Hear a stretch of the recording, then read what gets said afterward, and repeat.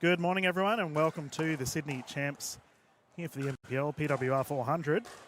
We have our gentlemen on at the moment for our singles events. Our Open kicking off this morning. Beautiful day here in Sydney. Welcome to everyone around the country and international viewers as well. It's going to be a whole lot of fun. My name is Dylan Kimmelin, and sitting alongside me, we've got the superstar Aisha Dang. Welcome to the broadcast, mate. Thanks, Dylan.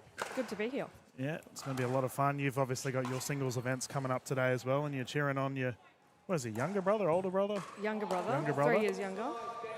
So he's actually played really well too this morning from what we've seen. Yeah, he had a tough one against Kyle Stoker. Yeah. Going down 15-12, so Yeah. really good effort from him. Yeah, that's not an easy matchup, I might add. No. Stoker's a superstar. And currently on our court, we have the combination of Kuznetsov and Niparis about to go head-to-head in this round robin. That's Dan Kuznetsov. We've got the three Kuzzies on the court at the moment. As we got the, hey mate, how you doing? Got Dean from Yola walking past. I didn't know he was here. Our net provider for this tournament. So viewers, this will be 1 game to 15, rotating at 8. With the gentleman using the Franklin X40. Let's get started. Niparis to bring us in.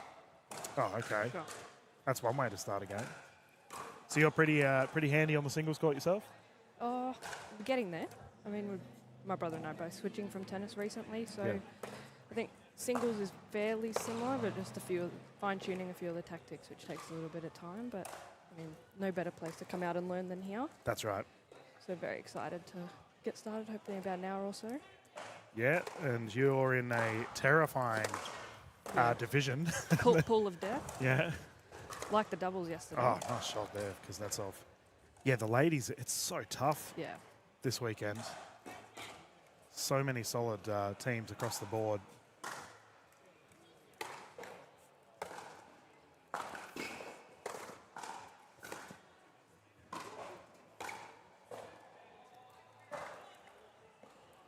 Niparis had a close one last night in the men's as well, teaming up with Adam Dagmar. Niparis himself being a former NPL captain. Very handy on the singles court too, Josh Niparis. Gets himself first points to the board. So I asked Papajan last night regarding the... just had a coffee order for the refs drop off next to me. I've just asked Isabel Papajan just the transition from tennis to pickleball. Yep. So do you find singles is easier to transfer to or doubles? I think singles is a bit easier. Just with the women's game, there's a bit more rallying from the back, and so that translates from the tennis. And whereas the doubles is very tactical. Yeah.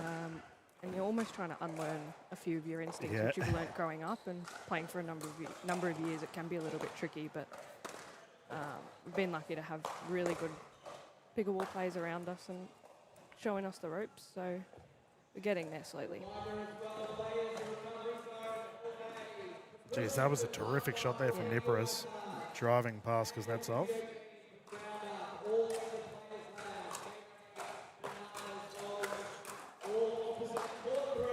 We've got the sun beaming in here this morning. Look at this beautiful roof on our courts. Our first day we had a fair bit of rain, but did not bother us at all. Are you a Sydney local? No, from Melbourne. You're Victorian as well? Yeah. It was good to see quite a few people up from Victoria here. Yeah. Yeah, the home of NPL, Victoria.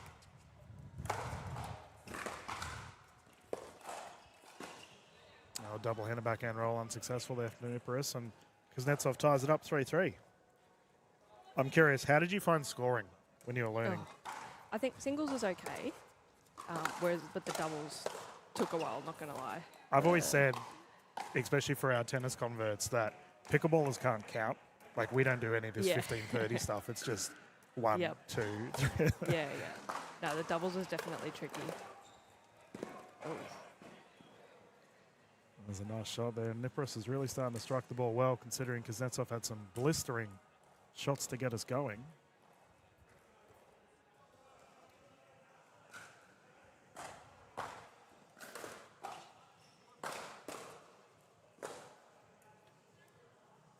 We've got a bunch of international viewers too this weekend. It's been lovely to see so many eyes on our wonderful NPL players.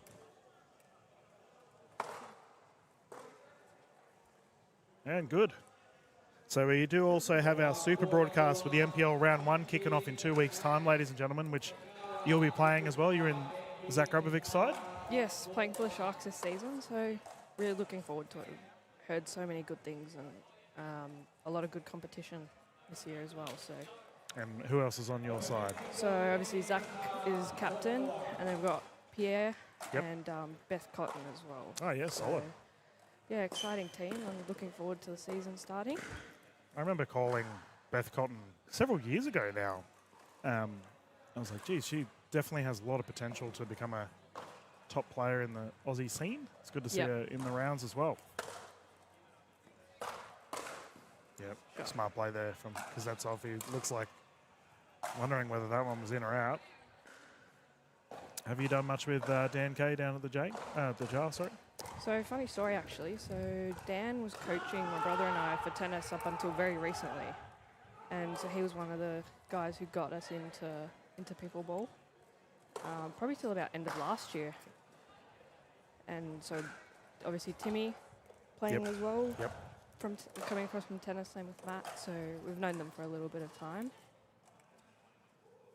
Yeah, the Kuznetsov brothers. Oh, what a shot. Definitely one of the highest profile families in the open scene here in Australia. Oh, here we go. We've got your photo opportunity. The photographer man, Eben here, the king of content. How zoomed in do you reckon he is on your face there? Oh, I hope not too zoomed in. I mean, he was standing pretty far away. Yeah. So. Oh, that's a big lens though. Yeah. Josh Nippers to bring it in once more.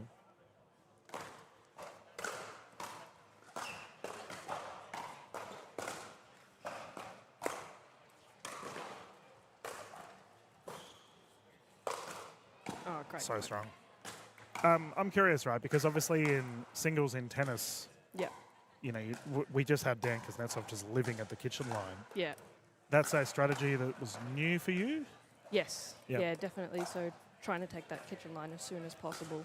I think in tennis you don't always want to be at the net. Obviously it's ideal if you are. Oh, so smart. Oh, shot. Terrific play there from Nippers. Yeah, whereas in pickleball, if you take that kitchen line away from your opponent, puts you in such a strong position.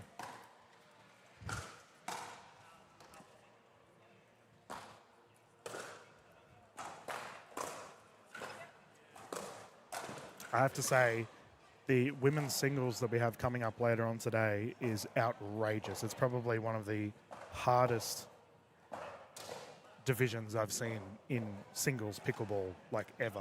Yep. And I've been calling pickleball for quite a long time now. Yeah, I remember before we flew over, just a couple of the guys from the NPL mentioning it's probably the best women's singles draw they've ever seen. Yeah, it's outrageous. Like, I'm just going to pull it up here for our viewers at home so we can just discuss some of the names. Yep. So let's find your pool. So you have Danny Townsend, Kat Valos, and Valeska Hoath. Yes. How do you reckon you're going to go in that pool? Well, look, I mean, obviously I'm out there to try and win, but trying to learn at the same time. Obviously it'd be nice to get a couple of wins.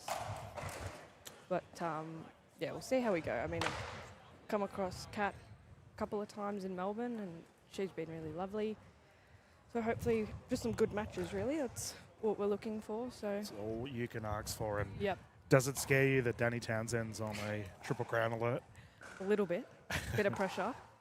But no, she's lovely. I met her for the first time on Friday, and just the skill that she has is absolutely insane. Yeah, she's a good egg, Danny.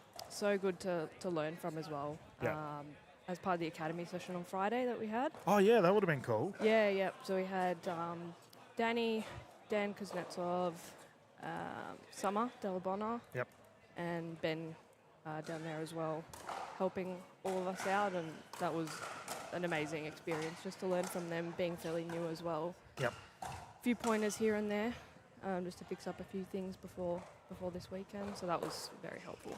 And that's the NPL Academy that we're referring to, viewers at home, as the players recommenced. Nice shot there. Good start from Nippers. And that academy is what's the limitations for that? Do you have to be a certain age? Like, how Yeah, does so it? it's 16 to 22. Yep. And I believe they picked 14 players from across the country, guys and girls. And so, yeah, that's the age limit. And so before each NPL PWR event, there'll be a session for everyone with some of the pros, which is very beneficial before the weekend. Drive. Great shot. Yeah, that's awesome, right? Yep. Like, it's all about the development of the player and Yep. and what you guys and girls can learn. And obviously getting these pros coming in and giving you the tips of the trade Yep. is always an excellent thing. Oh, rally.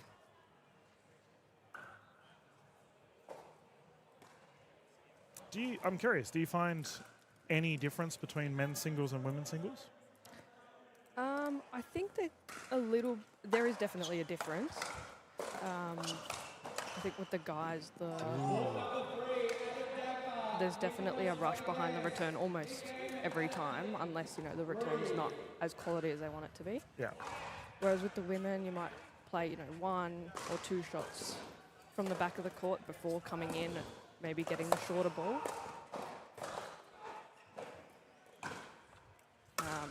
Yeah, so there's a slight difference, I think,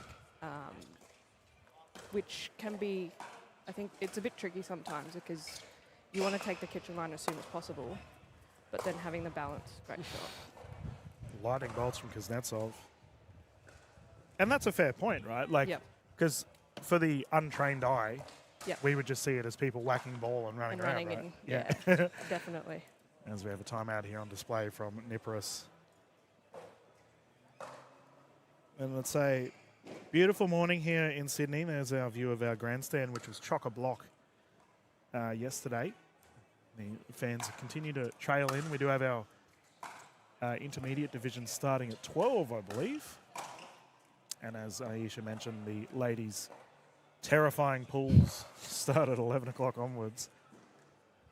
So this is your first season with the NPL? Yep. With the Rams? First season. Fairly new, like I mentioned. So first season, but we've heard such good things from everyone. I think the general consensus coming into, I guess, the pickleball community, if you want to call it that, has just been how, inclusive and nice everyone is,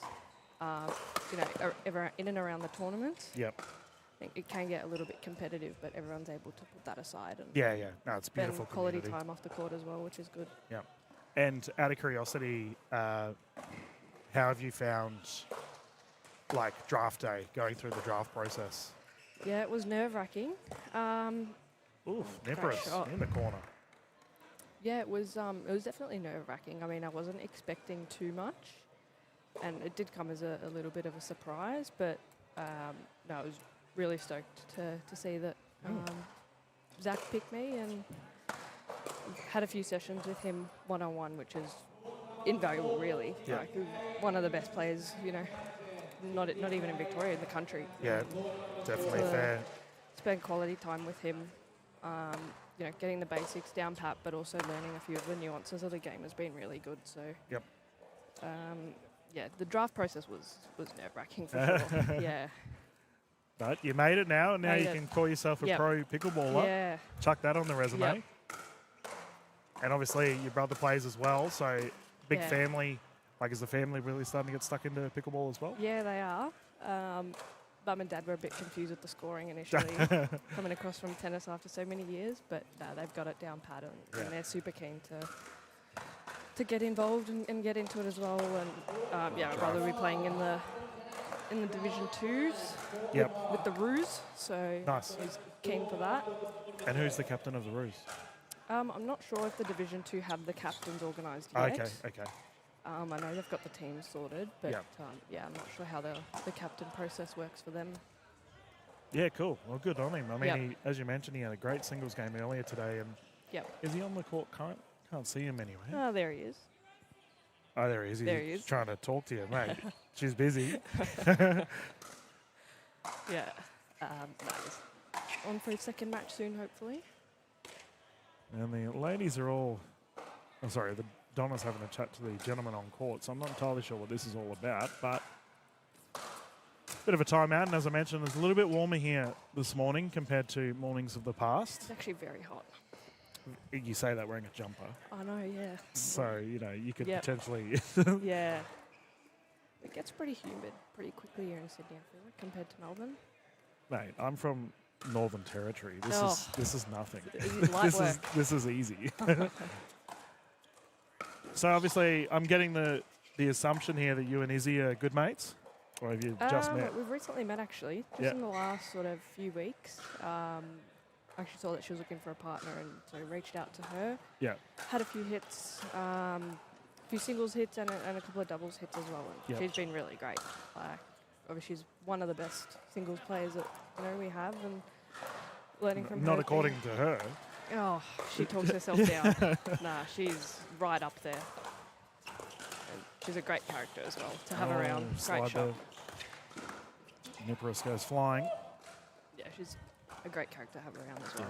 Papazan, who we had in the commentary booth yesterday, will probably jump in at some point today as well. She give you some gold yesterday? As in, like, literal gold, considering she works in a jewellery. I wish. Yeah, actually. Shot, because that's off really playing strong here. And we're seeing a lot of sliding here from Nippers. Have you played on the pickleball surface yet?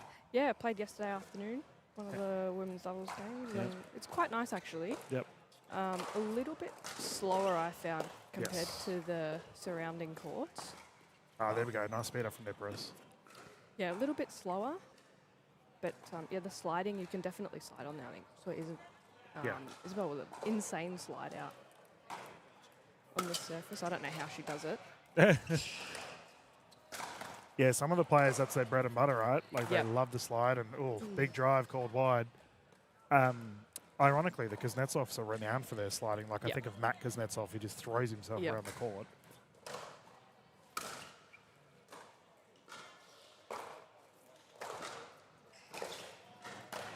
Nice.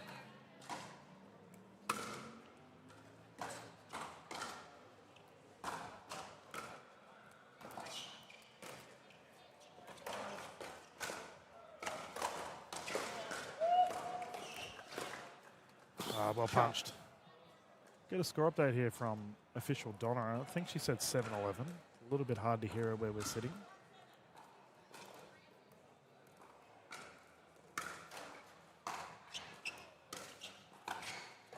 I didn't get a bar of didn't that. grab it. Tried to lip read. Yeah, and that one's long. Back here for Nippers. 7-13. Yeah. Cool. Oh, just net wide. roll, just long. Yeah, Jeez, rush. Do you have a 2E yourself, double-hander backhand? double hander. Yep. Yep.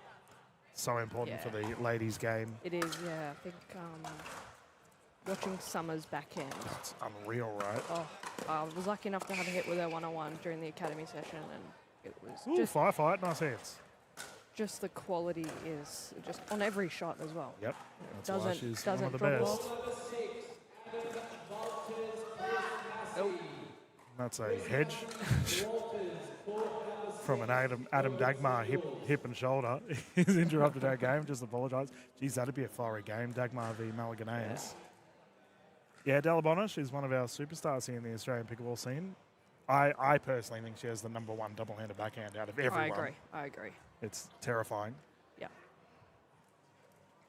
I said in the broadcast last night to Ash that I felt there'd be a lot of gentlemen that wish they had the same backhand prowess that she Everyone has. wishes that they had even half the backhand that she has. It's crazy. Just standing on the other side of the net. Yep. The spin as well as the power is Unbeatable. Shot from Kuznetsov is good, and that one goes long.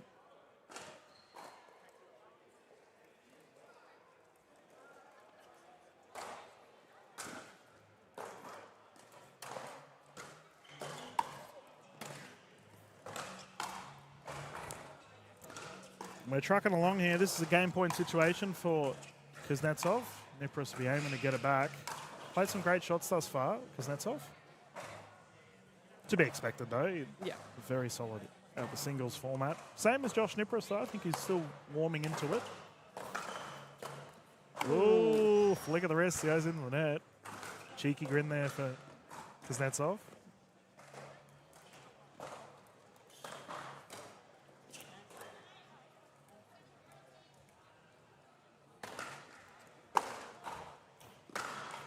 Big Great drive. How did you find service transition? Like learning from a tennis serve to a pickleball serve? I think it was okay. I think that was one of the easier Okay. moves I found. It's just obviously learning what you're allowed and not allowed to do. Yeah. Obviously, there's a few. Great shot. Yeah, there's a few rules and things as to what you can and can't do. Of course. So just learning those. But no, I found it fairly okay coming across, and then more so just learning about where the serve should go and then playing the next ball as well. Oh, big drive. great shot. Kuznetsov locks it up. And that is the victory for Kuznetsov here for this round robin. Beautifully played. And you should probably go and start warming up. I reckon your I think balls so. are pretty soon. Ash is here, so Yeah, we'll have ready to you take the seat. rotate out. Thank you, All right. Aisha. And we'll see you later on, no doubt, in the commentary booth. And best of luck with your women's singles events. thanks very much. We'll catch you around. Thank you. And for our viewers at home, we will keep the broadcast going. We have plenty more singles action here today. We'll just mute the audio as we get ready for our next set of games. Live here from the Sydney Champs PWR 400. Thank you, everyone. We'll be back soon.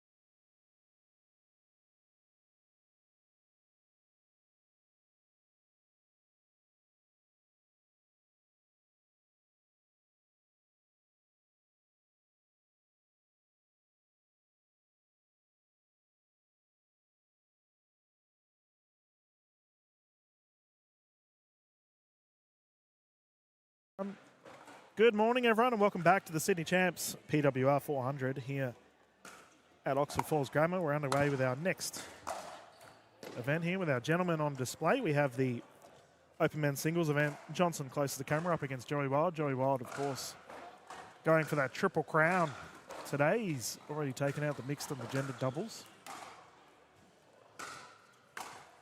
Aaron Johnson representing Port Macquarie. Does a lot with the pickleball scene over there, and Warhope Tennis as well. It's great to see him on the court in the pink. Sitting alongside me, none other than Ash Williams. Ash, welcome back to the broadcast, mate.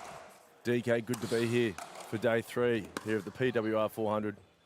And I'm pumped up for the singles, mate. Oh, like, ironic they're on green courts because this has definite, like, a Wimbledon feel about it. The sheer quality of our players that we'll have going through to our finals later on is unreal. You mentioned Joey Wild going for the Triple Crown. Yep. He didn't enjoy when the CEO of the NPL, Ron Shell, mentioned it last night. He didn't like the added pressure. Oh, okay. Yeah, I was walking back with Joey from dinner last night, and he said, yeah, I wish he didn't say that. I just don't want to be thinking about it. There you go. And I know that he got here early this morning to work on some singles drills with his coach, Ben Costin, just to try and really bed down some singles patterns after playing doubles for the last couple of days. And that's fair too. You know, it's funny, you mentioned the added pressure of Joey. Like, I try my best as a commentator to not speak to the players at a tournament because they're locked in, right? And that's part of the reason why I do it, as we have a nice rally here breaking out for Johnson and Wild with a flick down the left side. I do want to, like, I don't want to negatively influence the players with their mentality, and obviously Joey, unfortunately, after his big snooze yesterday, has been negatively affected, but he'll bounce back. We know how much of a superstar he is. Did he give you any insight on that reason for the nap? He just needed to conk out for a little bit. Yeah.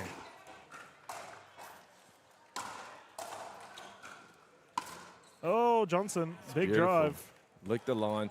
Yeah, for anyone who missed it, Joey Wild had a nap before his men's doubles final last night, and it took him a while to get going. And Yeah, we were saying that he was still asleep first Game and a half, game and a pretty half, much, exactly yeah. right. So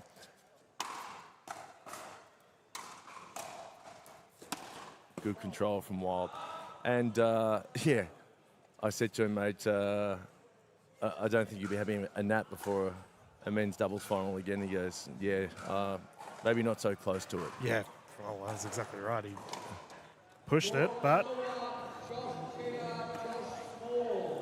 when you need to have a nap, you need to have a nap, and he got the result anyway. So Well, Hargraves and Barton really had their chance to they did to put Joey Wild and George Wall away while they're a bit sleepy. That's right. And in game 3, they obliterated them. They did. I did speak to Wild and his coach Ben Costin, and for anyone who saw the doubles final, they actually changed who their third shot drop was going to. Yep. So in the first set, they were hitting it to Barton. Yep. And they couldn't get into the net because Barton is so long and so big. Yeah, he's got ridiculous reach. So the strategy was then to switch and play the third shot drop to Hargraves, and then they could get into the net and try and get their teeth into the rally. There you go. Well, out ball there for Johnson. Wild on cruise control right now. Currently 5-1.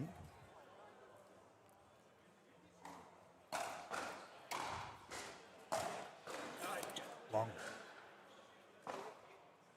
Yeah, Joey Wild, one of our captains for the Brumbies this year for the NPL rounds, which kick off in 2 weeks' time. The Super Broadcast will be a whole lot of fun this season. That was a very short lob serve. Yeah, unorthodox, some would say. Johnson with a big grin on his face. He knows about it.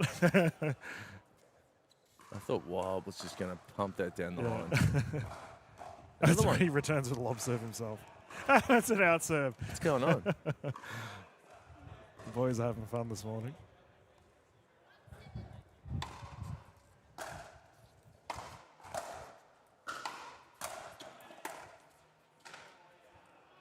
We will rotate at 8. Remember, viewers, we are playing to 15.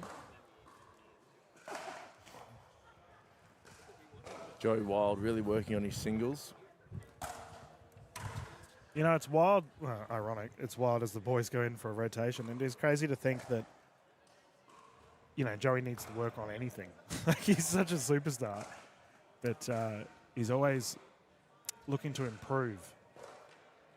And if he has a chance for the old crown, he's going to take it. Well, that's it. I think 1%, 2% improvement on any shot in pickleball is a lot. Yep. And he's really been working on the serve and the forehand. He can wind up on the forehand now, and he has that gear if he needs it. Yep. Rather than the drop and dink touch game with the forehand. He can pump it if he has to, which is a good weapon to have. One thing we don't really talk about Joey Wild, obviously we talk about his prowess on the pickleball court, but as that one goes long there for Johnson, but also what he's like off the court. He's a wonderful human being. Great ambassador for our sport. Quite humble too, I find, Ash.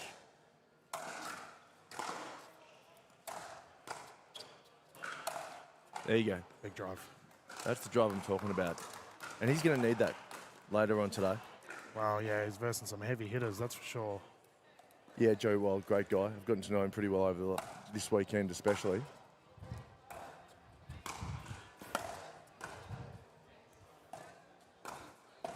Cat and mouse, ball still live. Johnson lunging for it down the right. Johnson's having a good time out there, isn't he? He's a good egg, eh? Like, I did Dinkfest with him this year, out of Port Macquarie, and he really represents our region well. Coaches a lot of players himself, so for him, a little bit of learning that he'll take from versing one of the best in Australia, but also, you know, when you're versing one of the best, you've got to have fun, right? Yeah. Not too much fun, though, because if you're in a position to win the match... Oh, yeah, you got to take it. It's game time. You know, this is not an exhibition. Not at all. Make a wish, you know.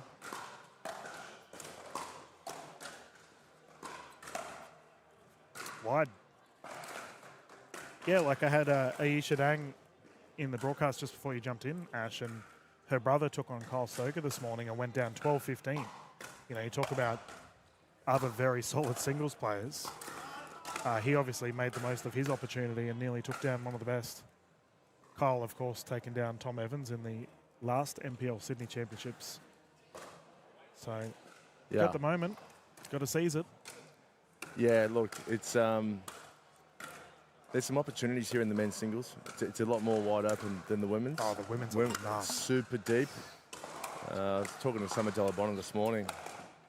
I owed her a coffee, and she wanted to cash in on that free coffee. She got a cappuccino with oat milk and. Was this a muesli bar compensation? Yeah. Wow, we just had a friendly housemate bet, which she won, sadly. And I said, "Who's in your pool today?" And she's pretty aloof, but she goes, Sarah Dennehy and Catherine Westbury, two really handy singles players. Yeah. So whichever way you look in the women's, it's going to be a lights grind. out. Yeah. Lights out pickleball. Like I said to Aisha earlier today, we were discussing the women's, as cheeky there from Wild in the kitchen. I've called pickleball for quite a long time now, and this probably is one of the hardest women's singles divisions I've ever seen. It's crazy.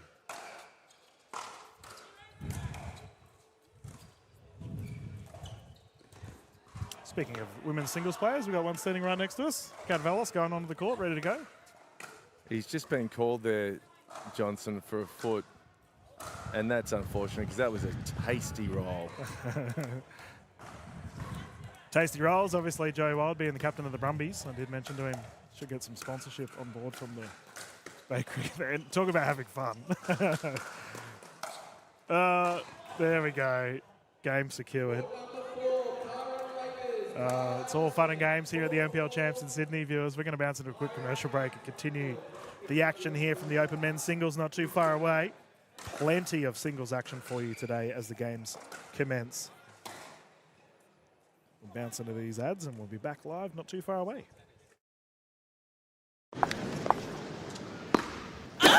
Love Aisha.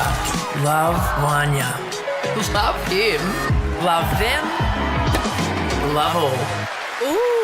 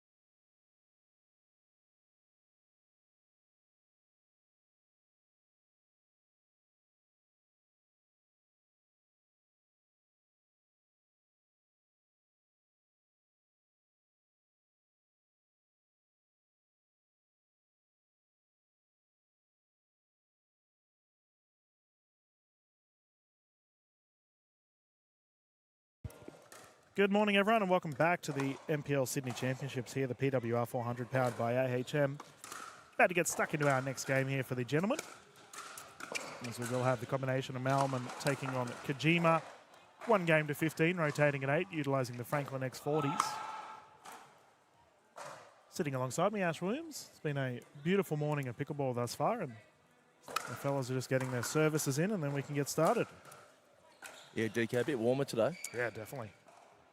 I think once the sun gets behind that roof, it'll cool down a little bit. But for us here in the commentary booth, I feel like a bit of a baked spud at the moment. Love a baked spud, Yeah. so look out. Classic. What's your breakfast go-to? When I'm on the road, it's anything. Today I had a ham and cheese croissant Classic. from a French bakery there in DY. Yep. But usually, if I'm at home, I usually just have poached eggs and cottage cheese. Oh, classic. Yeah. Yourself? I actually don't eat brekkie, typically. I am one of those weird people that intermittently fast. Oh, wow. So I don't eat till about lunchtime, 11 o'clock.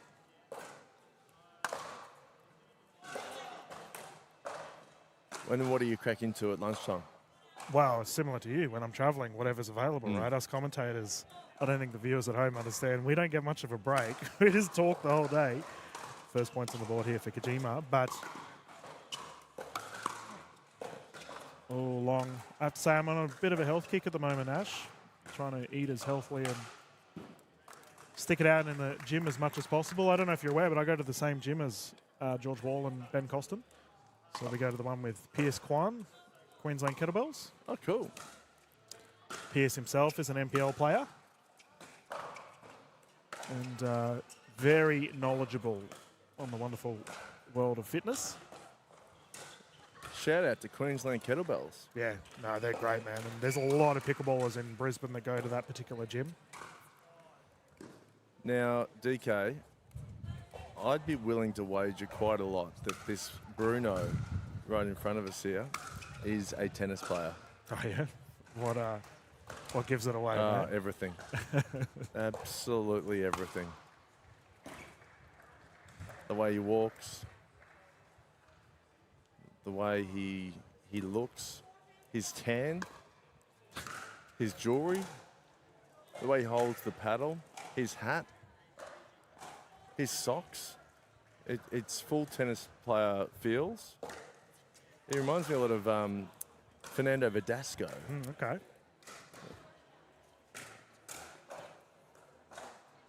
As we have a 2-0 lead here for Kojima.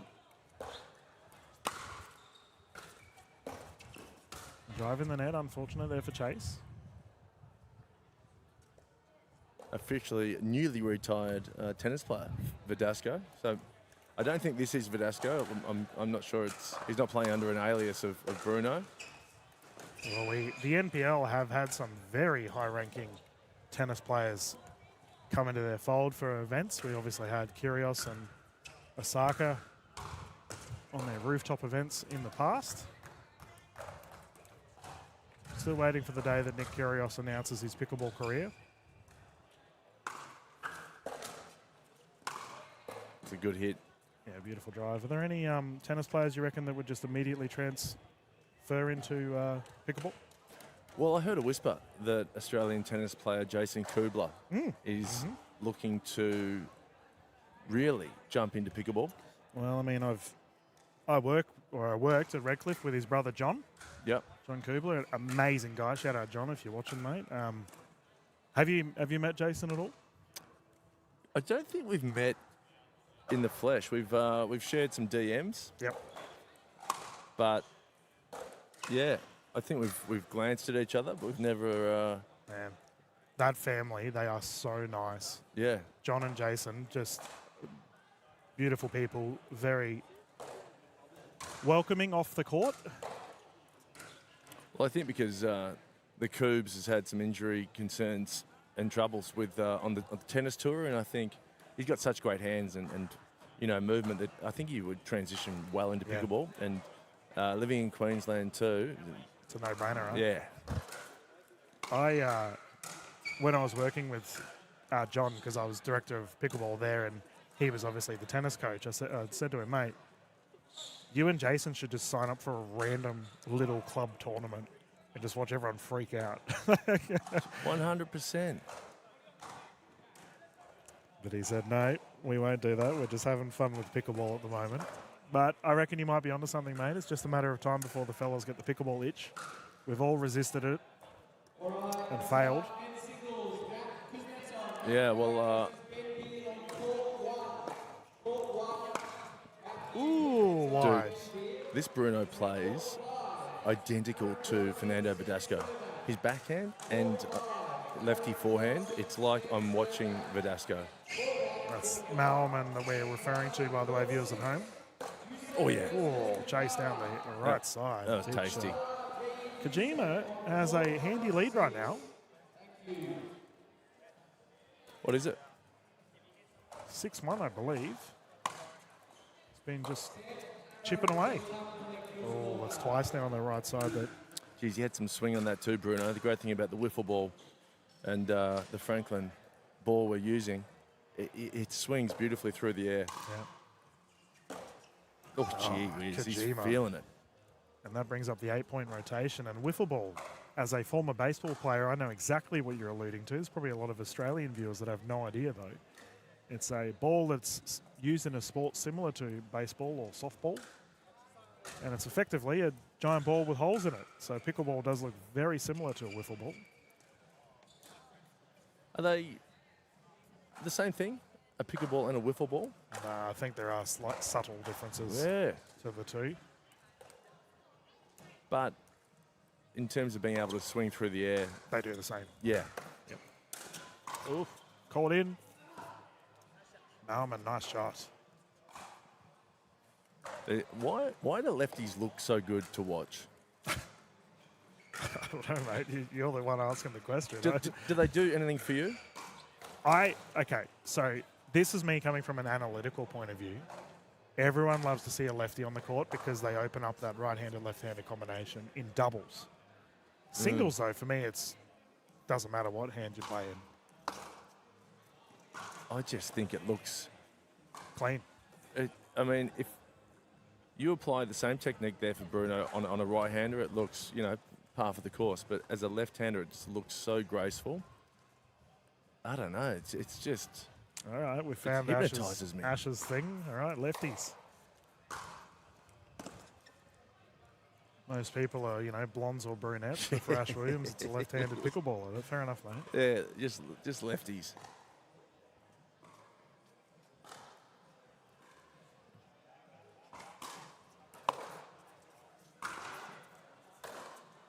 So on top of the battle, I have to say, talking about things I'm impressed with, currently I'm impressed with Kojima. He has built a big lead and is striking the ball very well. Going back to, pro tennis players who might transition to pickleball.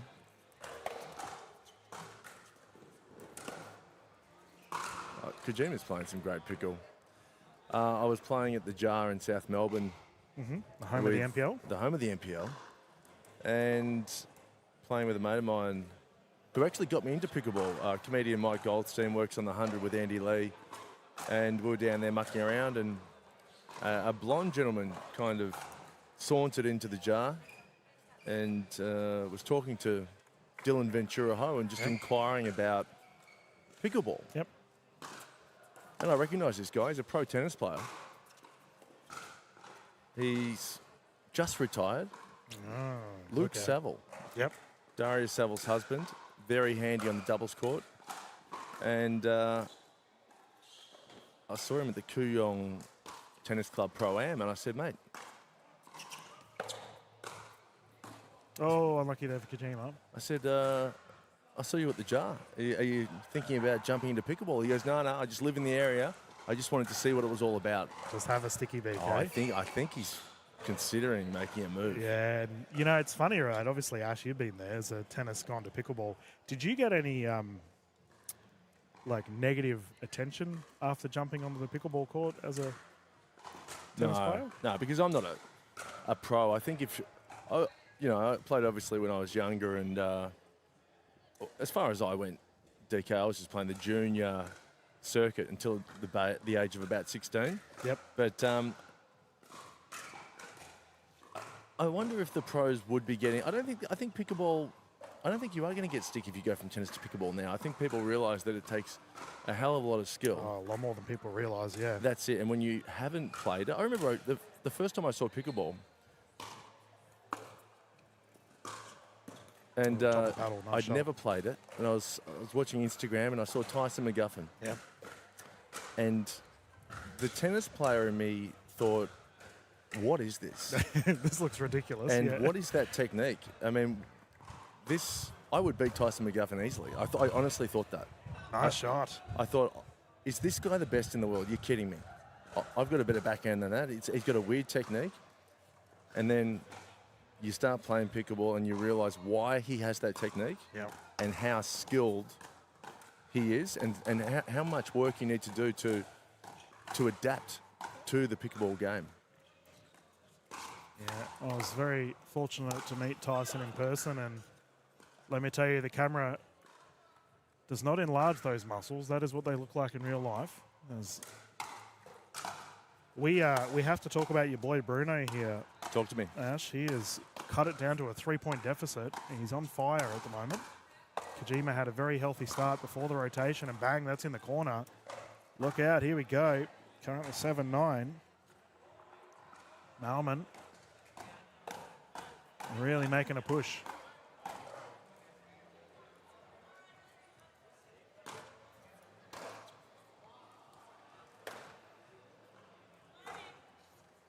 Yeah, well, I'm not surprised.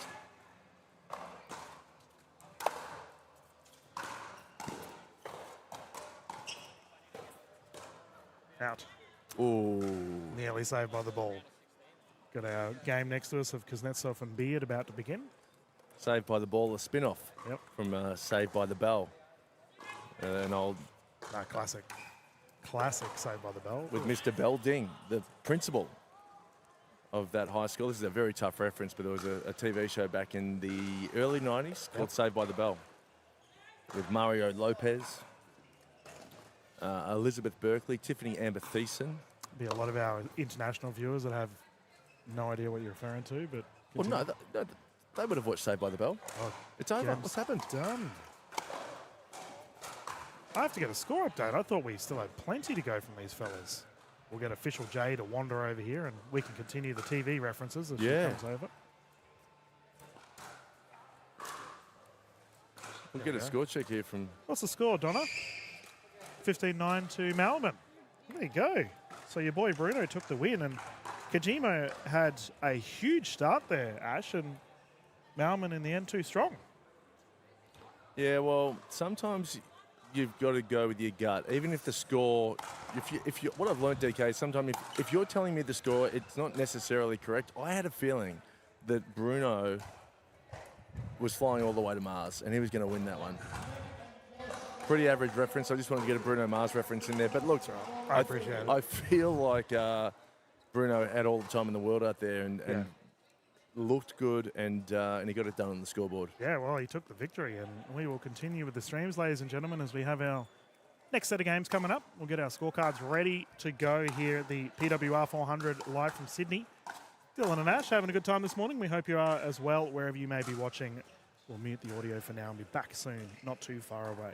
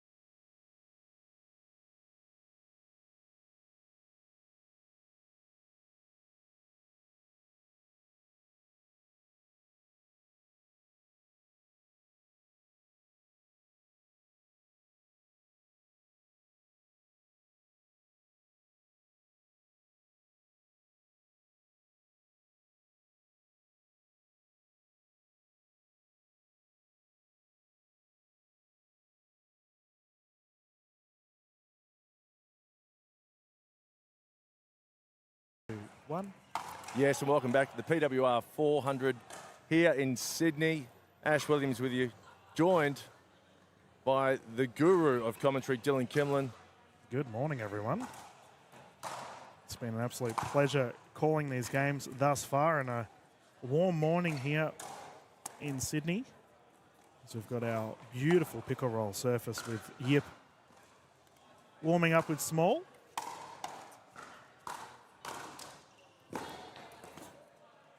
Using the Franklin X40s, of course, the official ball of the NPL Sydney Championships. This will be 1 game to 15, rotating at 8. We've got the gentlemen on once again. We will have the ridiculous ladies division starting soon. But let's get started with our game. Close to the camera, we have Yip up against Small.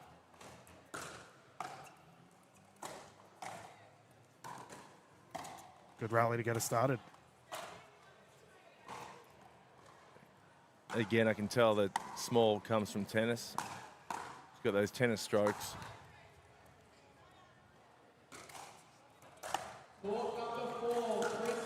Ooh, nice drive. It's important for Small to get a good start in this. In his last match in his pool, I think he got done pretty easily by Josh Chia. Yep. Oh, Chia's pretty solid, though. And we have a ball on court. Kuznetsov's over there. He's still going with Beard. Geez, they started like an hour ago. Benjamin Beard is a junkyard dog. Honestly, he will.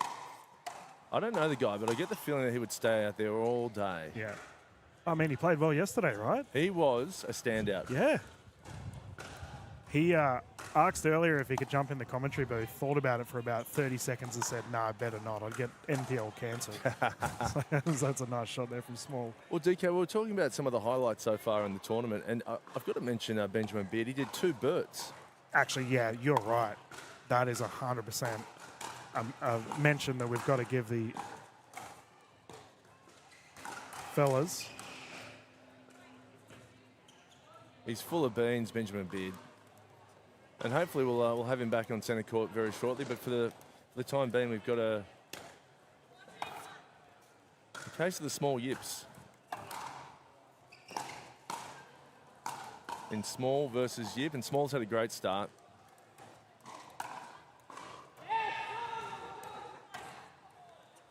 You can hear him on the audio himself, actually. He's lighting up Kuznetsov after their great game. Big smiles all around. But back to our current court. So we've got Yip here closest to camera. 2-3.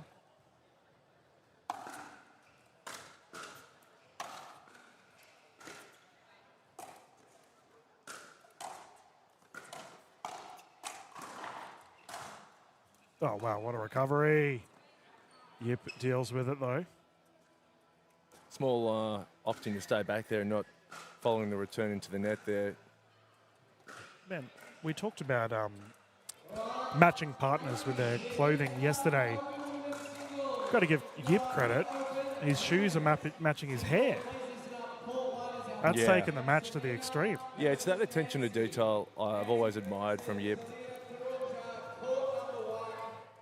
You know, say whatever you want about his pickleball, but you can't have a go at his styling. Ooh, Oh, that was stylish that too. was a nice shot, yeah. You know, and I'm curious, Ash, your opinion on this. Obviously, overseas, the players all get sponsored by clothing groups, and I think that'll happen more and more in the Australian pickleball scene as we go along. Beautiful shot. Like, I think of like Helena Spirides, for instance, owns her own clothing line, for example. And we talked about the sock man, Brad Kluss, has his own sock line. But is there any attire that you would love to see come into pickleball, like, that you think would be a big hit with our NPL players? Oh, drive, nearly taken out. Yeah, well, like actual items of attire. Yeah, or like anything that you just think would be cool, bring some flair. Like, obviously you come from tennis, right? So Yeah. they all rock the whites on the big events. I honestly think what Tyson McGuffin's doing is what pickleball needs to be. Kind of the T20 version of tennis. You know, the okay. big bash version of tennis, to use a cricket metaphor. This is where we have fun. It's all action. So you want to see the tats, the singlets. Well, I want to see your personality. Yep, fair call.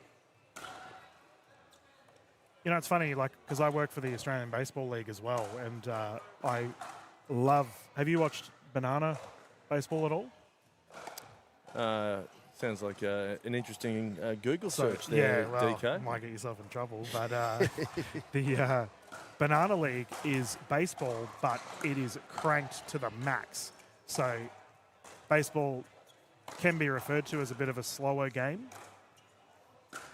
And the Banana League is outrageous. The players all wear highlighted clothes. If they take a catch, they have to do a trick. So like a backflip or some sort of outrageous thing, catch it between the legs. All the pitchers do dances. Like the whole team does a dance before a pitch. Gee whiz. So you're talking about the T20, that's the T20 of baseball. And I would love to see, a little bit more of that in the pickleball space if possible. Just really ramp up the entertainment for our viewers. Net roll. I don't know about the dancing though, DK. I've seen Joey Wild's dancing and it ain't great. So, that banana baseball, it sounds like a real meld of baseball and TikTok. Yeah, it is. It's literally that. It's outrageous is what it is, and they fully lean into it.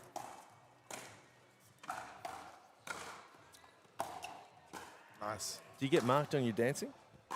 I think they do like actual choreographed dances as a team before a pitch. Like they go all the way. Right. So rather than hiring cheerleaders, the teams are just like, no, we'll be the cheerleaders. Yeah.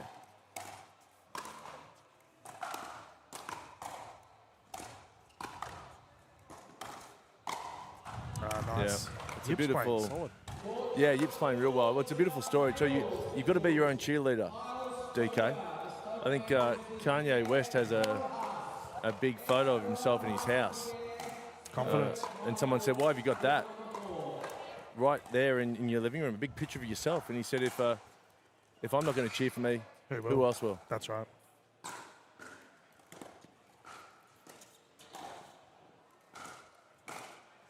That's a great shot there from Yip down the right side, forcing the 8-point rotation. Who do you reckon has the best dance moves in pickleball? It's a great question. Surely there's some characters we can think of. I'm going to go with, just off the top of my head, Nick Malaganaeus. Oh, yeah? You reckon he'll tear it up on the dance floor? Oh, I think he's torn up many a dance floor. I'll tell you who'd be a bad dancer. I'm just looking into the crowd now. Dan Kuznetsov would not have any rhythm. Oh, he's got the dad moves. Yeah, he'll be a great dad one day. Shout out to Summer. Keep talking about the poor old Tim who's watching, no doubt. Oh, yeah, Summer Delabona wants 4 kids and her partner, Tim. Oh, he needs a warm-up. There we go. We're getting some words from Small here. Just little does he know we're referring to dance moves. Probably doesn't want to be a part of this conversation.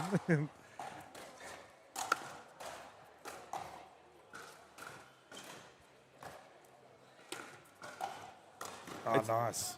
I've got to say, DK, it's never a good sign when the player who is playing on centre court is yelling excuses to the commentary team. Sorry, mate. You won't get any reprieve here. I was backing you, mate. Is not so much from Ash Williams' side of the booth. Oh, mate, I've got no sympathy for that. And, the mics probably didn't pick it up, but Small saying to us, you come to he's talking to himself, but also making sure that we can hear it. Yeah. You come to a tournament, you don't warm up. He was actually eyeballing us, so he wanted us to hear it. But you know what, man? That's on you. If you don't want to warm up, then you've only got yourself to blame. Joey Wild was here early, warming up. Yeah, a lot of the players were having a good whack this morning. And Yip is running away with it. I reckon Yip would have some dance moves. Yeah, I can definitely see that, especially with that haircut.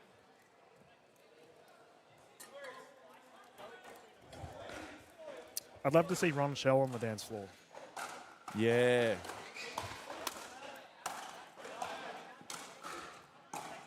Talk about dad moves, DK. I think Ronnie would have some dad moves. Just actually 100%. spoke to Ron's dad earlier. Yeah, lovely family, right? Great family. We've just been to Hawaii. Oh, nice. Well, it's weather similar to Hawaii today here in Sydney. Nice warm day and the sun's out shining. We'll see what the call is on that.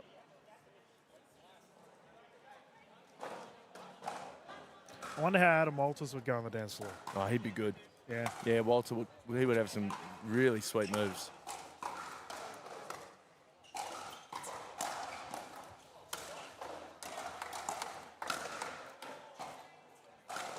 Oh, nice Nice. shot. There you go. Don't need to warm up for that. He's great for pickleball too, Adam Walters. He's a lot of fun. Yeah. The banter king. He said he listened to our commentary yesterday on a game that he wasn't even present on. And we were somehow discussing him, and he said he had a good laugh because he was the butt of a couple of jokes. You got to take it in your stride, Adam. We all cop it. It's funny, a lot of the players are going back and listening to the commentary. Yep. I had Kyle Stoker come up to me.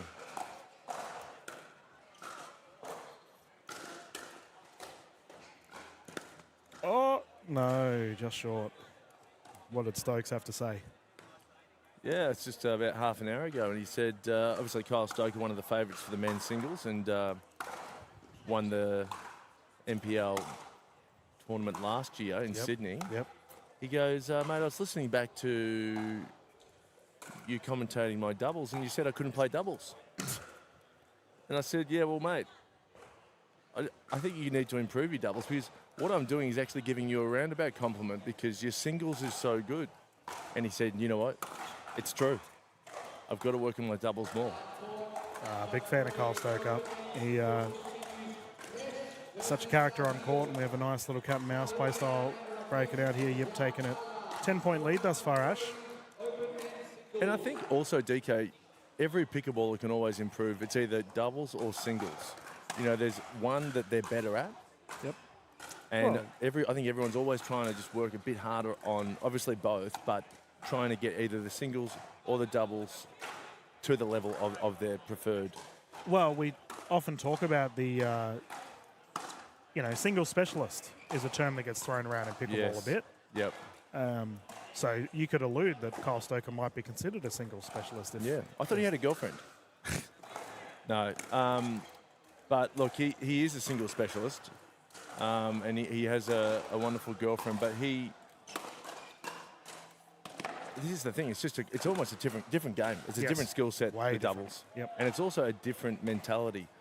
Patience is a virtue in doubles. We watched the men's doubles final last night.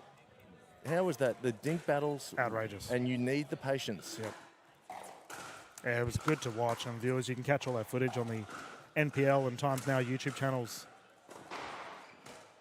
Yesterday, we had the mixed open gold medal and the gold medal for the men's and ladies. And that is the end of this round robin match here. Yip, with a convincing effort, locks down that one. And we're going to bounce into a quick commercial break here live from the Sydney Championships, PWR 400. And we'll bounce back into our next games straight after this. Do you reckon the pandas know they're being filmed? Whoa, check you out. You're all discombobulated. Are you doom scrolling your health insurance policy and looking at a bunch of extras you don't really need? Weird that you knew that. You should try AHM's choosable extras. They let you start with the base bundle, then add on more bundles around what you want. It's way more black and white, like pandas. That does sound pretty simple. Find out more at ahm.com.au/choosable. With AHM, you're good.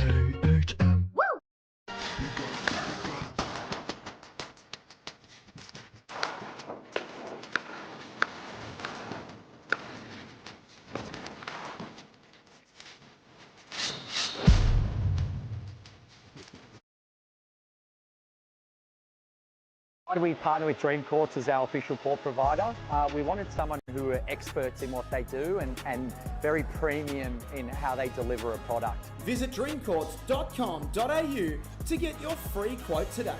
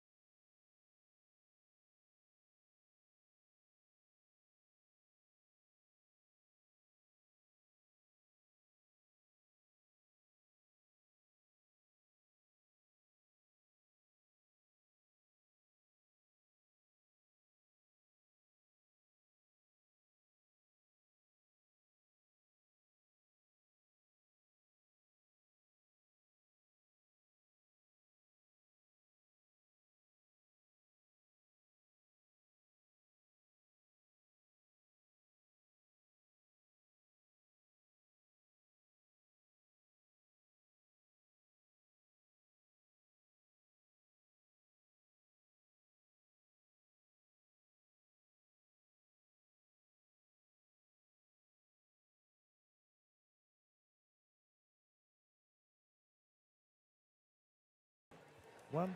Good afternoon, or good morning still, everyone, here in the PWR 400. Our first game of the ladies' women's singles draw underway. We have close to the camera Zoe Dagmar, and she's taken on Michaela Hyatt. 1 game to 15, rotating at 8. Ladies using the Franklin X40s.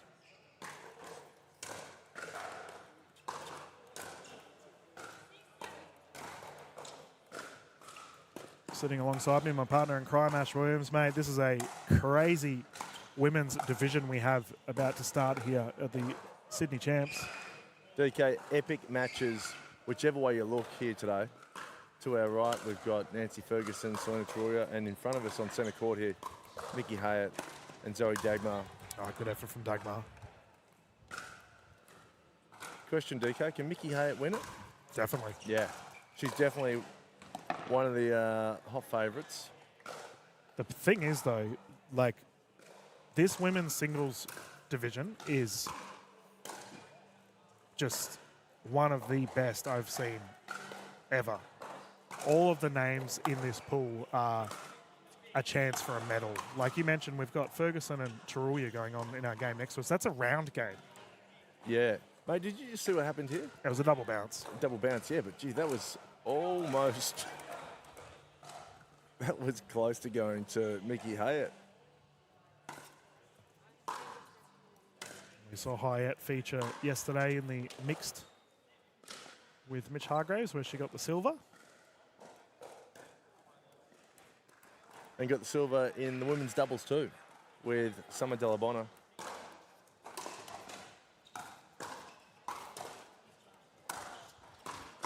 Bang. That is why she's one of the favourites. Yeah, she'll be wanting to go one better in the women's singles, and I know Summer Delabonna will be too. Well, I mean, not from our chats earlier today. We asked how she was feeling, if she was pumped up, ready to go, and her response was, oh, yeah, I guess. She's always like that. So relaxed. The smiling assassin, or the accountant, we're referring to her as yesterday. 5-0 here for Mickey Hyatt. Yeah, I know Mickey Hyatt and Summer Delabonna, SDB, they really wanted to win that ladies' doubles yesterday. Okay. Really. I spoke to Summer. Oh, what a drive. I actually went and had dinner with Summer because Mitch Hargraves' mum, Katie Hargraves, said, I'm taking the Summer to Guzmani Gomez. Oh, yeah, classic. Do you want to get in the car? That's a classic pickleball dinner after a tournament, isn't it? She goes, do you want to get in the car? I said, yeah, sure. And you shouldn't get in the car with strangers. I'd never met Katie Hargraves. She's lovely. But I knew Summer. Someone said, get in. So we jumped in, and then we got a Cali wrap, and I was sitting there with Summer, and she just lost the women's doubles, and Summer doesn't often show that she cares because she is very laissez-faire and happy-go-lucky, really. She's just a happy person. Yep. But she didn't want to lose that. Yeah, right. Yeah, man. She was, I think also, she's living with Danny Townsend this weekend. Mickey Hyatt, stop it. And, you've got to go home. It's not often that you have to go home and live with the person who beat you. Yep. And we love Danny, but Danny's definitely like, She'll tell you know how good she is. She'll let you know, yeah. Oh, yeah. I reckon you mentioned if Mickey Hyatt is a favourite for this one, the aforementioned Summer Delabonna will be coming back with a vengeance, I imagine. This is what's super exciting about the women's singles. It could be 5, 6 ladies. Mickey Hyatt, Sarah Dennehy. She played so well yesterday. Oh, didn't she? yeah. In her pool, she's got her partner, B. Massey.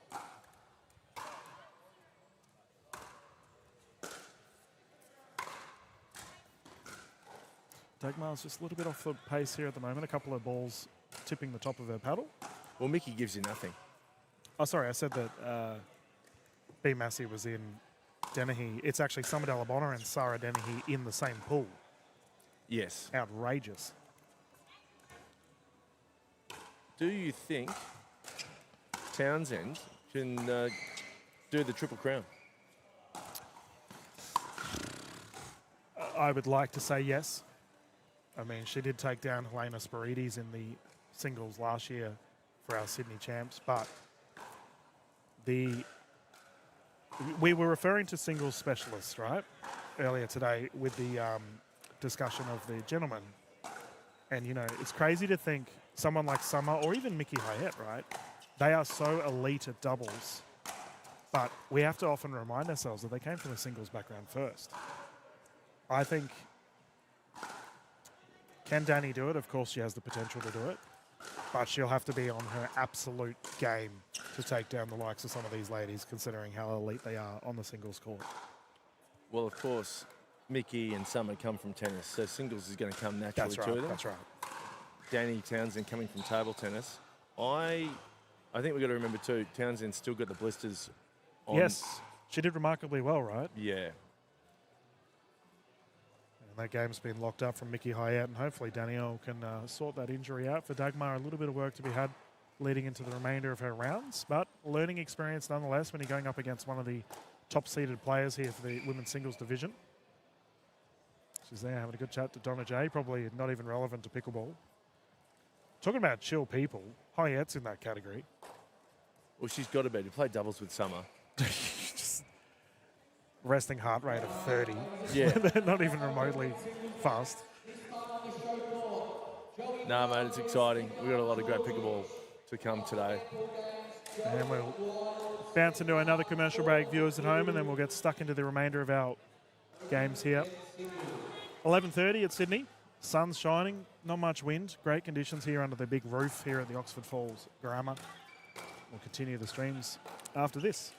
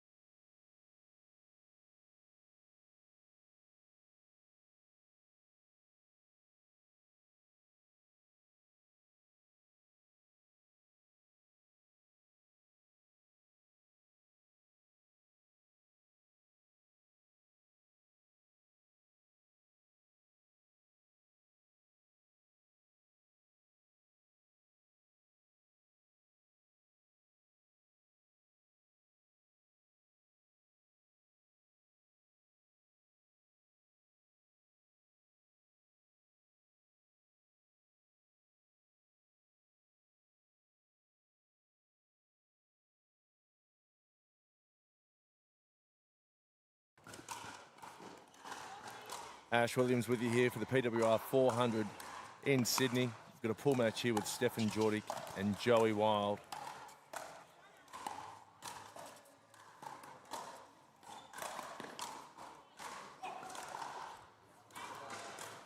Jordic's fired up. He's had a big warm-up. He often says he likes to break his sweat in his warm-up. He's certainly sweating.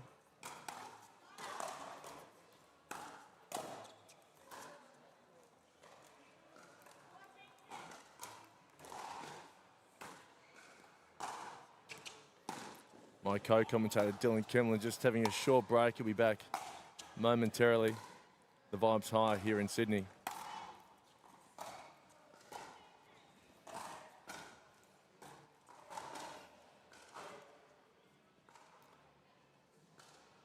I'll be honest with you here, folks. Stefan Jordic is going to have to play off his face to win this.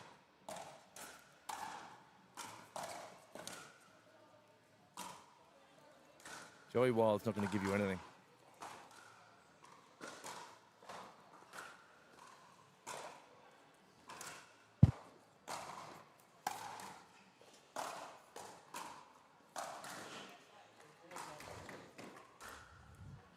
(3-1) Joey Wild. Dylan Kimlin back in commentary. Yes, thank you for having me, mate, as we are watching an absolute screamer here unfold. Bang, big Steph. Raided the commentary booth, did Georgic? He's an entertainer and a half. Oh, yeah. I think I've said to you before, Dylan, if... that's a huge backhand from Jordic. If Stefan's skills can marry up with how good he thinks he is in his own head, he will be the greatest pickleballer of all time. Yeah, right. You mentioned earlier about Kanye having a picture of himself in his house. You reckon Steph has that? I think he will. Yeah. Maybe not just yet, but one day. You know, I think his biggest idol, Novak Djokovic. Yeah, okay. Yep. Yeah, the Joker. Serbian background.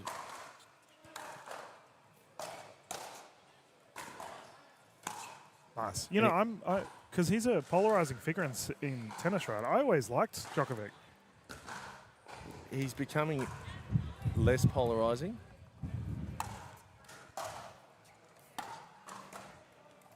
Hustle.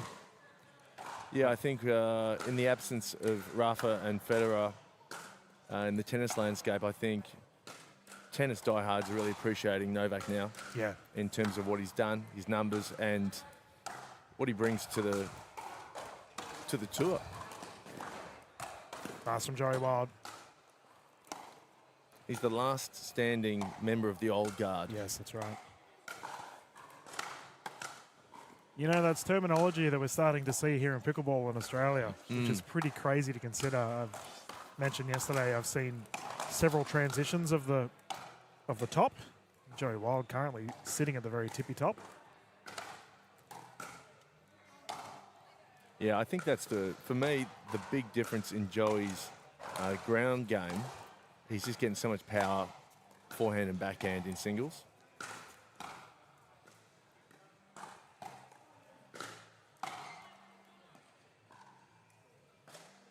And that's to do with technique. I think it changed in same paddle manufacturer in Franklin, but it's a different paddle. Yep. Franklin, our official ball sponsor here for the NPL Sydney Champs. And that's a nice shot there from Georgic. Ball over to Spencer, who's taking on B. Massey in the women's singles to our right. To our left, we have Austin Vard taking on Summer Delabona. The Smiling Assassin's got her sunnies on again. Day at the beach. Aptly named, actually, Summer, considering the weather here in Sydney. Yes, and her vibe. She is a summer vibe, isn't she? A lazy Sunday summer day by the pool. Think of Delabona. She woke up this morning and I just heard her giggling on the balcony to herself. You make her sound insane. No, right? well, no. No, she wasn't just staring into the ether giggling. She was looking at her phone. Okay. Looking at some memes of pickleball or something, no doubt. Oh, shot. Joey Wild in the corner. Painted perfectly. I wonder who Joey Wild's wife is going to go for, because she told me last night one of her new friends this tournament is Stefan Jordik. Oh, there you go. Yeah, they've been attached at the hip. Oh, look out. Terrific work she's done on the Pickleball media side of things as well, as that ball goes wide into the net. Georgic unable to get it around. Here's one for you. What kind of creature, because it just popped into my mind, what kind of creature does Joey Wild remind you of? So if he's spirit animal, and it can also be a, I'm not saying an insect, but it can be any type of creature. Well, he's definitely got that sleeping giant attitude about him, right? Like, we saw it last night. He's quite calm and collected on the court, and when he fires, you know all about it.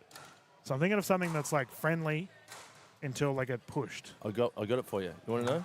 A daddy long legs. Okay. We've all had a run-in with a daddy long-legged spider. He Well, is all limb, isn't he? Well, this is the thing. They're friendly. Yeah. Okay, you can keep them in the house, Yeah. but they're also the most venomous spider. That is very true. There's that little mouth. And that's why you keep daddy long legs in the house, because they get rid of all of the other poisonous spiders. And that's Joey Wild. And you see a daddy long legs sometimes in the wild. It's all coming together. Yeah, all right. I can see it. I see the picture you're painting. Because just as he's very long at the net, and he just kind of sticks out, one of the, how many legs do spiders have? 8? Well, Joey has the reach of 8 arms.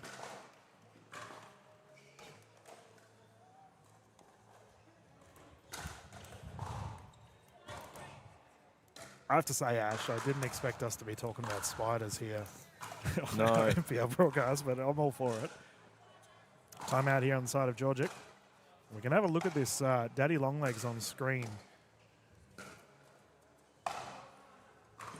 For our viewers, our international viewers, that might have no idea what we're referring to. It is a little spider that we are talking about, but it does have long limbs. Yes. I'm assuming they have Daddy Longlegs elsewhere in the world, surely. You'd Maybe think they- so. Maybe they call it something else. You'd hope so.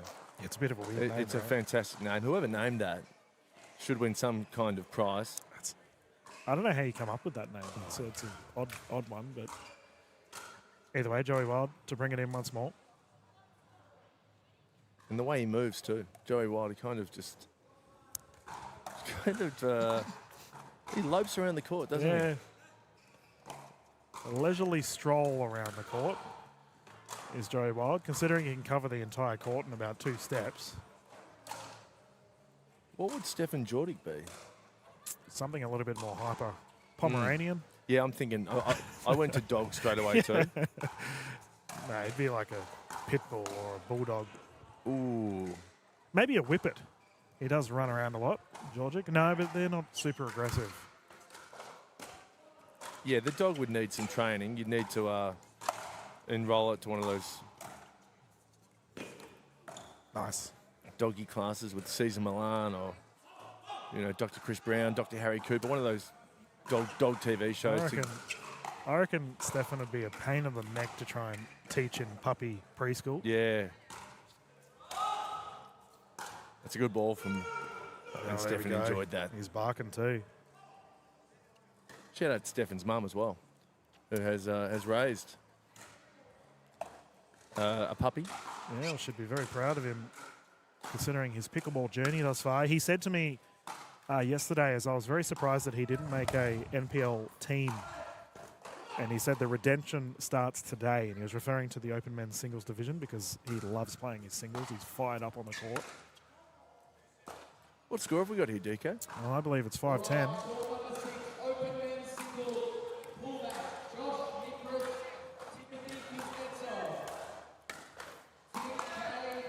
Here we go. He's got the bug repellent out and he's starting to spray. Stefan really finding form here after this rotation of sides. Well, this is the thing. He's got the shots. Yes. His forehand is huge. We have a timeout. But Joey will go back and come back with a new look for Stefan after this timeout.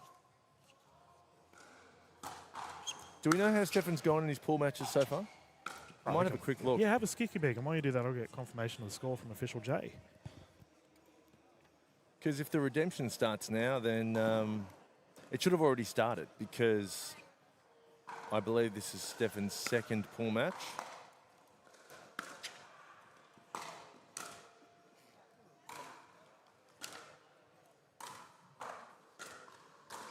My Wi-Fi's not loading there, DK, so That's okay. I'm pretty sure I paid my bill. Can confirm, by the way, viewers at home, it is 8-10 To Joey. to Joey. But Georgic is coming out firing. The pit bull's barking, and he likes what he sees as he's got the ball once more. Well, who would win, a pit bull or a daddy longlegs? Wow.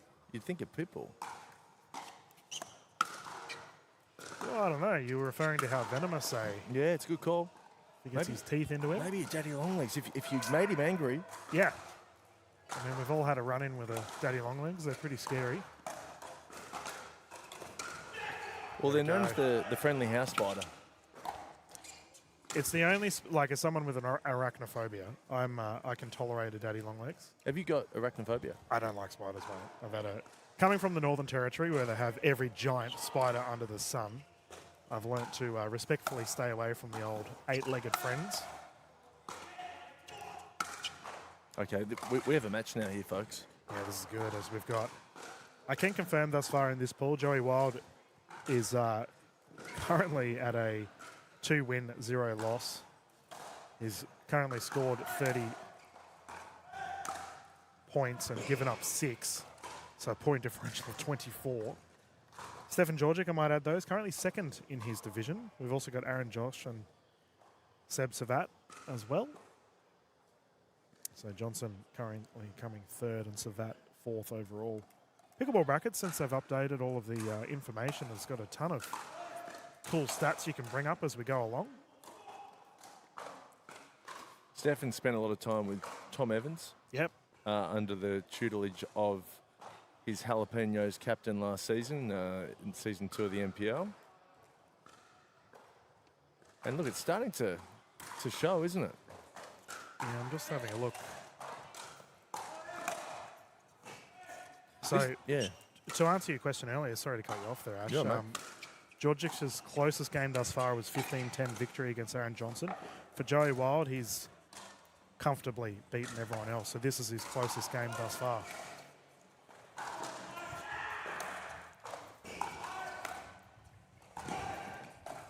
Pitbull. It's awesome. And this is the thing, I think I said to you yesterday, is Geordic okay? He's lying down, Yeah, he's taking a he's- Joey Wild nap. He's taking a tumble, but absolute hustle on display here from Steph. And this is the thing, the gap between Stefan's best, his best can go toe-to-toe with the best of them, That's right. and his worst can be the worst you've seen. I just think once he bridges that gap, Yeah. then look out, Australia. That's the thing. 11-9. So you never know what you're going to get.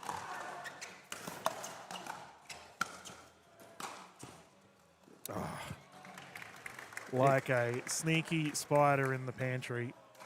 Joey Wild with the tickle in the kitchen. Oh, yeah, tickle in the kitchen. Hey, what movie is that from? You never know what you're going to get. I haven't got a clue. Gee whiz. Forrest Gump, anyone? Oh, okay. Yeah, actually, yeah. Life's like a box of chocolates. Good call. And that's Stefan's pickle game. Yeah, true. It's like a bowl of Skittles. 13-9 here for Wild, who's starting to pull ahead.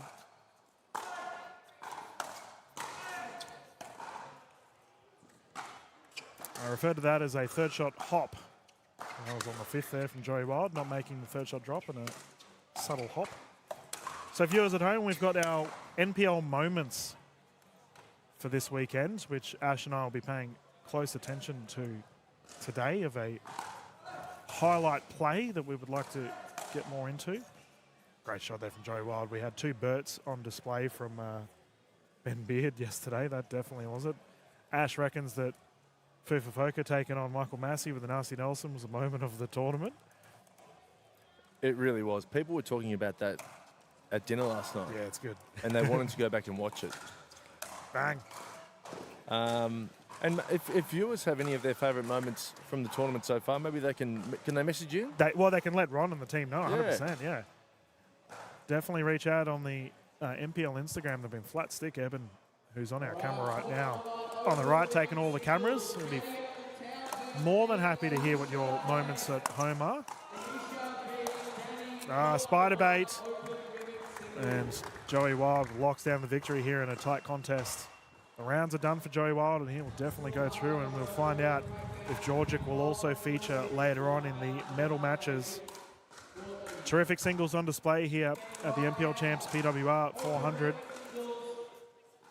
Both players can take a lot from that game. Of course, plenty of positives all round, and we'll mute our stream for now, ladies and gentlemen. We'll find out who's on our courts next, live here from the Sydney Championships, and we won't be too far away.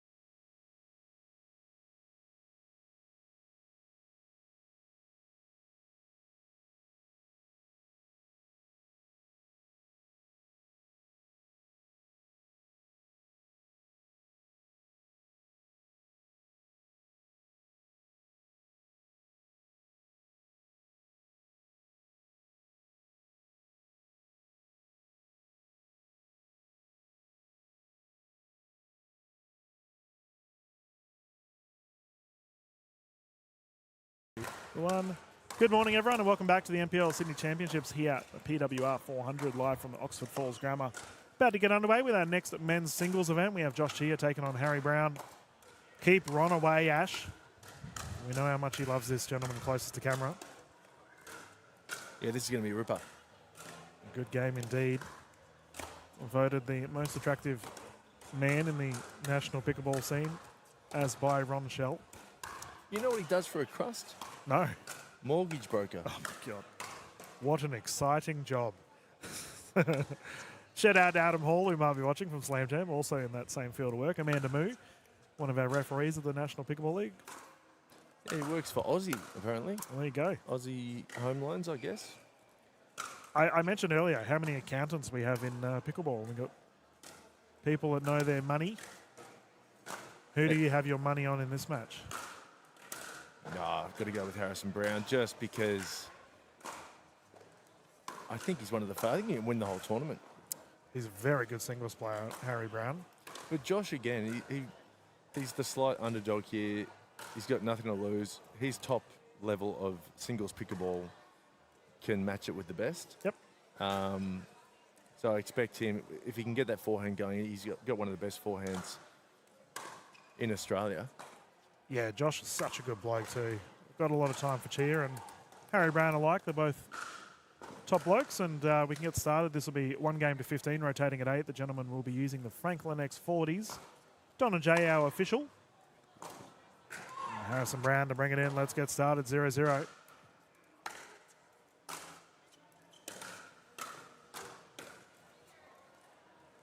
That's on the wide side. He's a big boy, Harrison Brown. Yeah, big reach, hey. How tall are you, Ash? I'm 6'4", There you go. depending on who you ask. How many pairs of socks I'm wearing. Yeah. Good recovery there from Brown. And you're taller than Harry, or you'd be pretty close?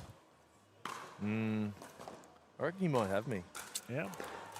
He might be the tallest player in the NPL, Brown.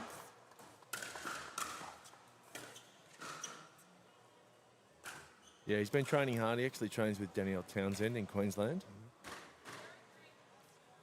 Been doing everything he can to get his pickleball game. Yeah, well, currently, as we look at the gentleman on court, Josh Chia is currently leading his division. His point differential of 23, so he's won 30 points and only lost 7. Harrison Brown has won 2 games.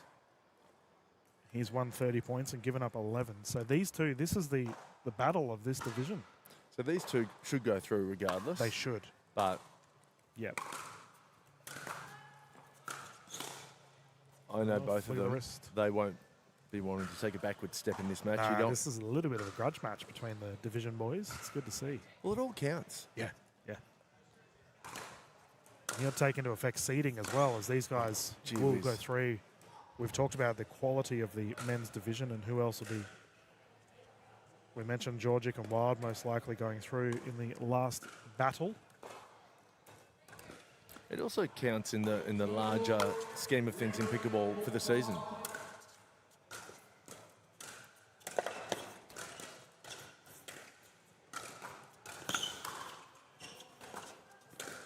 Oh, get out of it.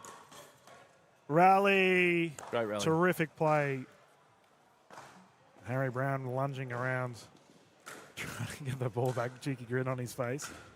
You mentioned spirit animals, so I think,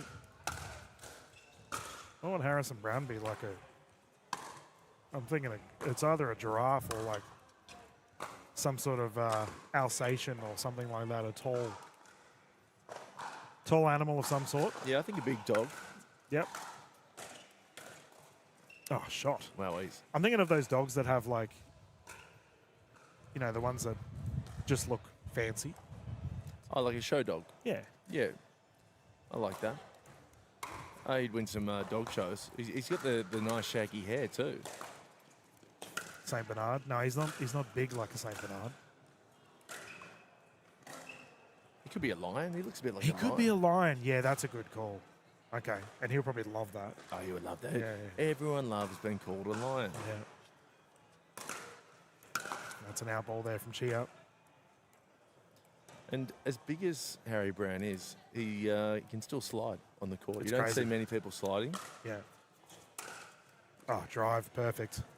His movements, I think he's the best mover for a big man. Yeah, I'd love to see him on the footy field. Talk about movement. I reckon he'd be pretty handy in the forward pocket, because that's a nice drive there down the left side. AFL, Yeah. forward pocket, huh? What would you have him? I'd have him. Backline. No, he's a big boy. I'd put him centre half forward. Yeah. Oh, Yeah. yeah, sorry, yeah, not forward pocket, but yeah, forward line. Yeah.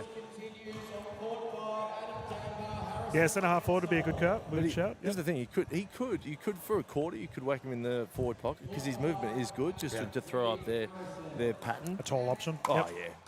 Yep. What's your favourite sport apart from pickleball? Well, I played high-level baseball for a long time, but I am a fanatical AFL fan. I had to notify the NPL that I wouldn't be working one of their events this year at the Anzac Day time slot because I'll be going to the Anzac Day match in Melbourne. And Ron Shell and David Angel just nodded and said, yep, we understand, that's fair enough. They're also diehard supporters, Ron being an Essendon supporter. Who do you back for? Richmond, Tigers man.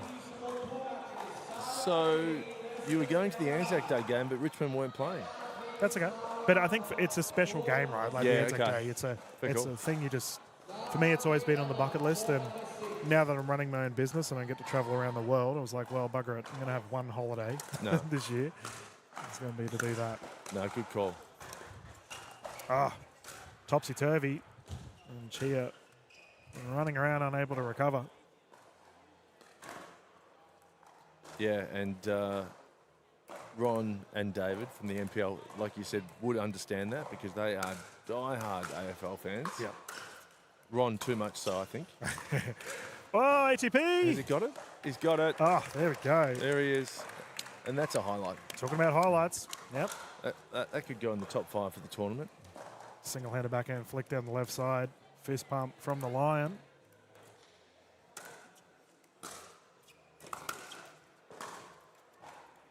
Try to replicate it the second time, not to be. Well, football AFL is a lot like a religion, Oh, yeah. isn't it? And Here in Australia. people take religion or religious-based holidays. And some would say, Yeah, pilgrimage. there you go. Some would say, I've got to go and watch the footy. That's my Yep, religion. yep.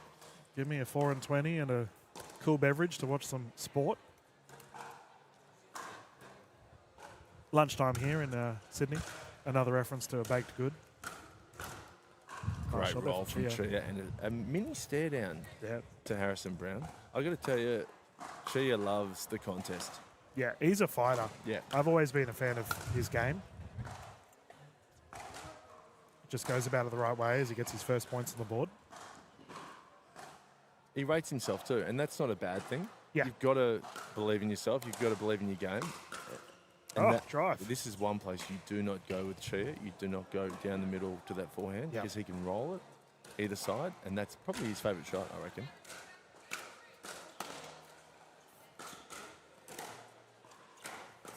Oh, perfect. Chia corner. Beautiful. You know what Josh Chia does for a living? No. School teacher. Oh, there you go. What's he teach? Throwing you under the bus. I think it's PE. You know, you can tell a lot as someone who worked in education for a long time. You can tell a lot of someone's personality by what they teach. School teachers have got all these little cliques. I'll find out. I'll get confirmation on Oh, he's what he gone for it teaches. again. Like viewers at home probably definitely understand what I'm saying. You would have definitely had favourite teachers at school. What was your favourite class in school, mate? PE.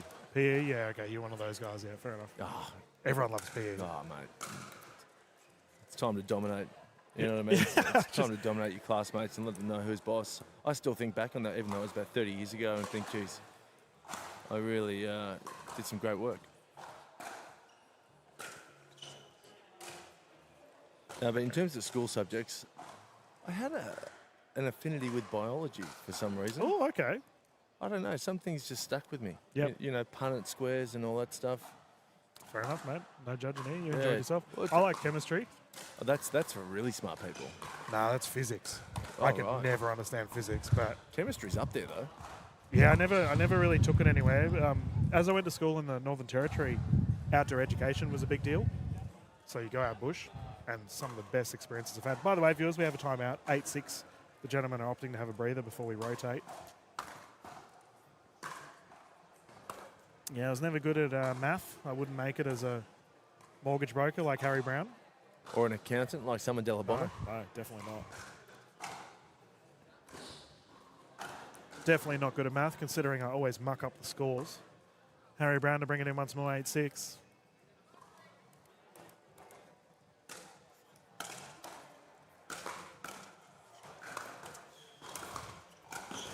It's a good ball. Doing his lion's share at the moment. Terrific shot there from Harry Brown. And these two are going to play each other a lot more.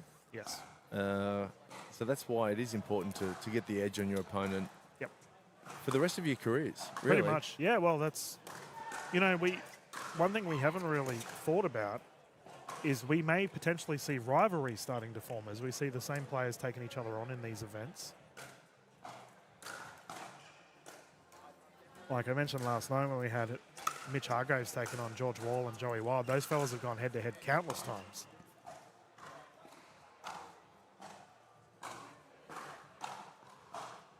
George Wall not playing the singles today. And he's opted to pull out, or he I'm just pretty wasn't sure he's in? not playing. No, Mitch Hargraves has pulled out. Okay, that's not good. Yeah. Hopefully he's all right. Hargraves is a gun singles player. Same as George. But I know George definitely focuses on the doubles aspect.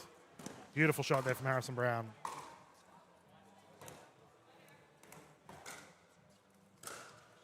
You mentioned George was heavily strapped last night. He was okay, no injury concerns. Yeah, I don't think it had anything to do with that. I believe Preventative. pre-tournament he wasn't playing the singles Yeah. anyway. Yeah, fair call. Know your limitations, right? It doesn't mean he doesn't have a vested interest in the men's and women's singles today. He's got a bet actually with Danny Townsend.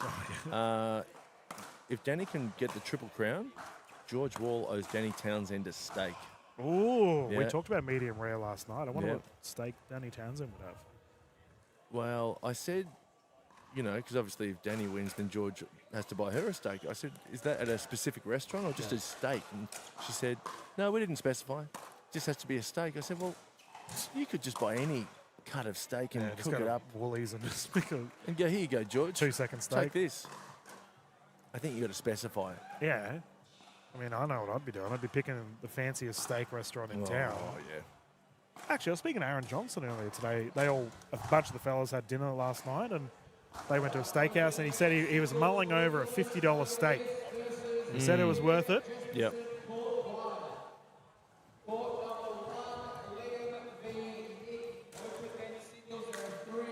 $10-6. Playing to 15 viewers at home. Actually, can't be 10 because Brown's on the odd side of the court. What do you reckon, 11-6? Must be. You can tell he lives in Queensland, Harry Brown. It's quite an even tan. Yep. Like, if that was a fake tan, I'd go, Good effort. send me the details. Yeah. Yeah, being a mortgage broker, I'm surprised he gets outside. Oof, nice shot. Then again, he's on the pickleball court so much. I think it would help. I mean, if you're going to get a mortgage, I'd love to get it off Harry Brown, wouldn't you? I mean, it'd be hard to say no. Yeah, I reckon he'd be a pretty successful salesman. Oh, yeah.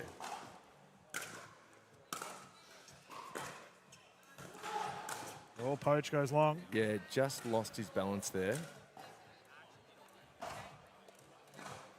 Josh Chia, ball in hand once more. 6-12. He's got a little bit of work to be done. Oof, saw the gap, couldn't capitalise. And he's super fast, Josh Chia. Yeah, Very, very agile. fast. I mentioned a whippet earlier. He might be in that frame. I reckon he'd be a pretty cool school teacher, Chia. Yeah. But if you mucked up, I reckon you'd know about it. Yeah, he'd be fair. He'd be the kind of PE teacher, like, just drill you with a dodgeball if you'd be mouthing off all day. Well, I've got to confirm if he's a PE teacher. Well, there goes a banner. Yeah, it's a Cat Valos, just the hip and shoulder on the sideline. Poor banner. Yeah, good luck taking her on. Yeah, Valos is the personification of fitness. Yep. Every time I see Valos, I'm like, I got to start working out more. And Yeah. she packs all her own food. She talk about someone who's dialed in. I think that's just how she lives her life, even pre-pickleball. Yes, it's a lifestyle, yeah. right? Yeah. She took on Zach Grubovic in an arm wrestler. I reckon it'd be a fair match. Mate, I would watch the stream of that. There goes our banner. The wind starting to play a factor here at Sydney. Yeah, it's important to reference that too, because the wind does change things. It's currently blowing at the back of Josh Chia. Oh, double-handed back end into the net. Josh not happy with himself. Well, it just if the wind's playing a part there and it's blowing at your back, it just means that Chia has less margin. Yep. He's going to need to put some more spin on the ball or take some pace off. Yeah, it's coming at an inconvenient time, considering he has a little bit of a deficit. And there it is in the net again. That's a good serve. Brown will take that. Doesn't look like much Harry Brown's serve, but it's effective. Yep. Harry Brown, of course, in the 2024 Australian Pickleball Championships, went through to the gold medal match. Were you present at that tournament? I wasn't. 1,000 people?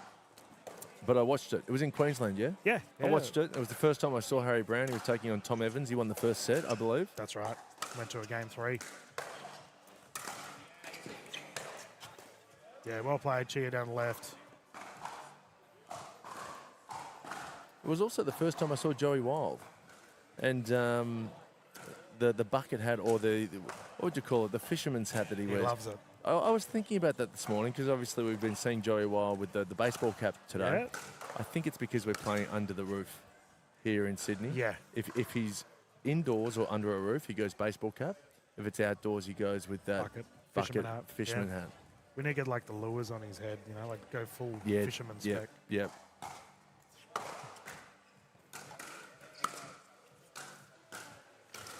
Nice drive. Harry Brown locks it up. And that there is the victory as we another batter going flying. The ladies on our left are going hammer and tong. And that's a nice battle between Brown and Chia in the end, 15-7. Viewers at home, we will continue the streams here in Sydney Champs, PWR 400. We'll mute the audio as we get our next set of games ready to go. Beautiful day here in Sydney.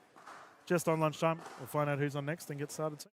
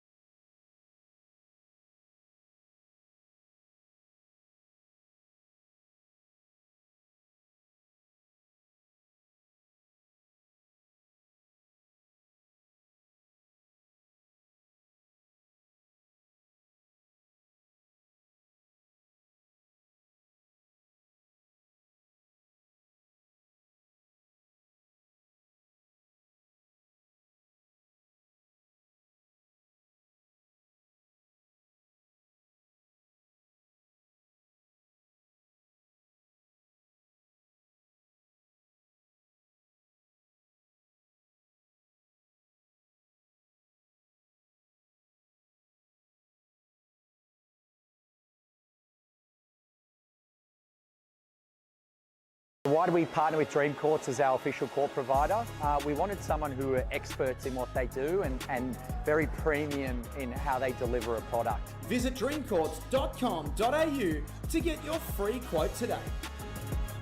AHM are now proud sponsors of the greatest sport you've probably never heard of. It's easier than tennis, funner than table tennis, and partly named after a dog called Pickles. Pickleball! AHM, official sponsor of the NPL. Woo!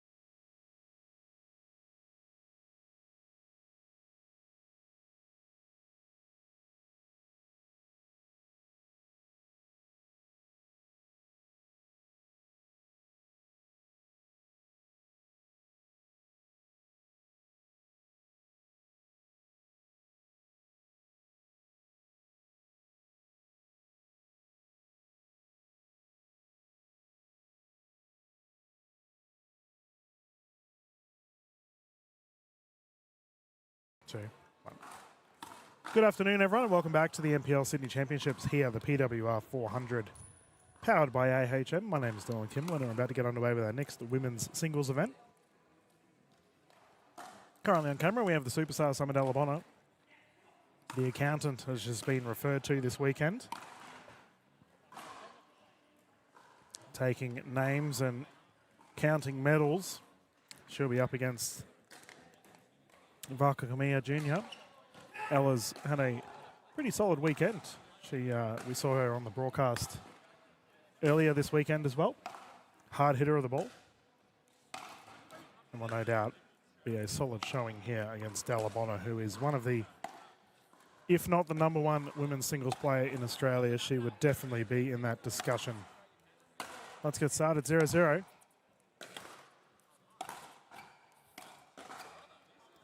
Keep in mind the game is playing to 15, rotating at 8, utilising the Franklin X40s.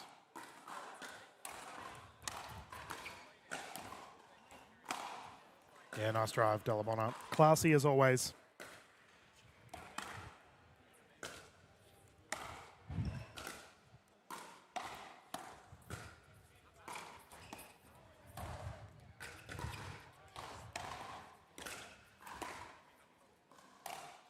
Nice shot. There we go.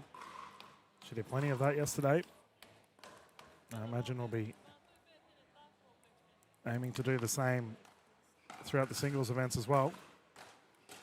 On our right, we've got another cracking game going on with Dagmar about to take on B. Massey in the ladies. And on the left, we have Josh Nipris also warming up. He's up against Lee, who's been playing some terrific pickleball. Ooh, nearly floated it wide. I asked Delabona earlier today if she was fired up, ready to go, and her response was that she guessed so. Oh, beautiful drive. There we go. Confidence booster there down the left side. Delabona remarkably unfazed by most of the matches she plays in. Drop attempt unsuccessful, side out. Currently 2-0.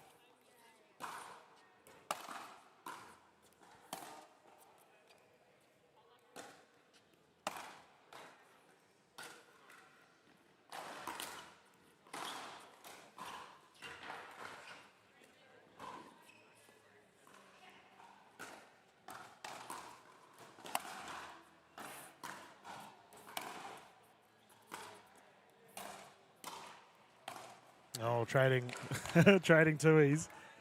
Delabonna winning that exchange. She has a remarkably consistent serve, Summer Delabonna. Very rarely do I see her with a service error.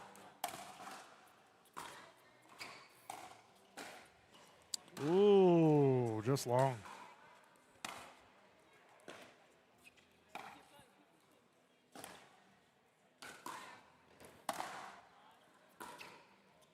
Oof, nearly. That return, perfect. Forcing the side out.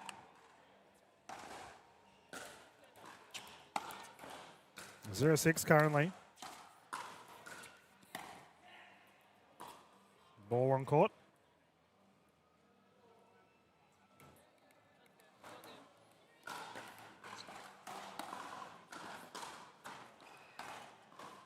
Return called long. Another thing with Delabonna, she never challenges. Very rarely do you see her ask the question if the ball was in or out. She just accepts her opponent's call. Made up for immediately. That double in the backhand down the right side.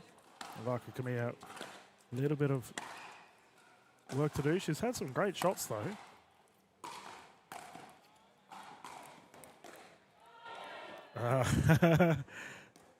Side out, 7-1. Sorry, not side out. Rally 1.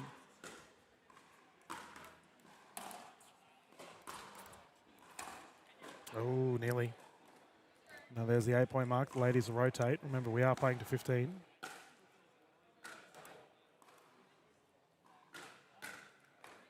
I have to give a big shout out to all of our referees this weekend. They've been working tirelessly to ensure our games go ahead without a hitch. David J, our head ref, has been working flat stick, and his partner Donna J, who's currently on the court, has been just as busy. And big thank you to all of our officials and volunteers as well. The NPL team have been flat out working tirelessly. Make sure this tournament's a smooth one. Just on my right side, we have all the boys in green. Dylan Ventura Ho, Ron Shell, David Unju, and Evans over there as well, the master of content creation. Thoroughly enjoying themselves, watching some awesome singles play. The ladies have rotated and we continue once more. Delabonna with a big serve, getting first points on the board, 8-point lead, 9-1.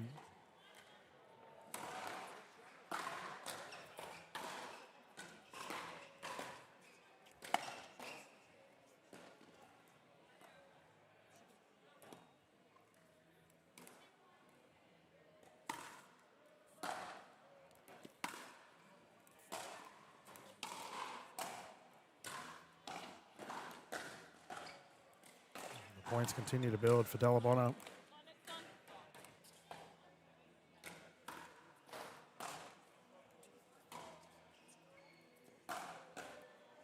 Oof, wide side. I have to say, viewers, especially our international ones, if you haven't seen Summer Delabonna play singles, I'm not even speaking out of school here, but she may be one of the best women's singles players we have in the world, not just in Australia. She took on Caitlin Christian this year as well and went down to her in a tight contest. Christian regarded as one of the best singles players currently in our sport. The drive's gone long. And if Delabonna's at that level,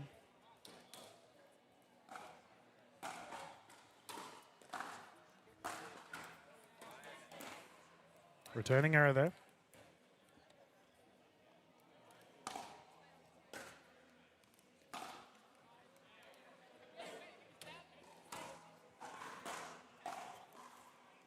I've seen quite a few returning errors here, though, from Ella. That one's oomphed a bit too long, and Delabonna has a game point situation.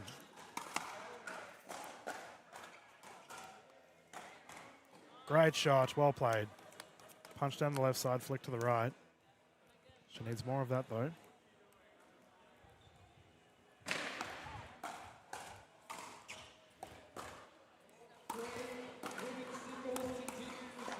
Perfect. Flick of the wrist down the left side. Delabonna getting it back.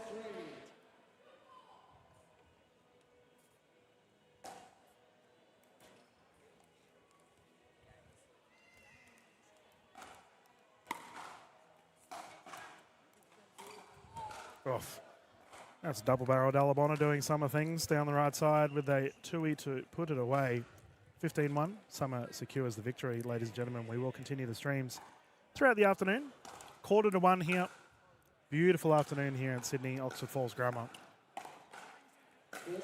This wonderful shaded surface. Crowd continues to slowly trickle in as we have singles pickleball all afternoon.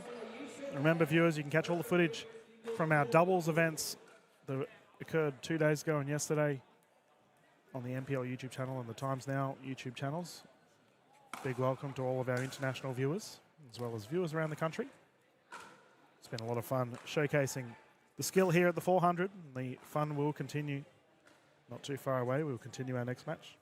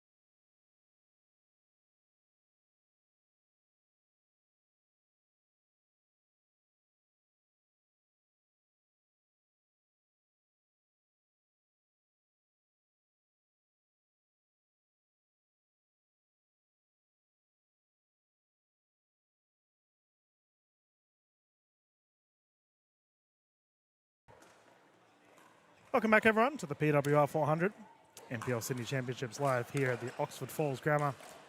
About to get underway with our next game here. The ladies are just warming up. We will have Dang taking on Vallis.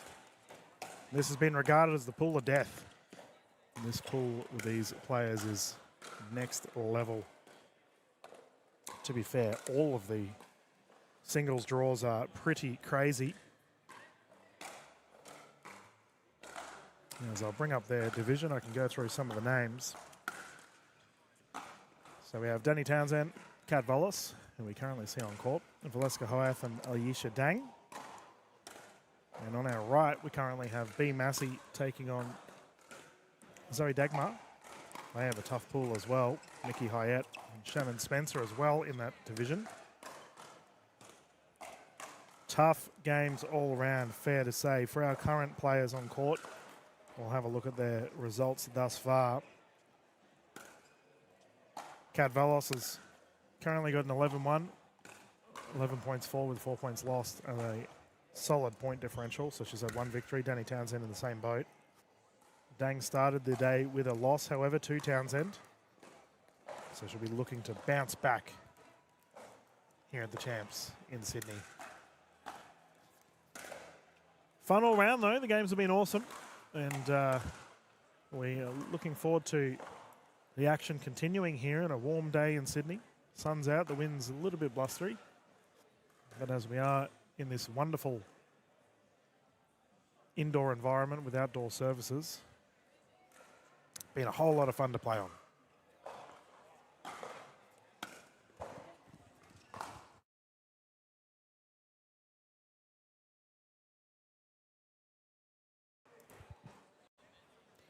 It looks like the ladies are ready to go. This wonderful pickle roll surface that we see in front of us, the gentlemen with flat stick getting it all ready to go. But my goodness, doesn't look good. The green almost looks like a grass tennis court. As we've got Valos to bring it in. Let's get started. Oh, better change that scoring spelling. Fair to say that Kat has a valid point to prove, though, as she is a superstar on the court.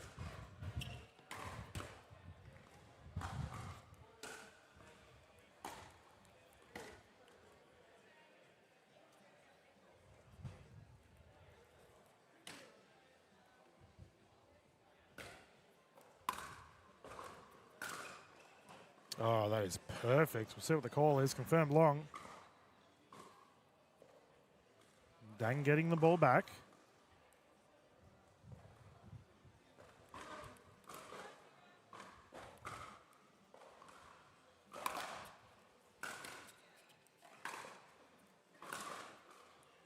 That's on the wide side too. Wide shots there for Valos, pushing it far left. See a little bit of a trend forming already. Aiming at Dang's backhand.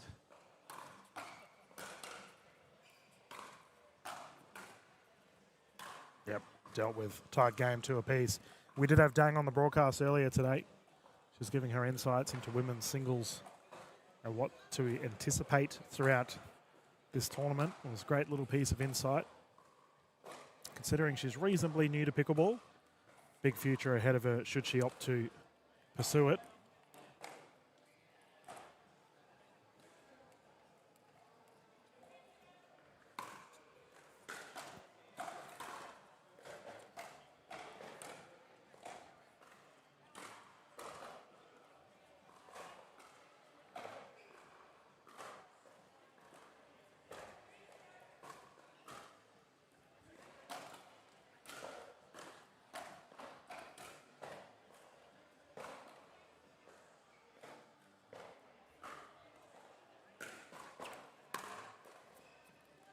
Oh, the Yola net working the way of Dang there, and that's a side out.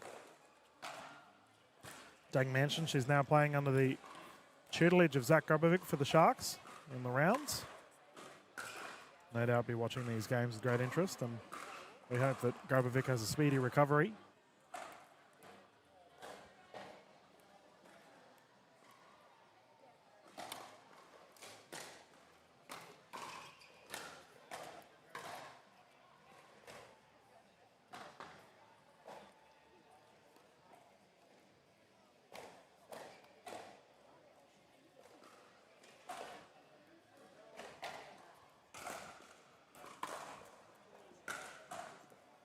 And there it is again. Valos with the third wide ball.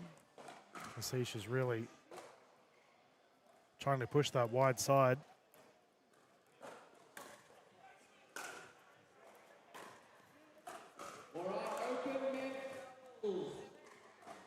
I got a tennis racket sitting next to me. I was just saying on the commentary, I got a tennis racket sitting here next to me. Different sport. Obviously a singles fan though. Oh, there it is again. Kat really aiming for that corner. That's the thing with singles. It's just a matter of millimeters. Very apparent what Valos is aiming for. Just a little bit unsuccessful at the moment.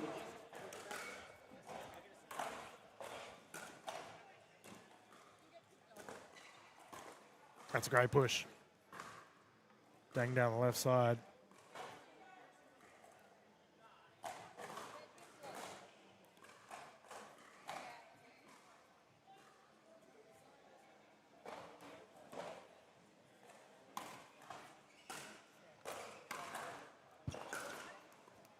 Oh, top of the paddle. That's good there for Valos. She gets the side out once more. We'll see if she can start to make some points build, though.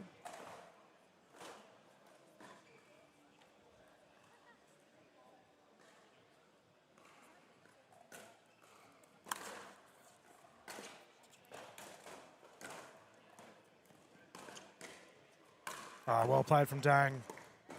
Terrific double-hander backhand to set that pop-up up. Kept out of the kitchen too.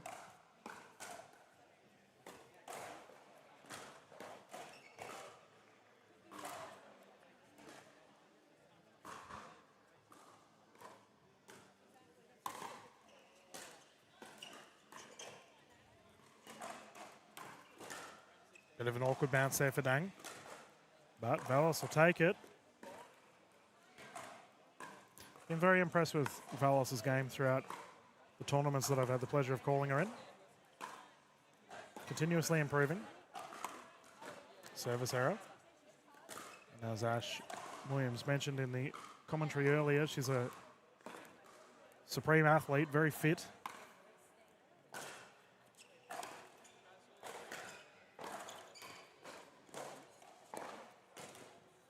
Oh! Dang went for the Annalie, as it's referred to when you have an ATP opportunity, but opt to flick it back across the court. Not an easy shot.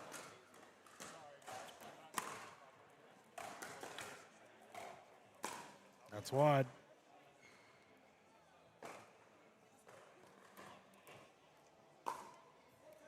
Four-two. Close contest thus far.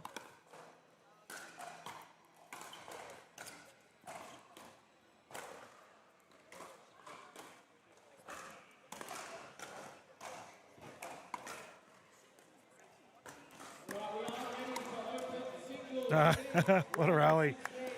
Dang lets it trickle past.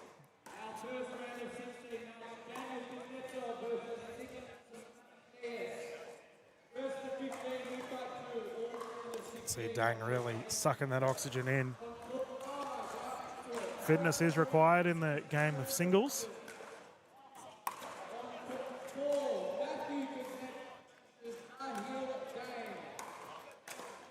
Oh, and that's a net roll. And those sort of points really sting, especially if you're trying to recuperate after a long rally. For Kat Valos, obviously fitness isn't an issue. She lives and breathes fitness.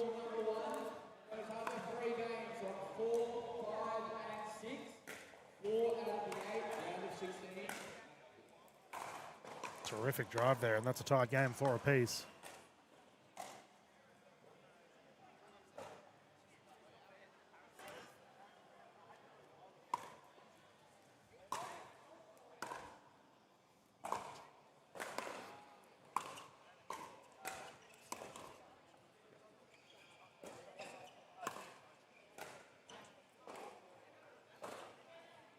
Cat and mouse. And Kat Valos will take that every day of the week. She's really changing her game up, pushing Dang off the far left side and then forcing the run into the kitchen. And I believe this is a timeout here being called by Dang, so Valos has taken a 1-point lead. And while they're having a breather, we might do the same, viewers, as we'll bounce into a quick commercial break and continue the fun here from the PWR 400.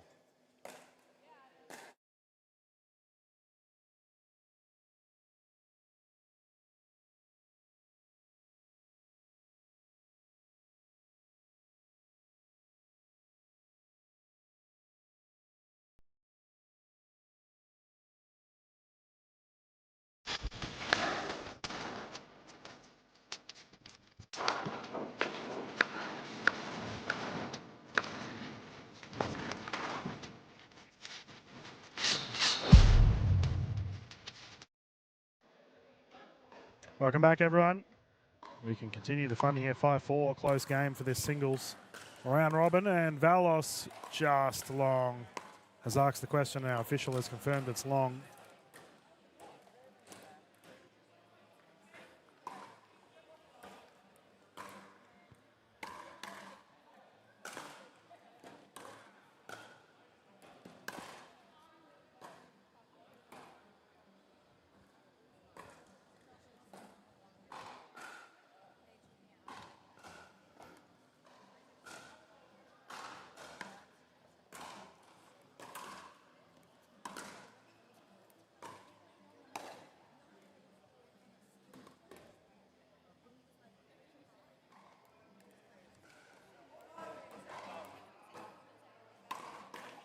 Oh, service error.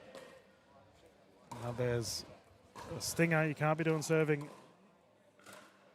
errors in the game of singles.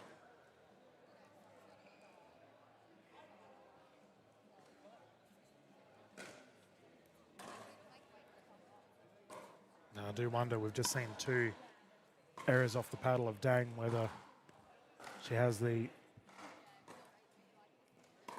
fatigues kicking in. We are seeing some unforced errors, which she's played very well at the start. Immediately up the kitchen line, puts that one away. There we go. That's confidence booster.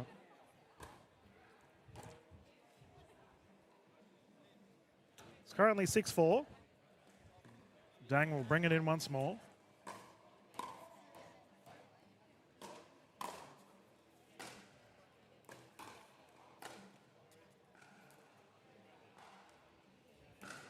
Just seems that Valos is a little bit more locked in. She's targeted that back left corner several times now and had a bit of success with it. So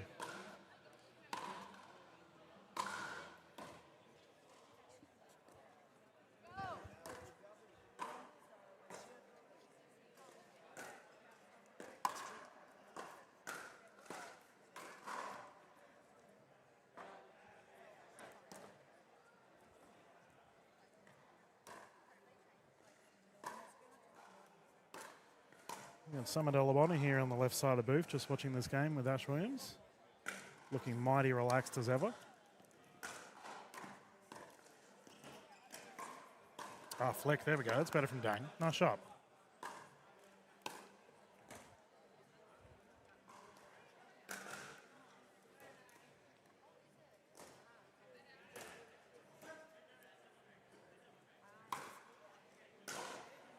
Also watching on very closely, Sarah Dennehy. Oh, that's a lovely shot. Kat Valos, perfect. And it's fair to say a lot of the superstars are watching these 2 ladies battle it out here with the Sydney champs. 1 o'clock on the dot here at Oxford Falls Grammar.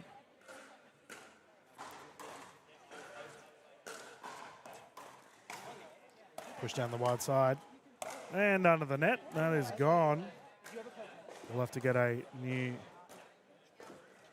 ball from our official, and it looks like, oh, here we go.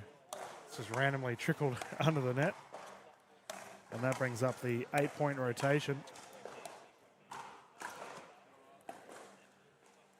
Geez, good games on all around us at the moment as we, to our right, I have the combination of Wild and Beard just warming up to go with their men's singles event.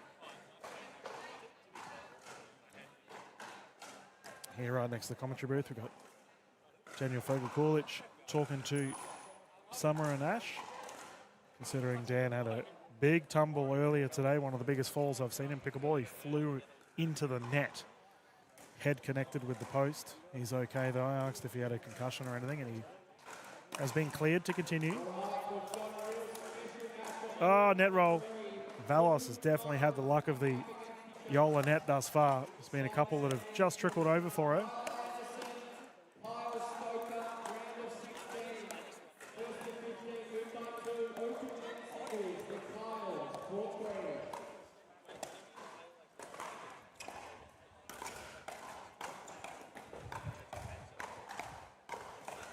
That was perfect from Valos, right in the corner. She's really starting to ride this momentum.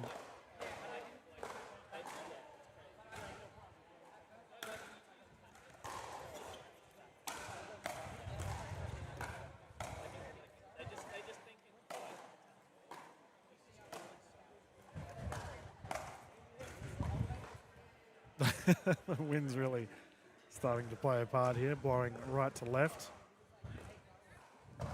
These barriers all wobbling around at the moment. 11-4.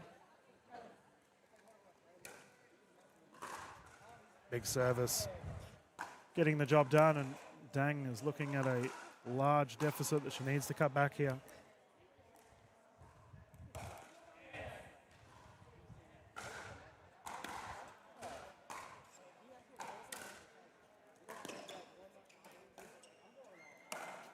That's long.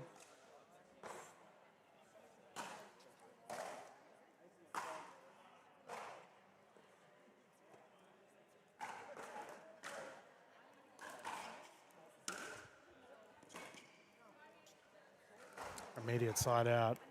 And Dang just can't seem to get the wheels turning at the moment. Very quick side outs on her side of the court.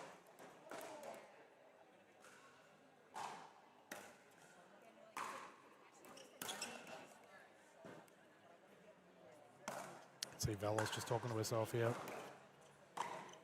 Unhappy with her results.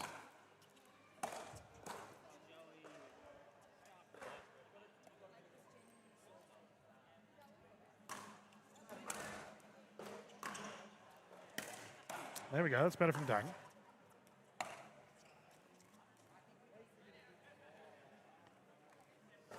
She just has to keep chipping away here.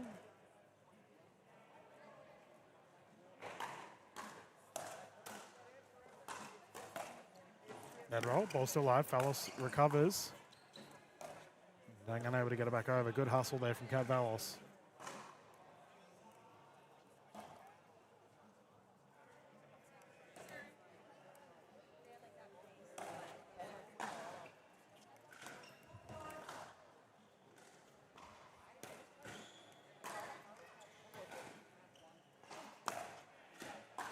That's being kicked into the crowd here. Grandstand continues to fill up as the events go on during the day.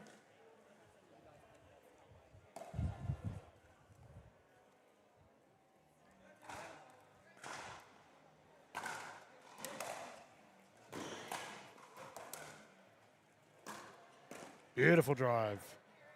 Double-handed Dang down the right. But she needs to make it happen on the scoring side of the court.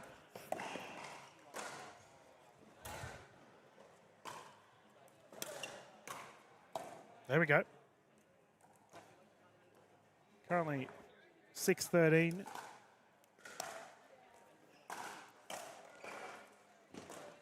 And we have a ball on court.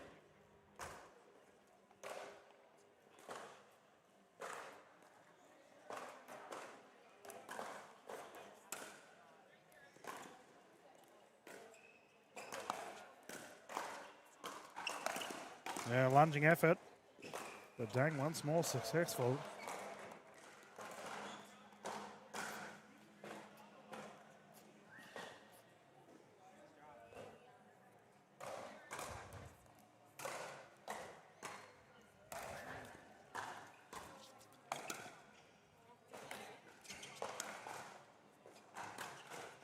And that one's long. Velos will get it back.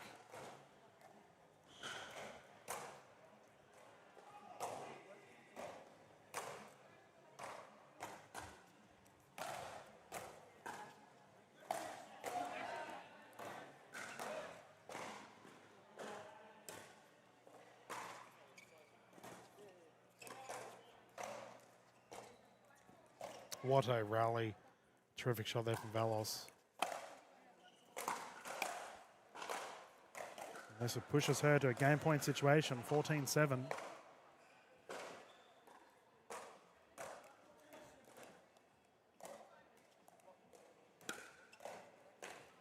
Done.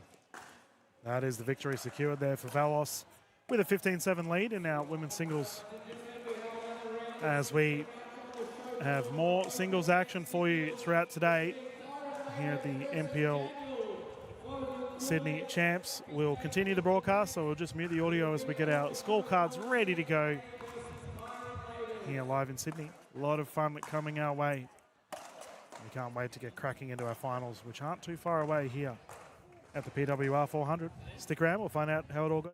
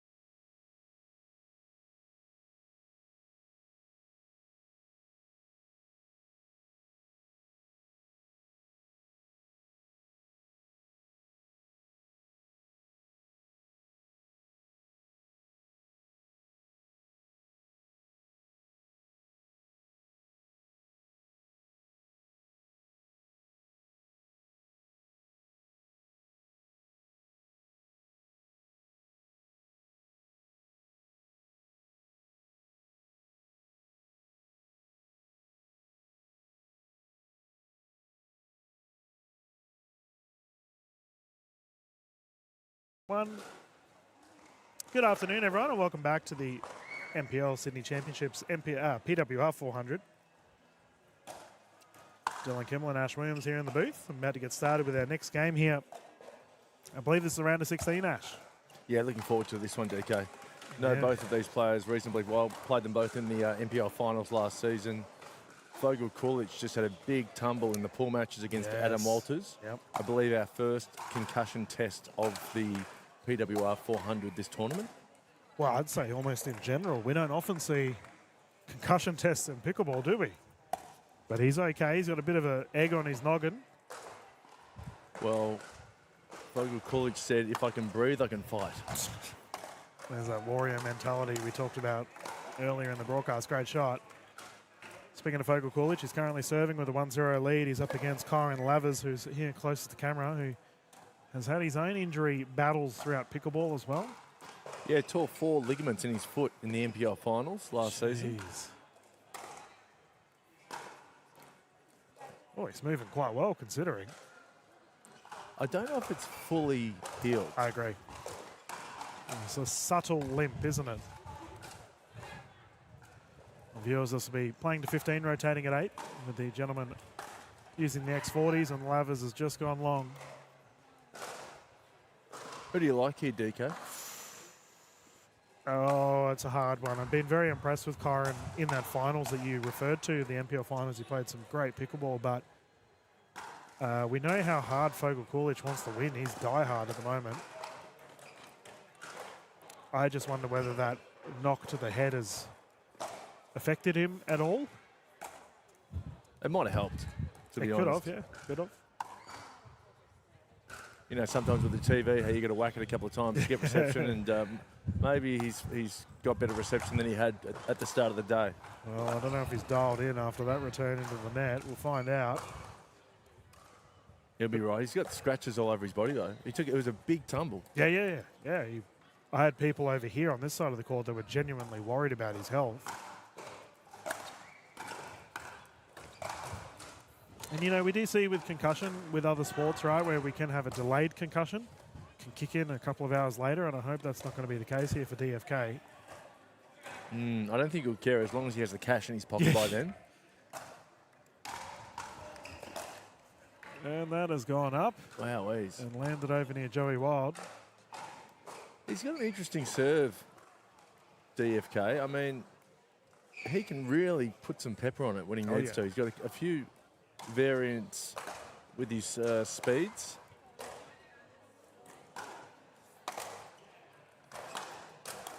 You know how we were talking about, do you know if someone's from a tennis background? That there is one of the dead giveaways. Let's see how many bounces Fogel Coolidge has before he brings it in. He loves a bounce. Yeah. This is Novak Djokovic style. Yeah. He loves a bounce. All right, he loves a drive in the corner. Big play. The man with the van doing what he can, and Kyron Lavers now 3 points down. That's his sweet spot there, that forehand, the fog. He loves it there.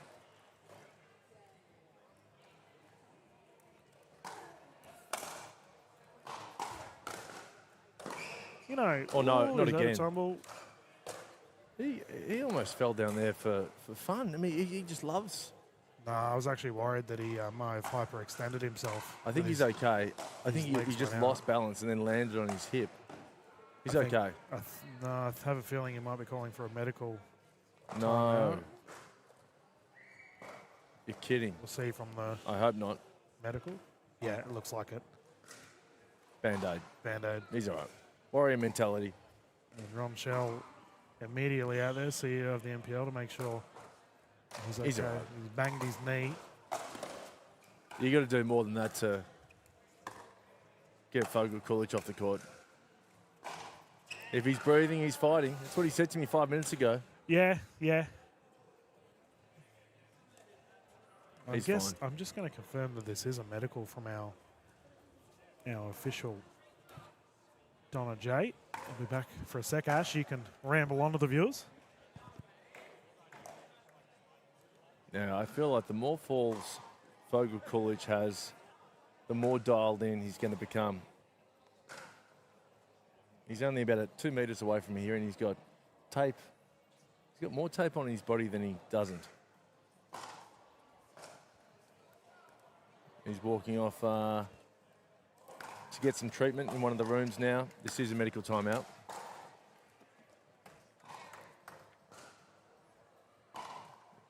Corin Lavers is reaching for something too, his ribs or something.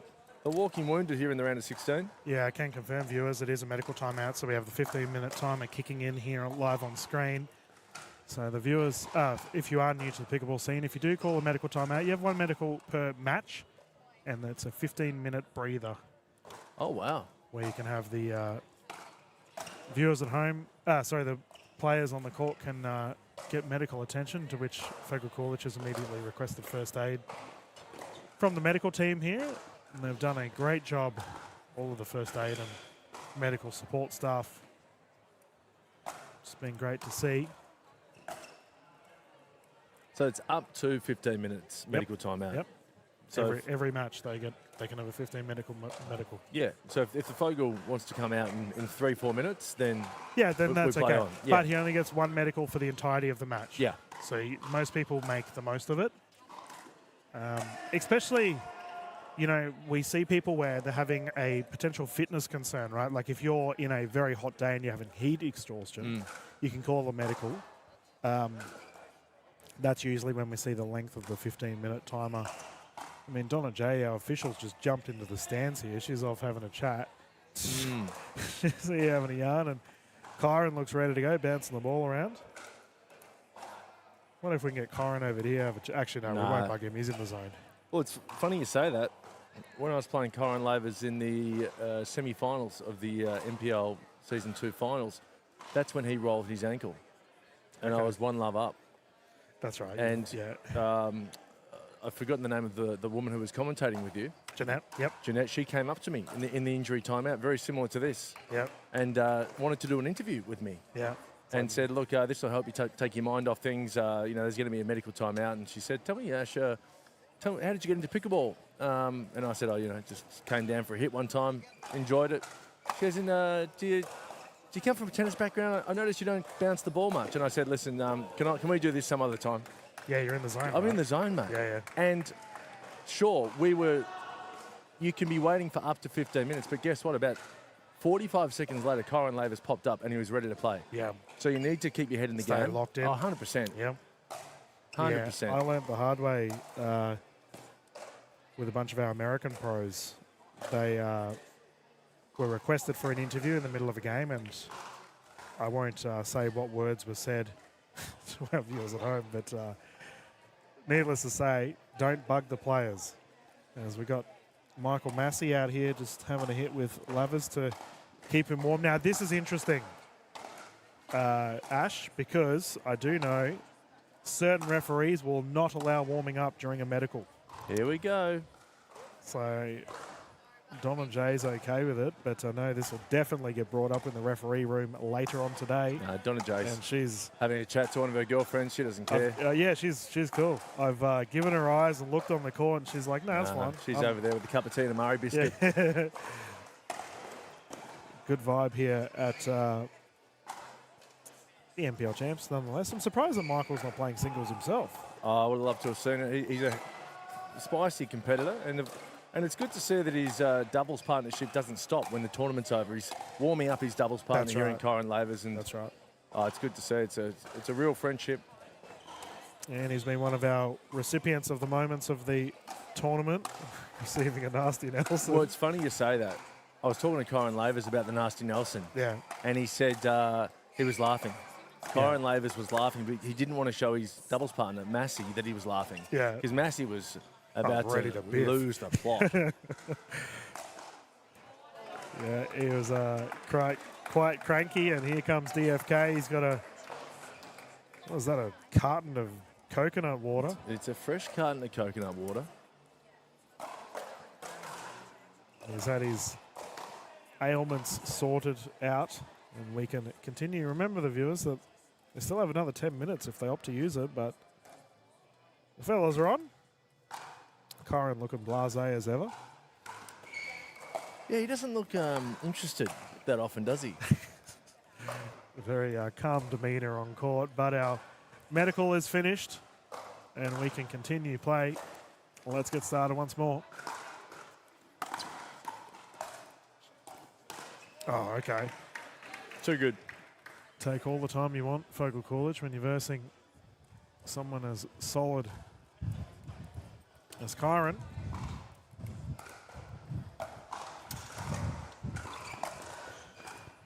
The wind just blowing at the back of Kyron's back here.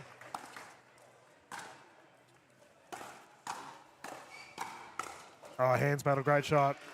A little bit of a stare down there too, Kyron. Yeah. Trying to pump himself up.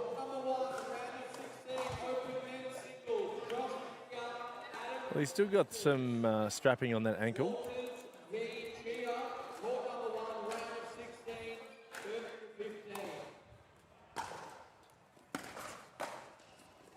Yeah, that's going to test out the ankle. He's still moving pretty well, though, Kyron Lavers. Well, that's what immediately came to mind, right? Was that lower limb injury that you alerted to earlier? Well, that's what I'm saying. He's got an ankle brace on at the moment.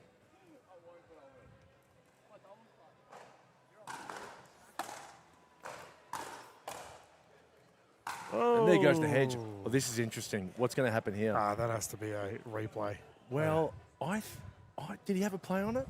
It has to be a replay. He hit it before the hedge fell. It's a replay, is it? He's a very fair competitor. Has to be a Coolidge. replay. Very fair. I don't think I would have given that up, mate. I would have flown off the handle. It's like a ball on court. It's a hedge on court. Yeah, but it was after he hit it. It's all right. Gentlemen have come to an agreement and we can continue.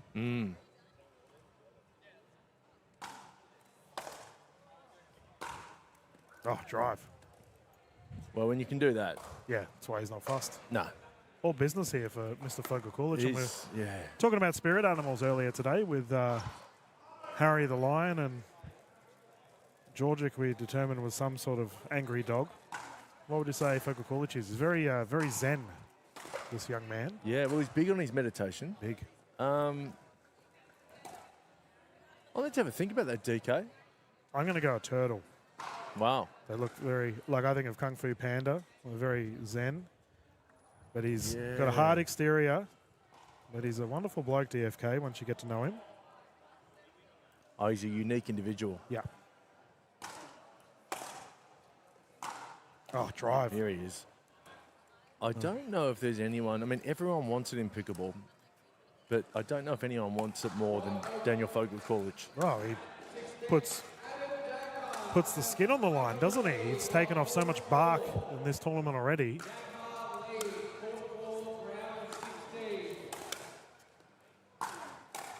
Well, he's invested. You know, he drives his van from tournament to tournament. He lives in his van. Yeah.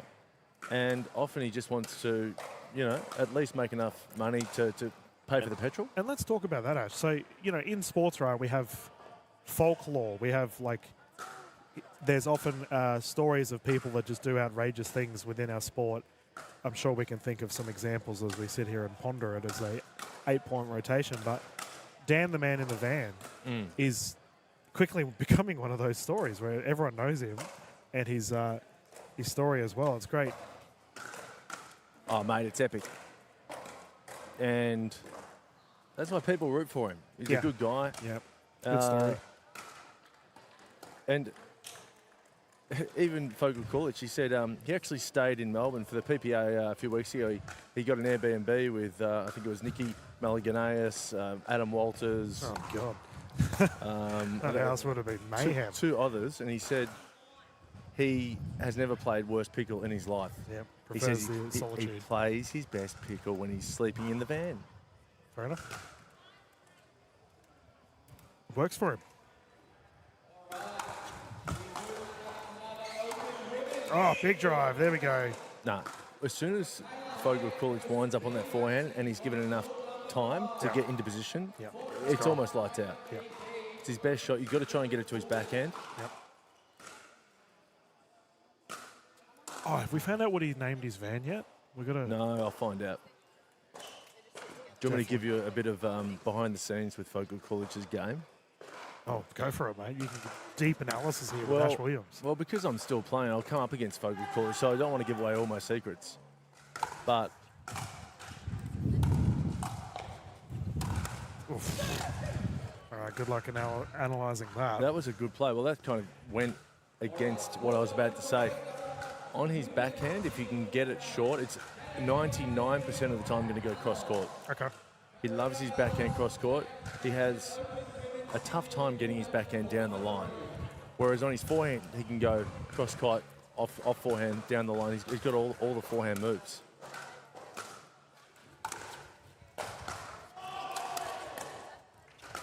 Yeah, nice. There we go. Kyron getting it back. We'll see if Lavers can build some momentum here.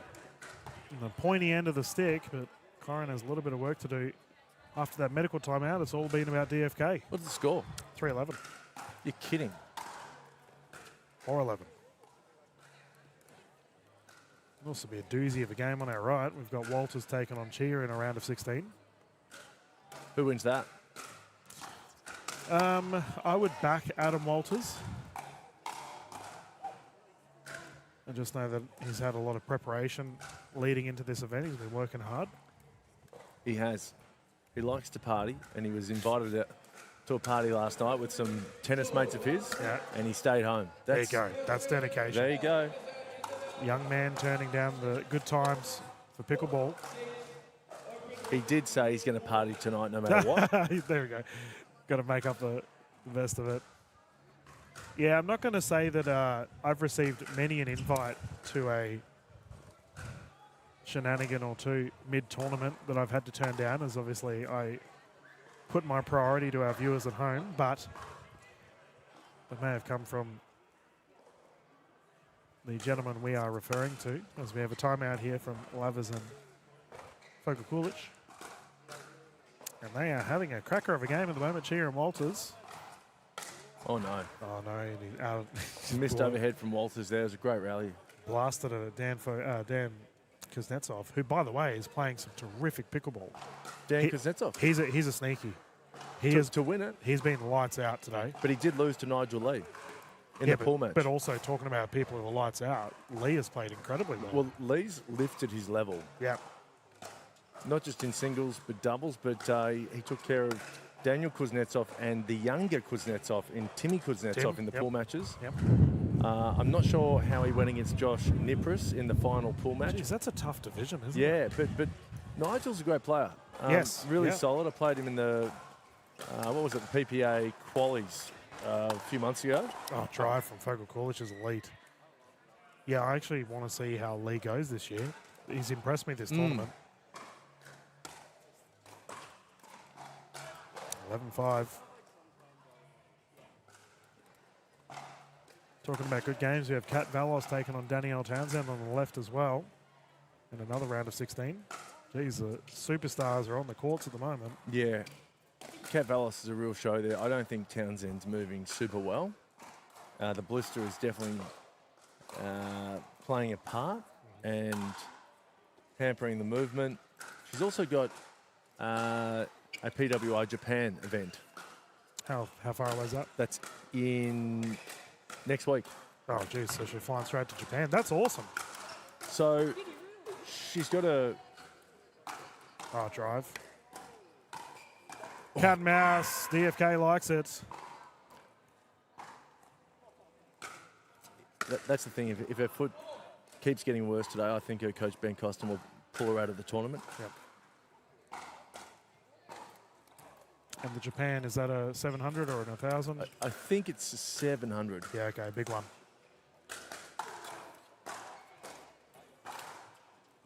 Oh, that's wide. Big shout out to all of our PWR viewers and players that may be watching around the world. Been a lot of fun here for our NPL PWR event in Sydney. Beautiful day for pickleball. And we hope you've enjoyed the broadcasts. Well, we've got a service correction here for Lavers. And that has been handed over to the man with the van. Ooh. Big call from referee John J. It looked okay. Yeah, well, what's done is done. And I like it. Kyron has to bounce back.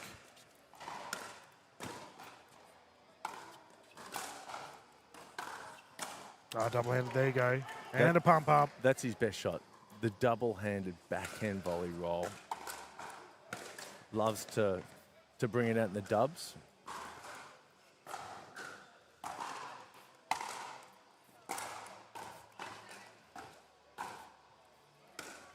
All right. You know, it's funny, right? When a referee calls a service fault on a player, typically it fires them up. It's like, okay, I'm angry now.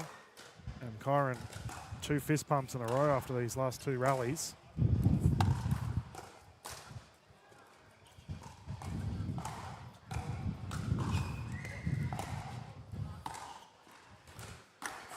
A terrific rally. There we go. Lavers is firing. We have a game in our hands, ladies and gentlemen. 3-point differential between these two. What is it? Score check. 8-11. Yeah, long way to go too for the Fog to get this done. It's only 4 points. But that is a big 4 points to be No, won. well, it only sounds like 4 points, but it's a long way to go. That's right. It's a beautiful thing about singles pickleball. I often use the quotation from Sarah Burr, the queen of Australian pickleball, that singles is an incredibly lonely sport. You've only got yourself to back. Here we go, 8-11. Can Kyron continue to build? Kulich says no, and there's that backhand cross-court you're referring to, Ash. Yep. Timeout from Lavers. Yep. Kulich can get great angles with his volleys too. That's why he's so handy in doubles. He's got ridiculous reach. Yeah. The kind of person that would be handy at a grocery store to reach those top shelves. And Kat Valos is once again hip and shouldering the hedge. Yeah. She'd be a great... you ever see that TV show Gladiators? Yeah, exactly. She'd be one of the people you'd come up against. Yeah. She would be the gladiator. You wouldn't want to get whacked by her. I'd put Kat Valos on the rings or something. Yeah. No, she's an incredibly strong person.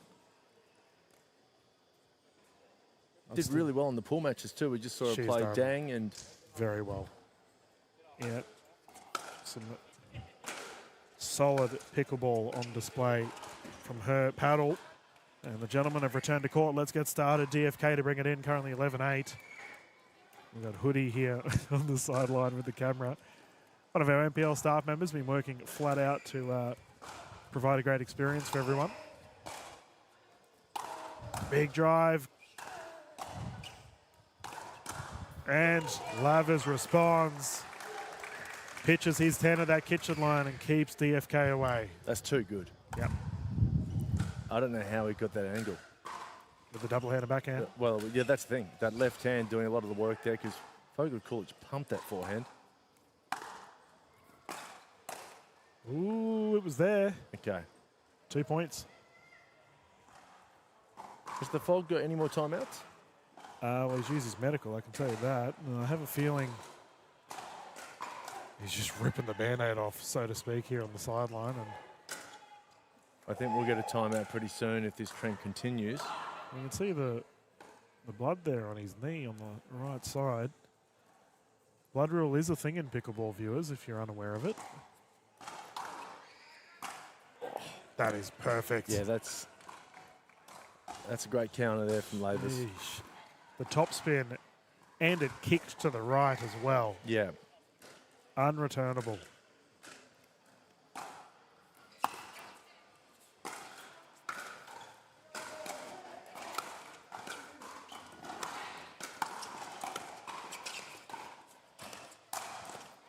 Tied game. 11-11, and we're going down to the wire. Got to give Kyron credit here. He was battling, had a bit of a deficit to cut back on, and has done exactly that. Kulich just said to himself, keep fighting. Yep. In a Soto tone, you know, Soto, when you talk to yourself, they do it often in Bold and the Beautiful. I had all the references today. Yeah, well, you know, and they're like, why would he do that to me? You know, and it's okay. like just to let the audience into how they're feeling. Well, that definitely wasn't soft-toned.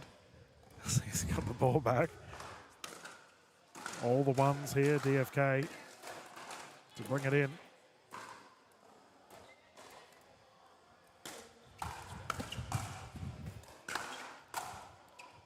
Great shot. What's a good van name, Ash? Maybe he hasn't named it. The viewers can name it. Bit of interactive pickleball for our players at home. Yep. Betsy? Yeah, something like that. See, I think of like a Comvy van. Yeah, like Howie, something. Yep. Something 2-syllable ending in a vowel sound.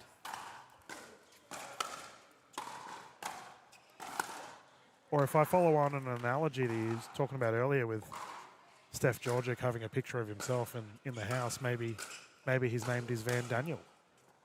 Yes. That would be quite meta of him. But then he could talk to himself in the car. Yeah. Very nice. Ooh, Oh, that's a huge fall. Lovers has gone tumbling. Not again. And he's done his... Yeah. I think he's in trouble. He's done his ankle again, I think. Yeah, no, that's no good. He's walking it off. Jeez, this game. And it's that same spot, Ash, where DFK had the tumble. And yeah, that's another Lavers- medical. It is? That's another medical. Yeah, he's called it immediately. Are you sure? I think he's playing on. No, he's come back on. All right.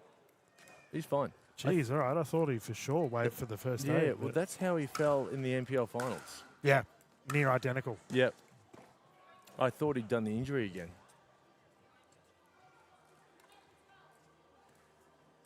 He's toughing it out. We'll determine if that's a smart move from Lavers. Out. You know, and we do see people when they do hurt themselves. You know, they're oftentimes players will just keep it warm, keep it running, and deal with the pain of it later on. Lavers currently enjoying a 1-point lead. Flick of the wrist down the right, left side, goes wide. It really is a battle of the fittest and the toughest. I mean, worth keeping in mind, this is the last event of the weekend, singles. That's right. A lot of these players have played mixed doubles and men's doubles or women's doubles prior, so they're a bit battered and bruised. Nice net roll there for Focal Coolidge. Yeah, I was speaking to Bernadette Massey earlier today, and she was saying singles on the last day is brutal. Just how tiring it is as we have a ball over near the booth. Tied game, 12-12. We are going to keep on going. Playing to 15, win by 2. Ball one court. Adam Walters, please get off our court. Thank you. Focal Coolidge can bring it in.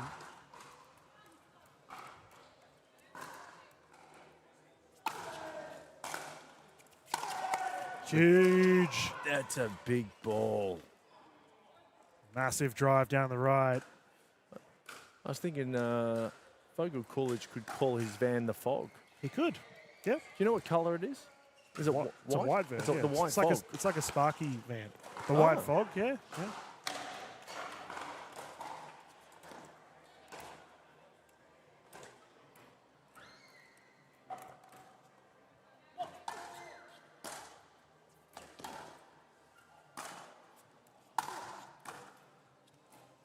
ATP, no, through the post.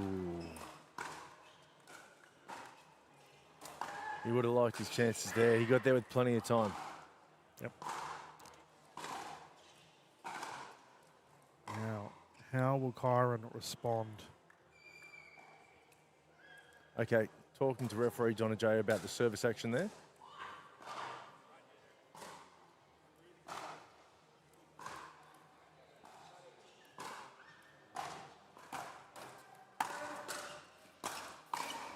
There we go, tied game again.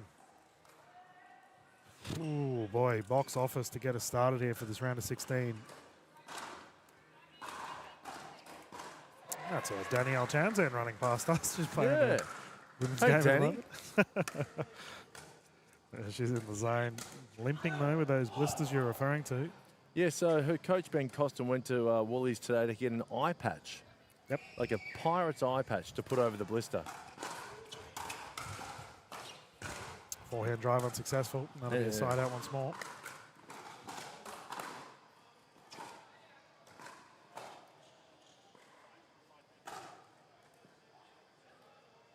Still talking to himself, Dan. Yeah. We've got a reoccurring theme here with, you mentioned Summer Delabonna giggling to herself on the balcony this morning, and here's Dan talking to himself. We're a different bunch, us pickleballers. Yeah. It's a good ball. Oh, perfect. What I'm learning is most pickleballers, if not all pickleballers, are mad. Yeah. Yeah, we're a bit different. Drive into the net. Kulic getting it back, and I do wonder if there's been any just injury concerns here for Kyron. He's tough, right? We've seen it multiple times. But I do wonder after this match, if he goes through, if it'll have any impact.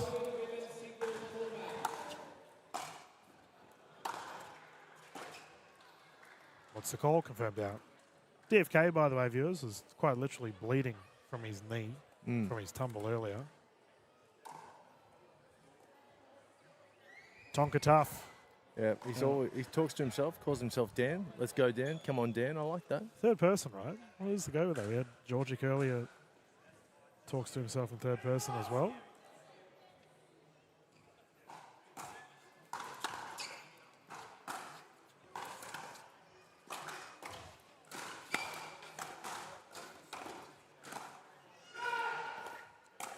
Exquisite. That is such a good rally. The cat and mouse from the fellas once again. Kyron survives. Score check? 13-13. Ah, good. I thought it might have been 14-13. Right. He's got a great roll on him, Kyron Lavis. No, it might be 14 actually. Kulic is on the even side of the court. I'm going to assume it is 14-13. Yeah, I think it is. Okay. In victory secured. Huge win. Both fellas having a big tumble at that back left corner. Got to give credit to both parties involved, and Kyron Lavers will go through to the next match. Kulic, his tournament is done. He's had some good results though this weekend. Yeah. Won't lie to you, DK. I wanted to see the fog go through just so we could talk more about his van and, you know, riff on that. But I'm sure we'll do that regardless. Might be able to get him in the commentary booth. Yeah. Now he's got some spare time, but we can see here Kyron's still talking about his service action to Donna J, the official. This is a frequent conversation in singles especially. Yeah, it's a big win for Lavers there. Huge. It's just lifted his level. Well, he was down quite a bit, and he fought hard to come back, and got to give him credit where it's due. We will see him feature in the events to come as we'll have a bit of a breather, viewers. We have our remainder of our singles events for the ladies and the gentlemen coming up. Finals and medal action not too far away. It looks like Summer Delabonna will be jumping on our court. Ah. You can go and have a chat with Rumi and find out who she's playing. Yeah, my old mate. We'll be back on soon, ladies.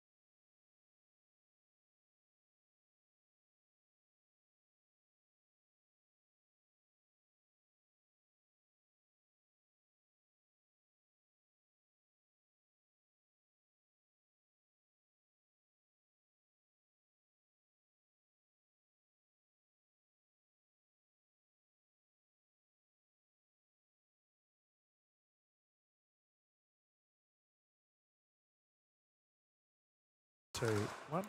Welcome back, everyone. Dylan Kimlin and Ash Williams here for the Sydney TWR 400.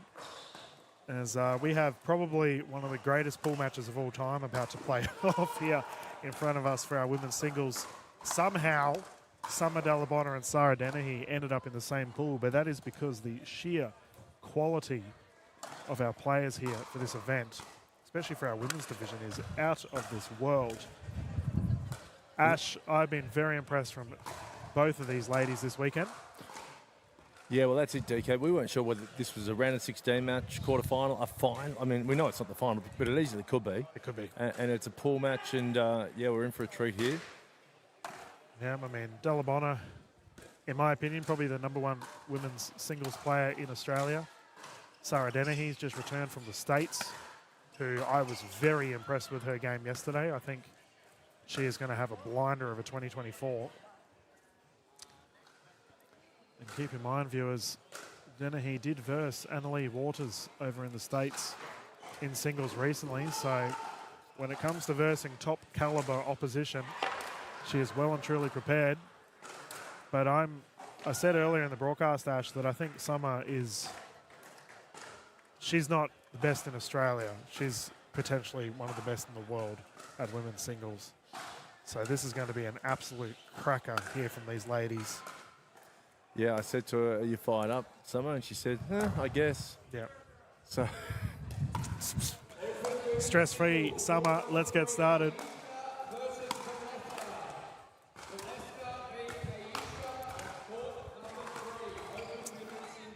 And as expected, we start off with a unreal rally to get us going. Dennehy to bring it in. 0-0 playing to 15 viewers. Swapping at 8 using the Franklin X40's ball in the net. yeah, so I bought her a coffee this morning. She has a cappuccino with oat milk. Yep. And then, yeah, about half an hour ago, she told me she was still pretty sleepy. I said, "Do you want another coffee?" And she said, "No, I've just had 2 Baroccas. I'm ready to go." She's ready to go. There we go.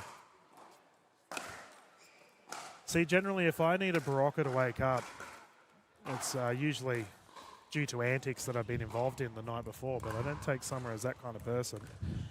Well, I didn't take you as that kind of person, DK. Well, what antics are you speaking of? Oh, yeah. My goodness. Just running amok. As Now, mate, Dalabona at first points on the board. do you want an interesting stat from a pool match? Please. That drive is outrageous, but yeah, continue, please. Actually, it's wrong. Okay, never mind. Never happened. I thought that Kat Valos beat Danielle Townsend in a pool match because she walked past our commentary booth giving it the come-ons, the Leighton Hewitt come-ons. But online here it's saying that Townsend won 15-6. So I'll double-check that and come back to the viewers. Yep. Dennehy currently 1 point down.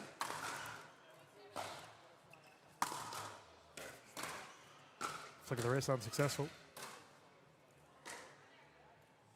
Can I just say, Ash, how exciting it is to see the female portion of our space just grow. Like, in the last 3 years, our women's division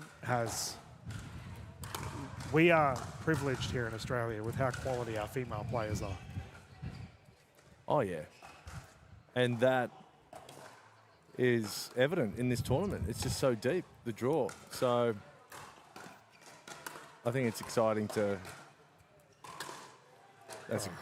Look at that. But I was going to say it's exciting to turn up to a tournament not knowing who's going to win, but obviously I think Summer Dalabona is the favourite to win it. But anyone could snatch it. That's right. See, for anyone else, that backhand play that we just saw would be a highlight. For Summer, it's just standard. As you nearly get taken out from the Sarah Dennehy drive, and that's a timeout as a result. 5-1 at the moment. Dennehy a little bit down, but for Summer, it's all standard at the moment. She hits a big ball, Sarah Dennehy. Yes.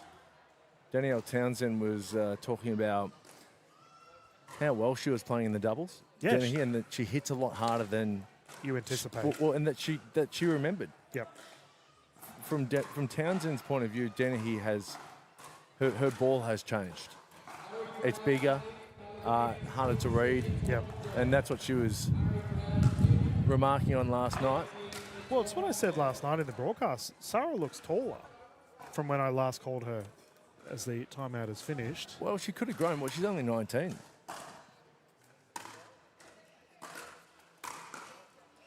Ball down the right side. Oh, yeah. Delabonna rocking the sunnies, but she is all business at the moment. That's easy dinner for Summer Delabonna. I Yes. said, so I just, while I remember this, DK, I said to her this morning, because she loves talking about food. And I said, what's your favourite food? And she goes, oh, I don't know, sushi or tacos. And I said, well, what would you have if you could Most only have your basic your responses. last meal ever?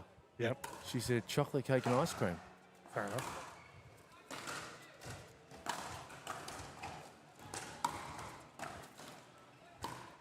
Oh, there you go. Goodness, Summer is putting on a clinic right now as we have the 8-point rotation. We talked about spirit animals earlier, Ash. Summer. Tough one. A dolphin. Dolphin? Okay. Because she was giggling on the balcony? Yeah. Yeah. Okay. And I think dolphin, I mean, I've only just gotten to know Summer recently, but I think dolphins are always happy. I don't have any dolphins that are friends, but all of the publicity for dolphins has been very positive. Yeah. I find it hard to imagine Summer being unhappy. I have to say, Ash, I've called Summer many times over her career, and this tournament, she has been laughing and smiling non-stop. Looks like she is genuinely enjoying herself. Like, look at last night when she was playing with Mickey Hyatt. It was like they were in the middle of a deep conversation, those two. They wouldn't shut up on the court, having a great time. Yeah. It's good to see.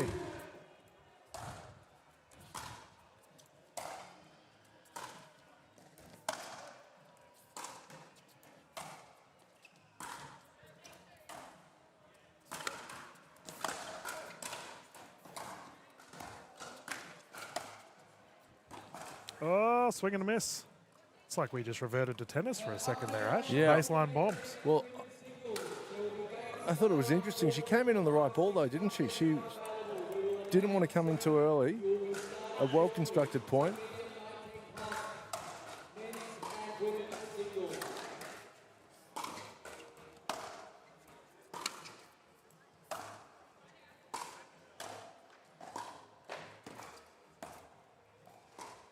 Yeah.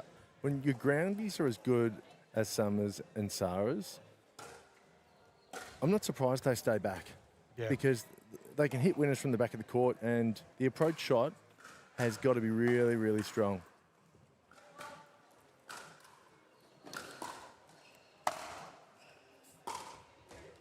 You know, I noticed a subtle change in the women's space of our singles events because I covered Andy Dikasavjevic, another superstar female singles player, a couple of weeks ago, and she stayed at the baseline and just drove it, and was having a lot of success with it, which kind of goes against the grain. Typically, you come into the kitchen line as Summer does exactly that, goes wide.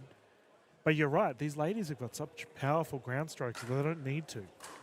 They can hit that passing shot. Yeah. And that was a great approach shot from Summer. It was low and fast.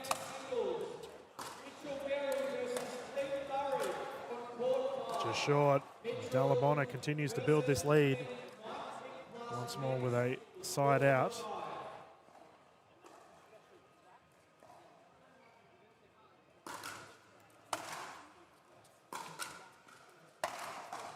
Big drive. There we go. Better from Dennehy. It's a big ball. You know, and we talked about last night how Hyatt and Delabonna, they're not tall and they're not super built, are they? But they just hit the ball. Technique is perfect. And just generate so much velocity. Good serve. Into the body of Delabonna. She does have a big serve. And naturally, commentator's curse immediately strikes. Yeah. Sorry, Sarah. You're off the mark today with the commentator's curse. Yeah. Done well, mate. We've been streaming for 4 hours with no mishaps. Man, I tell you, if I could hit a double-handed backhand approach like that, I would throw my single-handed backhand slice approach out the window. That's so effective. Yep. It's moving off the court. It's low.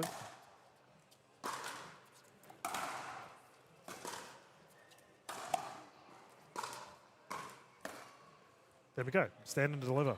Delabonner at the baseline. Gets the job done.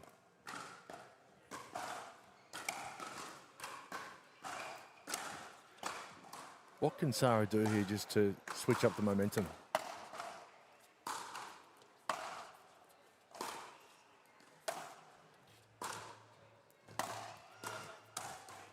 Yeah. I think she's playing Summer's game at the moment. Just then we saw 3 returns go to the middle of the court. I don't know what Sarah can do, though, because I think there's so many female players that would have tried everything under the sun against Summer Delabonner. See another one in the middle. It looks like she's opting to go toe-to-toe with Delabonner's driving at the moment. And No. maybe bring her in, because she's having so much success at the baseline. Yeah.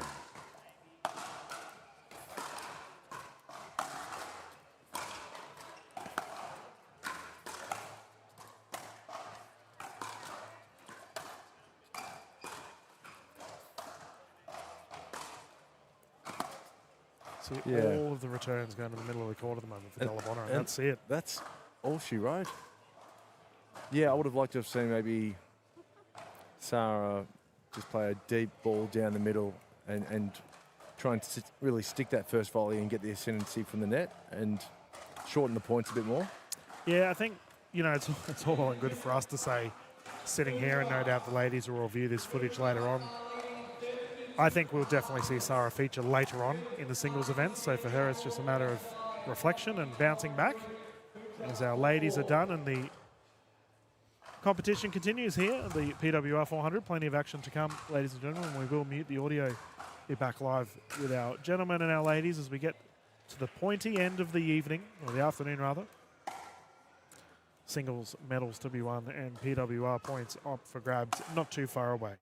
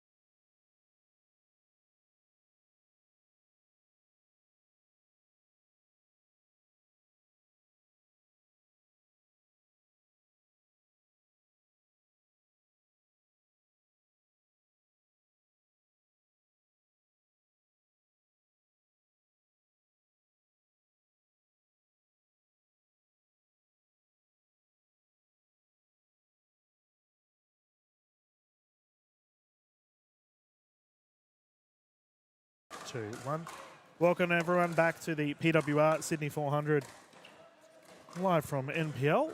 We are here at the Oxford Falls Grammar. Dylan Kimmel and Ash Williams about to watch the quarterfinal here between Nicky Mal and Harry Brown. And Ash, you got some results for us. Yeah, some juicy results in the round of 16, DK. So Nicky Malaganaeus took care of, I don't know if this counts as a commentator's curse because you were bigging up Daniel Kuznetsov.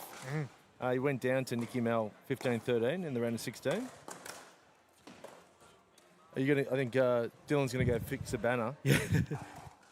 And I'll fill the viewers in on some of the other results here in the round of 16. We just saw Kyron Lavers take care of Daniel Fogel-Coolidge 15-13 in a ripper. We've got Matthew Kuznetsov through to the quarterfinals, defeating Sahil Dang 15-5. And DK, you're just about to rejoin us here. I'm going to say this is the hottest player of the tournament right now. Nigel Lee has beaten Adam Dagmar. Knocked him out in the round of 16, 15-8. Dagmar, one of the hot favourites for the men's singles. Joey Wild, just clinical over Benjamin Beard, 15-5. And we find out, let's not forget one of the other favourites, Kyle Stoker. Yep. He defeated his namesake, Kyle Anderson, 15-8. Good mates, those two. That'd have been funny, that game. Yeah, doubles partners. And Adam Walters took care of Josh Chia. Maybe took care of is the wrong terminology because it was 16-14. Oh, doozy. And, yeah, it's all set up for the quarterfinals here at the PWR 400. Yeah, a lot of fun indeed. And I got to say, mate, I mentioned earlier about Lee. He's having a blinder this tournament. Yeah. He still plays a lot of tennis. Right. And probably more tennis than pickleball, but he's committed. Well, they might have to change. He's having a bit of success here on the pickle courts, and he's quick. Very quick. Solid driving prowess too. And speaking of driving, Nicky Mal, the barometer, he loves getting loud on the court. We have a coin toss here. Official from this game, David J. Just looking at the draw. So, excuse me, we're talking about the hottest player in the draw right now. Guess who he's got in the next round? Lavers. Joseph Wild. Ah, Joey. Okay, let's get started. Harry Brown, Nicky Mal. These two got a lot of experience going toe-to-toe. And this will be an exciting one. I think it'll come down to whether Nicky Mal can fire. Harry Brown, a very solid singles player, but can never count Malaganaeus out. No. Harry Brown getting past Aaron Johnson, 15-13. Nice. Oh, poor old Aaron, he'll be a bit frustrated with himself after that one. Gave a good account of himself, though. He would have taken that. Yeah. That's a big effort. Nicky Mal here loves a paddle throw. Every return tosses a paddle to himself. Do we know why Nicky Mal's not wearing the muscle top this tournament? I don't know, mate. There's probably some smart aleck response I can give to that, but yeah. Well, it's definitely not sunburn. Maybe that's it. Maybe he likes just working on a tan. An even tan. And we're indoors, so he's got to. This is when he covers up. There's that paddle toss again. 4-0. Harry Brown. The Lion, as we referred to him earlier. We'll see if that nickname sticks. I have a definite feeling that Brown will like that one. Yeah. Isn't there a banking company that has a Lion? Yeah, ING? ING. He's also got Big a bit drive. of the paddle pop line about him as well. Yeah. So the mortgage broker could. There's a lot of little synchronicities here that we could draw upon. Nice. Yeah, it's such great reach. He's a big boy, Harry Brown. And that reach really comes in handy in singles, doesn't it? Big time. That one goes long. I'd really like to see Nicky Mal starting to fire here. He can't give a lead away against the quality of Harrison Brown. What have we got? Is that 5-1? 5-1. Long. He's a character, Nicky Mel, isn't he? Yeah, I enjoy it. He does not care who's against him. He will light you up if he gets the chance. Oh, Harrison Brown, stop it. Beautiful caress down the right side. Yeah, apparently, a lot of these players are staying in the same accommodation, and to pass the time in the evening, they have a friendly game of poker. Yeah, that's funny. Nicky Mel, very... Oh, here he is. Oh, Harrison Brown. Nicky Mal's known for his poker playing. So he says. Yep. Well, guess who won the poker game last night? Please don't tell me Harrison Brown. Harrison Brown. Oh, no. He's going to go back to back. Nicky Mal, you've got to stop this. You can't let him go 2 from 2 as the fellas are doing the rotation of sides. Because I wasn't there, and I was talking to Nicky Mal, and he goes, "Do you play poker?" I said, yeah, I do. And he goes, "Oh, you should come. We played last night." And I said, "Yeah, I know. Harrison Brown won." And he goes, "Who told you? How do you know?" Adam Walters told me. Oh, of course. Yeah. No, Cannot tell that man a secret. no.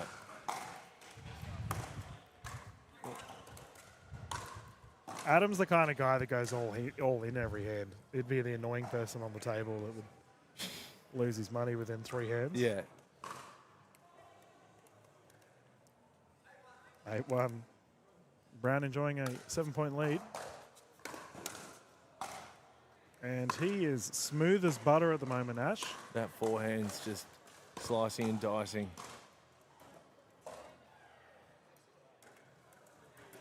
Got some really good rhythm on that forehand, doesn't he? Yep.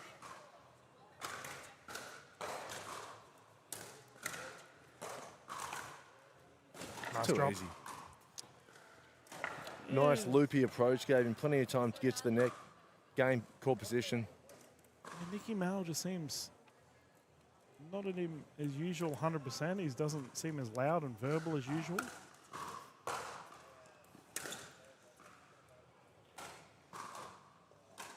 Well, I know some of the players in that residence aren't getting much sleep.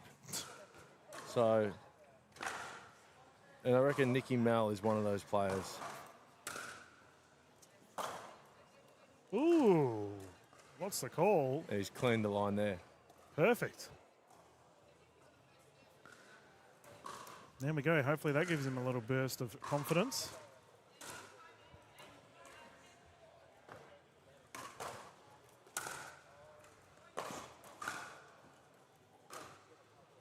I have a sneaking suspicion our official David J just got clocked in the back of the head from our game to our left. Aisha Dang over there.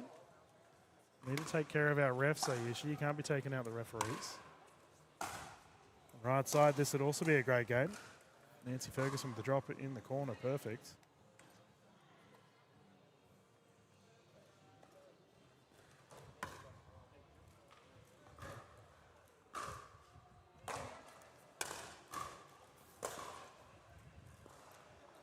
Just struggling to get into the game here, Nicky Mel. Yep, definitely seems that way. Whereas we talked about smiling assassins earlier with Summit Alabama. Harry Brown's in that same frame of mind. He looks very relaxed. The net roll lands on the frame of Nicky Mal's paddle. You reckon there'll be any banter between these fellas later on today after whoever takes this victory? Yeah. Give it half an hour. Yeah, okay. He's just straight into it. Well, yeah, you got to shake off the win or shake off the loss, rather. Let the dust settle and then immediately remind them, hey. You don't see players talking to each other too much after the match. No. It's almost like a rite of passage, right? You just let it settle. As you mentioned earlier, right? Like Danielle Townsend, Summit Alabama staying in the same residence. And great drive. Well, speak of the devil, Danny Townsend coming past us here. I don't think she can hear us, but she is hobbling. Yeah, that was a big limp. Oh, Nicky Mal, great shot. Here we go. Yeah, she's wearing 2 pairs of socks, Danny Townsend, to try and combat that blister.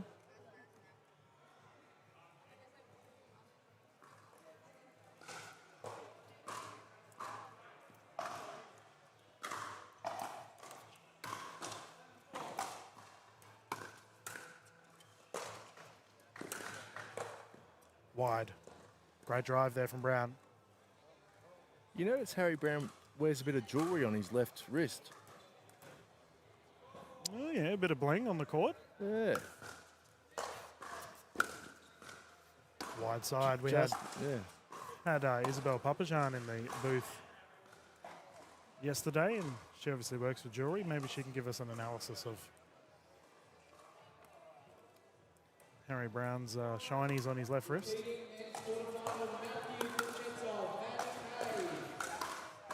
Yeah.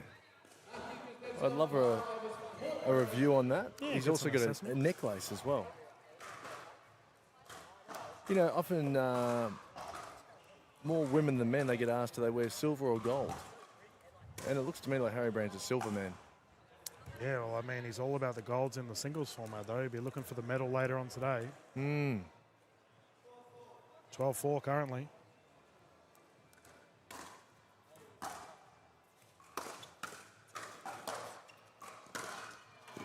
And that is called wide. Brown's asked the question, confirmed out by official J. I like the approach from Nicky Mel. Rushed Brown a little bit. Yeah, well, he's got to change something up, right? You're talking about bling on the court. We have an Adam Walters walking up to us here on the left. Massive gold chain. That gold is, Yeah, you're right. How does he play in that? I don't know.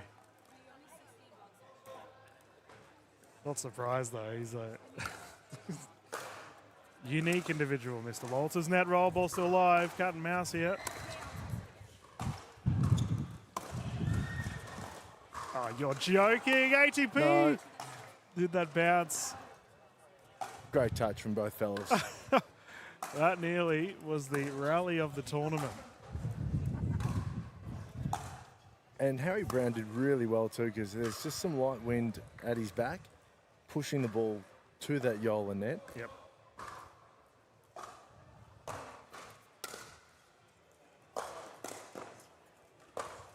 There we go. Nicky Mao with the net. There we go. It's a good little passage of play here for Malaganeus. Couple of quick points on the board. Well, maybe because Nicky Mel is playing into the wind, he can swing a bit more freely. Slow it down a little bit. Yeah, fair call. Suddenly a 6-point game. Malaganeus with a burst of points in the last couple of minutes.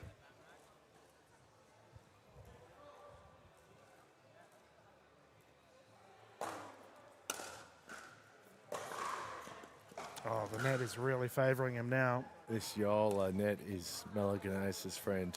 And quick timeout here from Brown. Fair enough too, considering all those points on the board for Malaganeus as he's having a bit of a chat to our official here, David J, and then all good. We'll see if the roommates here have a chat. Yeah, slight little chuckle to each other. Yeah, Harry Brown's shaking his head at Nicky Mel because he's got 2 tapes Yeah. in the past, what, 2 or 3 points? Yeah, the old net's favouring him, but these boys are all business. Official J just waiting for Brown to hop on the court. We continue. Nicky Mal immediately ready to go. He's got the burst of momentum. Would like to continue building if he can.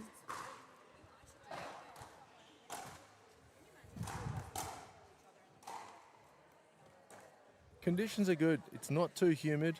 Yeah, perfect right now. Really nice on the courts. All right, Malaganeus to bring it in again. Currently 7-12. Malaganeus also does the, he bounces the ball through his legs. Yeah, you're right. Yeah, well read, Harry Brown, right arm out and flicked it to the left.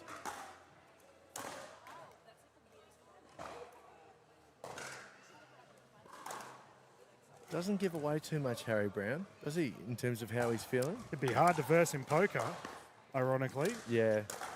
Punched, well played.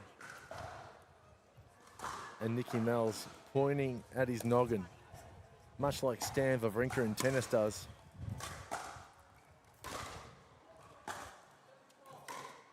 All mind game singles. No ATP option there for Malaganaeus and Brown getting it back. Surprised you didn't go for the ATP then. It was on. Oh, yeah.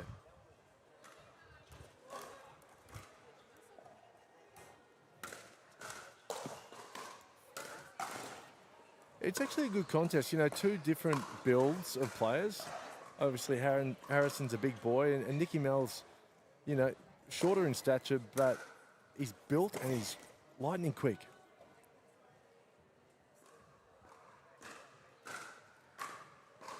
I just love Nicky Mel's attitude on court. We were talking about earlier of like fighters on court. Nicky Mel reminds me of Steph Georgic. Yep. Both have the same fiery attitude. Never say die.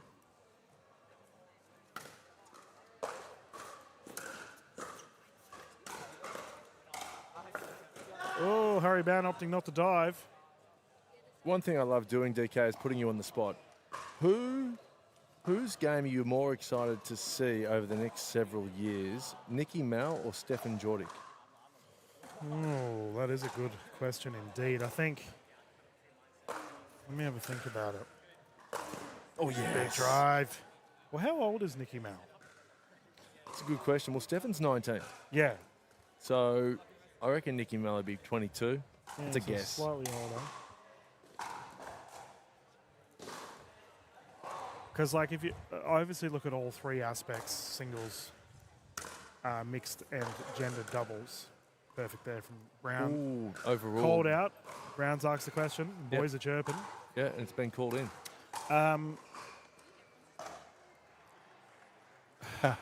Nicky Mel, he's a character. He's just looked at the commentary box and stuck his index finger out saying it was out. Oh, man. To answer you, that's a tough one. I think Malaganaeus has probably had a bit more experience from a doubles perspective. As keep in mind, Georgic's first tournament was like late last year, whereas Malaganaeus has played quite a bit already. Because as it stands, you would put Malaganaeus ahead of Jordic right now. Yeah. But for me also, it comes down to and that's a big drive. Brown takes the victory. I think it comes down to the mental aspect of it because, you know, obviously these gentlemen need coaching if they're going to become the professional level. And both of them are a little bit hot-headed, fair to say. Who would actually take on board coaching? Well, that's it. Who's going to listen? Who's going to absorb it? And who's going to apply it? And I think whoever it is that does that would have the more positive upside because at this point in time, they both have a lot of potential. Yeah. Yeah. Well, you've done well at not answering the question so far. I know. It's a hard one. It's a hard one to ask because they're both similar. Yeah. As the players have hopped off court and immediately we can see on the bench here, there's the usual suspects, right? Walters, Wild, Fogel, Coolidge, Brown and Nicky Mel. Them all at a poker table would be entertaining to see. Oh, mate, I would love to play poker against Daniel Fogel Coolidge because apparently he reckons he's figured poker out because he's a very analytical guy. He reckons he's worked out the card counting and all that stuff. And that's what he does in his van. The ball was out. Here we go. Nicky Mel's in the booth. He's certain of it. Fair bit. Nicky Mel, you want to just jump on quickly with Dylan. Nicky Mel just playing Harrison Brown. Here you go, buddy. All right, mate. You've been stitched up immediately because Ash Williams has given you the microphone on the wrong side of your head. Just take the headset off and turn it around. There we go. You're pointing your finger out, mate. Nicky Mel in the booth. You reckon that was out? I reckon it was maybe half a ball out. Some of the people in the stands agreed, but the ref and my opponent didn't. So, yeah, it didn't go my way, unfortunately. So, obviously you and Brown are, like, what, staying together? Is that the idea? You guys are housemates? Yeah, housemates, traveling together on the same NPL team. So, yeah, it's pretty cool. It was a bit of a grudge match, but, you know, at the end of the day, that's how it goes. Made a good comeback, but he was just too good from the get-go, yeah. And obviously you fellas on the same team for the rounds coming up. Good camaraderie between you both, you reckon? Yeah, no, definitely. We get along well on court and off court. Played some doubles together. we're both great singles players, so I think our team's going to do great. And Ash Williams mentioned that there's a bit of poker going on between you fellas. Is this going to be an ongoing NPL thing that happens with the tournaments going forward?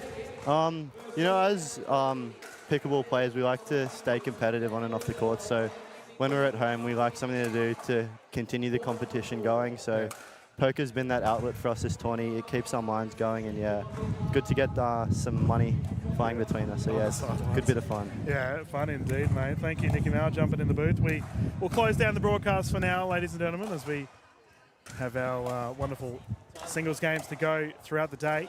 We'll mute the audio for now, get our scoreboards ready, and jump into it soon here with the singles action to go this evening.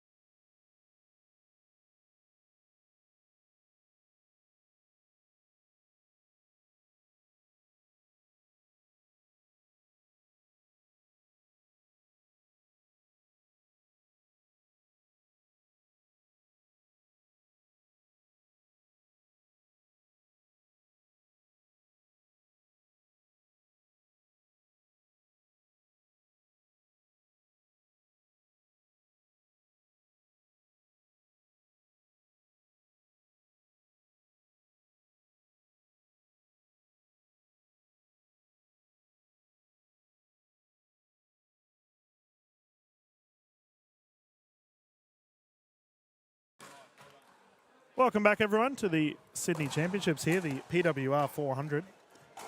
We've got a lot of fun here in the stands at the moment. Ash, you were just having a good yarn with DFK, and I was just having a bit of a chat to Mickey Hyatt. The ladies right behind me, it's like a tea party. All the girls are having a chat about the singles action right now as we've got our gentlemen on the court.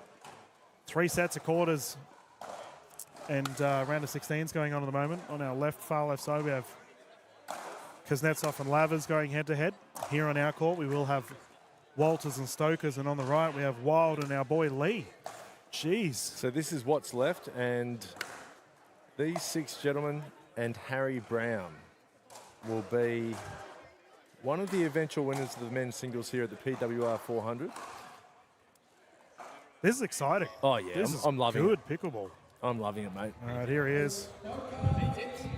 Any tips? Yeah, Adam Walters immediately coming up to the booth, talking smack. Look, I think Adam Walters plays his best pickleball when he's talking. Yeah, chirpy. Yep. Playing to 15, rotating at 8, the gentleman underway. Kyle Stoker's immediately blasted that one out of bounds.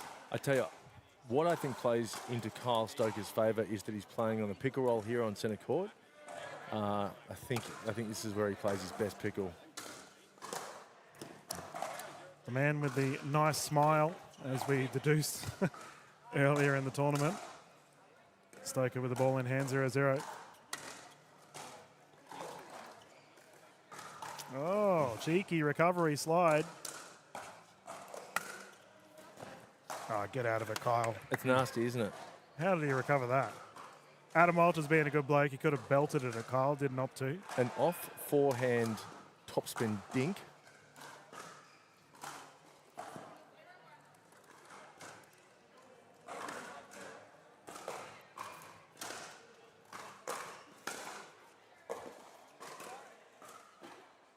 Get out. Oh, well. no way. He nearly pulled off a screamer. Dude, his movements. Adam's just shaking his head. What can I do? There's that necklace I was talking about, big silver necklace. Yeah, it's 50 cent. Yeah, that's right. Into club. I noticed that Dean from Yola's here as well. Had a chat to Dean. Good chat Dean. to Dean. Nice yeah. bloke.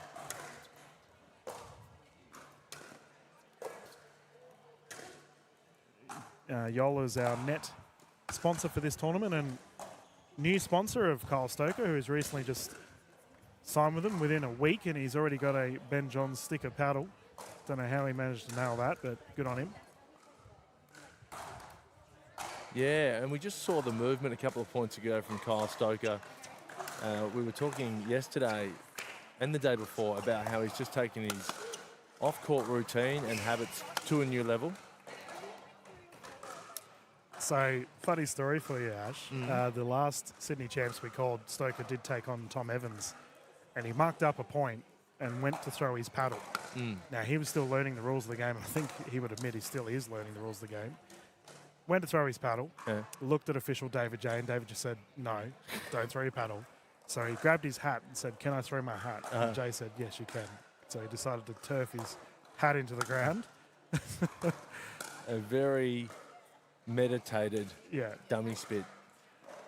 Just good banter between the ref and the players. All these fellas get along. It's good to see. Yeah. The banter king himself, Adam Walters. If you've been on the receiving end of his DMs, let me tell you, he loves a yap, this young man.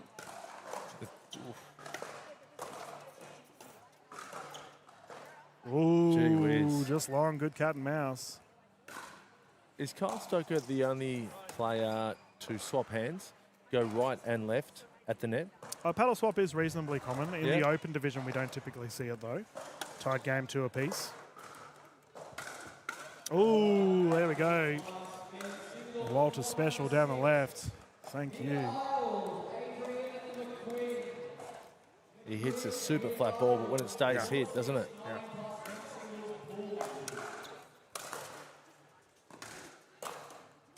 He's gone and put his necklace away. Look, we've mentioned it, and now he's camera shy.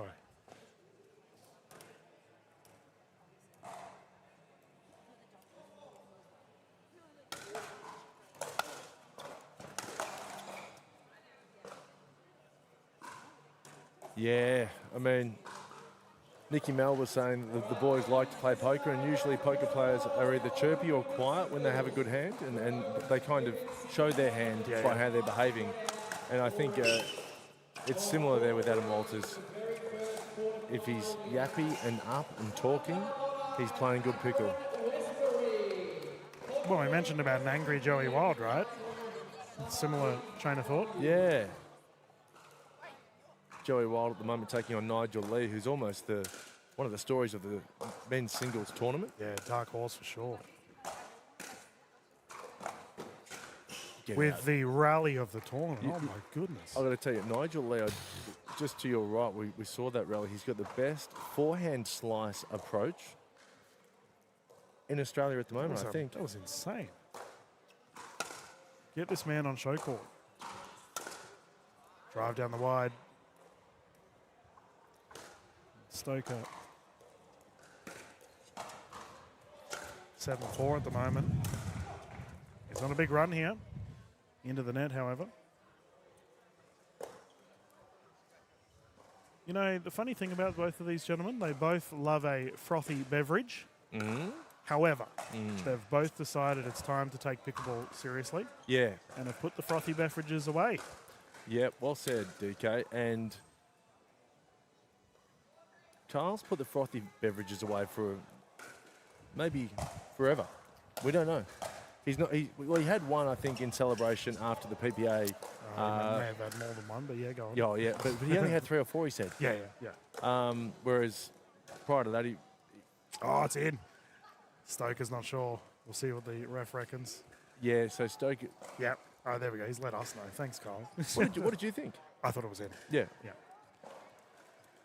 Thank you, mate. We got I don't approval. know, mate. He's looking at me as well. I don't know, Kyle. It was pretty close, mate. It's your match. But I think Adam Walters has put the frothies away until tonight. No, he's been well behaved, Adam.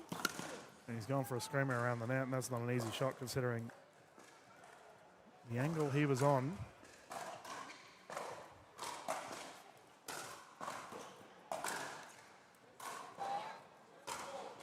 Anything could happen here. Top of the paddle. Yeah, I'll have to find out what the shenanigans the fellas are getting up to tonight. I think it's more of the same. I think it's poker and maybe a couple of frothies. Oh, but mate. I might have some commentary at their table. Ball in the booth. And look, it's not a fait accompli. Just to your right, we've got Joey Wild and Nigel Lee. I reckon that could go either way. That's a cracker of a game. 5-7, here we go, Walters. Keeping in it. Oh, what's the Good call? ball, that was in. Perfect. Stoker said to me this morning, he said he feels like a marked man in this tournament. A lot of people want to take him down. He obviously won the NPL championships in Sydney last year. Took down Tom Evans, my goodness. Yeah, and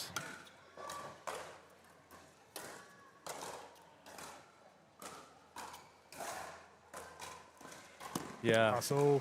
And he said he could have a free swing last year. No one, was really looking for him in the tournament. Yep. And he took down everyone, including Tom Evans. But he said to me he's feeling it a little bit today. A lot of people have him as a marked man and they want to take him out.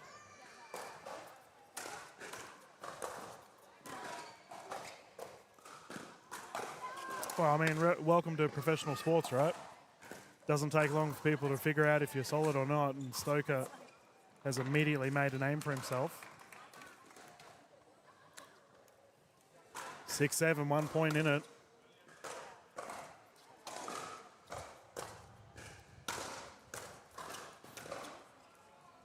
Yeah. Oh, fist bump.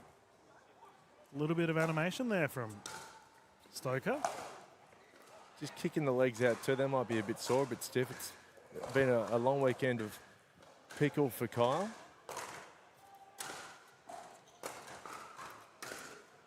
There you go. Good night. That's been walloped into the crowd here. Oh, goodness. Meanwhile, I look over at Lee, who has just hit one of the shots of his career. Man, we have to get a score update from our game on our right as we have the 8-point rotation. The gentleman having a breather and a bit of a beverage here with our official David J. He looks like he's having a great time chatting to the boys. Well, they're both talkative lads, Kyle Stoker and Adam Walters. I reckon Joey Wild, just at a guess, might be in trouble against Nigel Lee. He's going for the Triple Crown, of course. Well, there's two gentlemen in front of us here who are feeling the pressure a little bit in Kyle Stoker and Joey Wild. Yep, it's a fair call. Stoker enjoying a very subtle lead against the man with the chain, Adam Walters, and that's a ridiculous recovery. Oh, it's too good. Adam Walters caressed into the kitchen. Yeah, and the wind just helped it on its way there. The wind blowing from the left to the right of screen. Stoker, big cheeky grin. Banner's going flying here. Oh, good. Trusty Eben from the NPL has jumped up to resurrect the banner. Stoker with some words of the commentary team. Both of these fellas have chatted at the commentary booth. Are we like a good omen or something? The fellas must come up and just get everything off their chest. I feel like they just want to get involved in the good vibes. Interaction. I'm all for that. Well, we're fans. Yeah, that we are. And my goodness, we've been treated this weekend. And Stoker knows that I want the best for him. He knows I've been outspoken that I think he can win this tournament and he can stoke his own flames in the men's singles. He's, I think he feels some bonhomie with me. Well, there you go. Well, you've already said he's got the fastest forehand drive in Australian pickleball. Whereas when I see someone rock a big chain like that, got to back young Walters. Well, that's the thing. I mean, in the same breath, if Adam Walters can get it done here, it's a great story. Yep. And it's good for the tournament. He's a character. And that's what's great about pickleball. We've got all of these characters. Some are louder than others, but they've all got their own personality. Yeah. Everyone's so exciting. Makes our job easy, I'll tell you that. Ball goes long. Well, it helps us, if each player's got their own kind of ideology or feel or, Out. It makes it interesting. Yeah, one thing with pickleball is a lot of us are from other sports. We've all dominated in other sports and then come to found this weird game that's like a mix of every racket sport possible. Oh, perfect. Tucked into the corner of the kitchen. Kyle Stoker, yes, thank you. What did he say there? I think he liked that one. I think he said I didn't have that one about a week ago, but I could be imagining it. And Adam Walters just let the ball go under the net.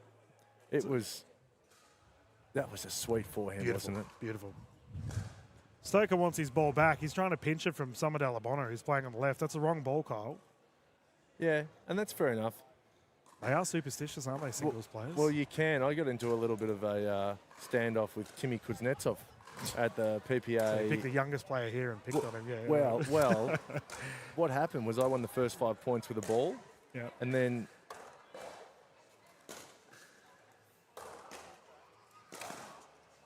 good leave. And then it got whacked, about 3 courts away. So we played with the second ball. Timmy Kuz won the next 5 points. There you go, superstition. So then I went for a walk and went and got the other ball. And he said, "What are you doing?" I said, "Mate, I was already over there. Why wouldn't I pick up the ball?" Yeah, and this go, is the ball we originally started playing with. So we're now playing with this. We had to get the referee. Good laugh. And then it was washed out at 11-8, first to 15. And I said, "I'll take the ball home and look after it." But no, the referee said, "We'll put this exact ball to the side for you for tomorrow." That's down the wide side. All right, Walters, the time is now, mate. Noel Stoker enjoying a healthy lead. What have we got? I believe it is 7-13. Well, this is to go through to the semi-finals. It's a really big match. It doesn't look like it does a lot of damage, that paddle switch, but it does throw you a bit when you play it because you kind of don't know which way to go. That's right.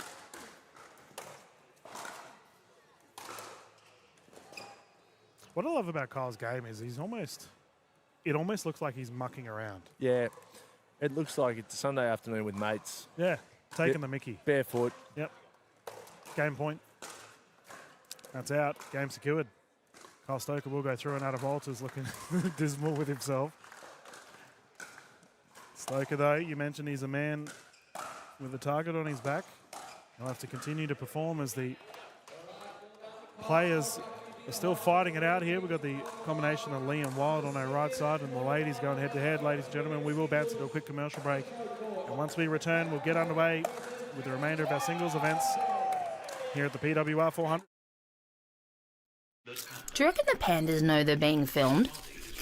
Whoa, check you out. You're all discombobulated. Are you doom scrolling your health insurance policy and looking at a bunch of extras you don't really need? Weird that you knew that. You should try AHM's choosable extras. They let you start with the base bundle, then add on more bundles around what you want. It's way more black and white, like pandas. That does sound pretty simple. Find out more at ahm.com.au/choosable. With AHM, you're good.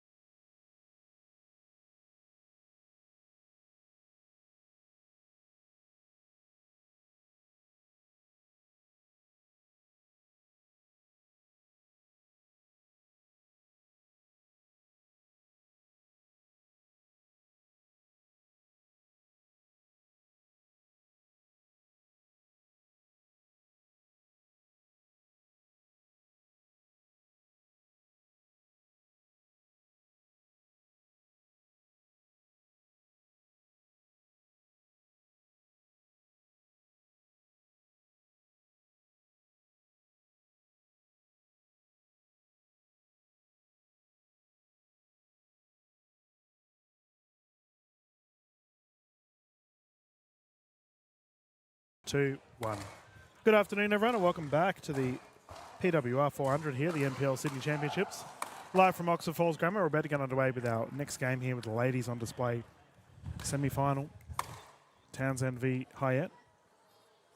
And I believe the winner of this will go through and take on the ladies who are playing on our next court. I'll get confirmation from Pickleball Brackets. It's over. Nigel Lee's beaten Joy Wild. I mentioned it at the start, man. He's bowling out right now. Well, this is the story of the men's singles tournament. Nigel Lee playing incredible pickle. It's a similar storyline to Kyle Stoker. Near identical. Last year, yeah. Near identical. All right, let's have a look. So these are our quarterfinals. So Mickey Hyatt taking on Danielle Townsend on screen. Townsend, the last hope for a triple crown.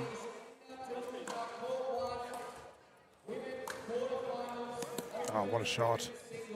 And Townsend has been battling lower limb injury throughout this tournament. She's done exceptionally well, however, with 2 golds already in both of the doubles categories. Mickey Hyatt, however, had an incredible 2024 and looking to build a great start here for our 2025 campaign, and that ball goes long. Yeah, look. Blind Freddie can see that Townsend ain't moving well. I think this is going to be a real struggle for Danny to get this done. And just to fill everyone in for our quarterfinals, I believe Summer Delabonna and Kat Westbury's just finished their match. We also have Selena Taruya and Sarah Dennehy going head-to-head. Kat Velos and B. Massey as well. Yeah. Superstars on display here. Summer Delabonna, I reckon she won. Yep. Just going by her vibe. Drive into the net. Yeah, the body, the mind's always there for Danny. It's just the body's letting her down at the moment.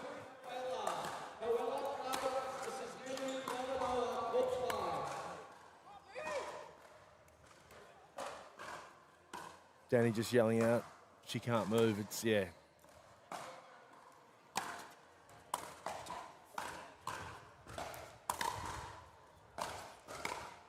Here we go. She has an opportunity.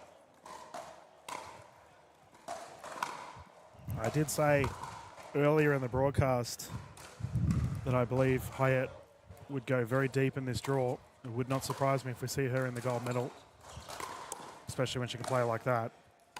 And Townsend is battling right now in a world of pain.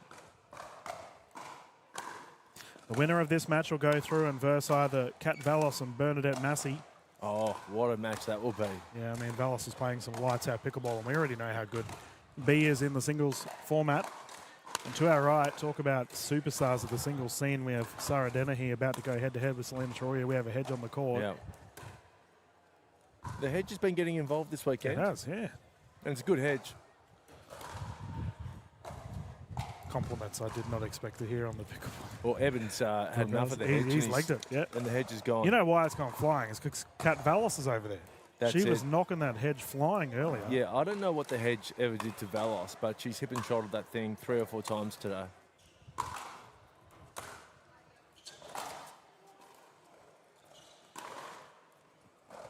So, look, if Townsend can get into the game somehow, I'm talking like even if she's down 12-6, she can win. That's where her mentality... Well, she did it in the mix. That's it. Her mentality will get her the rest of the way, but she just needs to get her teeth into the match like that. That's a beautiful draw. Like that. I think the woe here for her is lengthy rallies. She does not want long ones. Considering the pain in her feet, and that is too good from Michaela Hyatt. Well, that's it, and that's what you got to factor into. Is it worth the pain that she's going through? She's got to play in Japan next week, PWR 700. Admittedly, if it's only, and I'm saying only, blisters, you would imagine it would heal up by next week. Yeah, but she's going to have to stay off the foot, and I don't think Danny stays off the foot as much as she should. Ball on Ooh. court, ball on court. They've played it on. Wowies. It's a big call not to call the ball. Jeez, that was a bit scary. Have you seen someone go toe up on a ball on court before? I haven't, mate. It's scary when it happens. Call me an old man, but I've seen someone have a very bad injury due to it, and as a result, I always err on the side of caution. Oh, Lob is long. Do we know which foot it is that Townsend's having issues it's with? her left. She's had the blisters since the start of the Pretty tournament. much all weekend, yeah. Yeah. That's a big drive from Hayat. Perfect. She was on Friday. You know, I'm staying with Danny at the moment in with other NPL players, and she was trying to pop the. It was. I don't know. It just looked like it was quite sore. Yeah. So she was trying to pop the foot, quite nonchalantly, might I add, at the dinner table. And I was having some tuna, so that was a great combo. And that's the tuna that she gave you, right? Yeah, it was the tuna that she gave me. So you're not about to complain well, about it, you can't right? say no, because she had me end up there. Oh, Mikhail Hayat. Look, this is really starting to be a problem, and she's not going to fold, though, Daniel She's not going to Townsend. give in, no. Similar to Fogle Coolidge. I was going to say, earlier. is she the female version of Daniel Fogle Coolidge? I think Fogle Coolidge is the male version of Townsend. That brings up the 8-point mark. The ladies are rotating. Mickey Hayat in cruise control. I just spoke to Fogle Coolidge, and he said he was very emotional after the match against Kyron Lavers. He said he was proud of himself for leaving it all out there. He said he's battered and bruised, and he just had... he was overcome with emotions after the match, and he was laughing and crying on the yoga mats. And he just needed to let it out. There's a lot of emotion there. I mean, this is 3 days of pent-up emotion in a tournament. That's a good point. That is a good point. And you do need to let it out, whichever way you want to do that. I mean, Adam Walters will probably have a beer and play some poker tonight, but horses for courses. That's right. Yeah, different outlets for different people. And Fogle Coolidge, as I mentioned, he's very, very zen with himself. He's always reflecting upon his performances. And it's a good thing, I think, having more reflection and consideration of your own game, the goods and the bads. Yeah. I also asked him if he had a name for his van. So he lives in his van.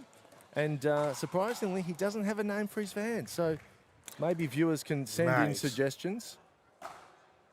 That is some spicy content we could have with the NPL. I reckon we could do like a GoFundMe with the NPL to have a paint job on his van. Oh, and for have sure. the name on the side. Yeah. Pimp my ride. Yeah, there we go. All right, I'm keen. Dink my ride. There you As go. We have the rally breaking out here. High out down the left line, and that is perfect. I refer to her as the highlight for a reason. Exceptional. You know, Mickey Hyatt asked, this is not a joke, I've got long hair for any viewers who don't know who I am, and it sits out the back of my cap, and I was getting a coffee this morning with Summer Delabonna, and she said, someone asked me whether your hair is a wig. So they wondered whether it was genuinely, part of the hat, a hat and wig combo. Oh, rightio. And I said, oh, yeah, I get that a lot. And I said, who said that? And she said, Mickey Hyatt. Oh, yeah. right. Troublemaker, Hyatt. She threw her doubles partner under the bus there. Straight away. Yeah.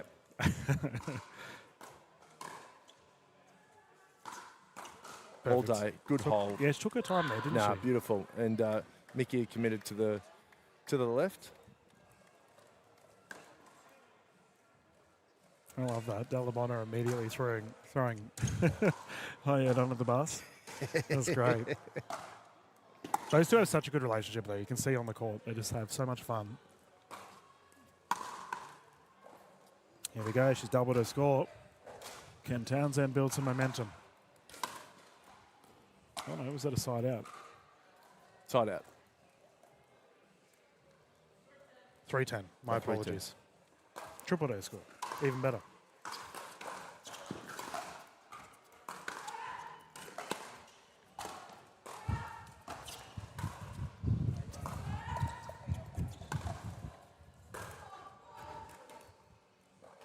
That's a cup on the court. Big breeze. Here we are making a mess on show court, Ash. I don't know whose cups are that. It could be mine. Oh, definitely one of them's mine. I'll take responsibility. Chuck it under the cloth. 4-10. Here we go.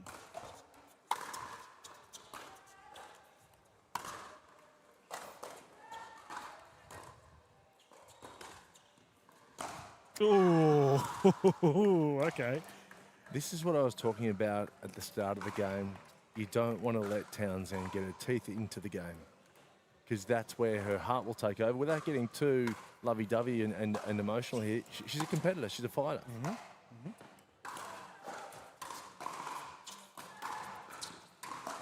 Oh, my goodness. Yeah, that snuffed out that flame. Yeah, oh, yeah. That's going to hurt. Exceptional. Double-hand and backhand. I referred often to Delabonas, but believe me, Mickey Hyatt is definitely in that category of one of the best two-handed players in the Australian pickleball scene.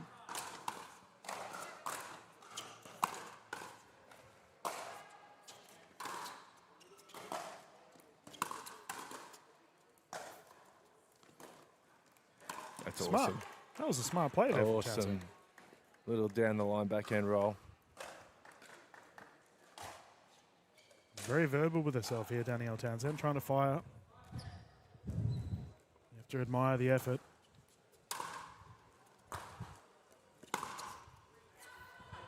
Okay. Called long. No. We are not having much Thank luck you. here with the win, ladies and gentlemen. Yeah, the everything's wind's- blown away. Well, and it's for the viewers at home, it's at the back of Mickey Hayet. So that's why we've seen a couple of speed ups go long from Mickey.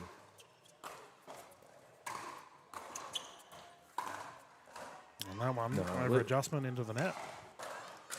This is getting interesting now, DK. Yeah, well, she's had a big burst here. I do wonder if we might see a Hyatt timeout soon. Oh, I think so. And this is at this stage, the blister doesn't matter. No. For Townsend. She's fought through it. Yep.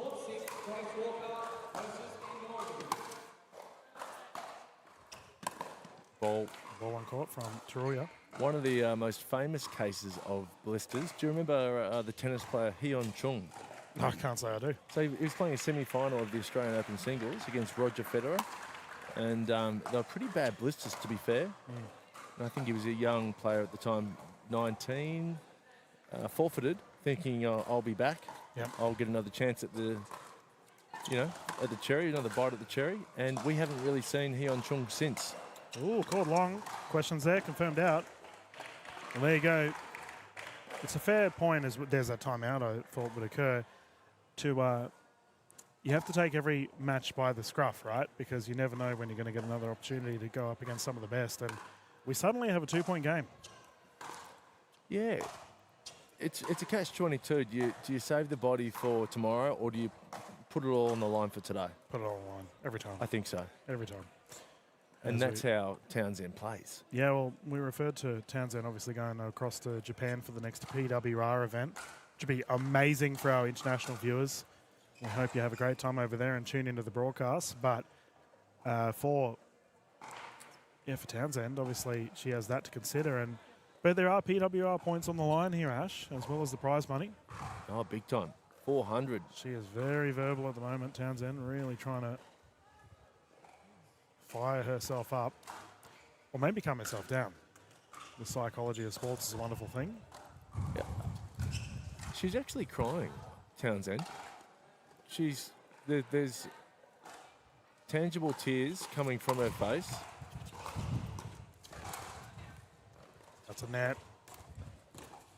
Perfect. Yeah, look, I mean, this is going to sound a bit dramatic. I've actually got chills on my arms, DK, because this is Danielle Townsend personified. She's crying while she's playing, and this is when she plays her best.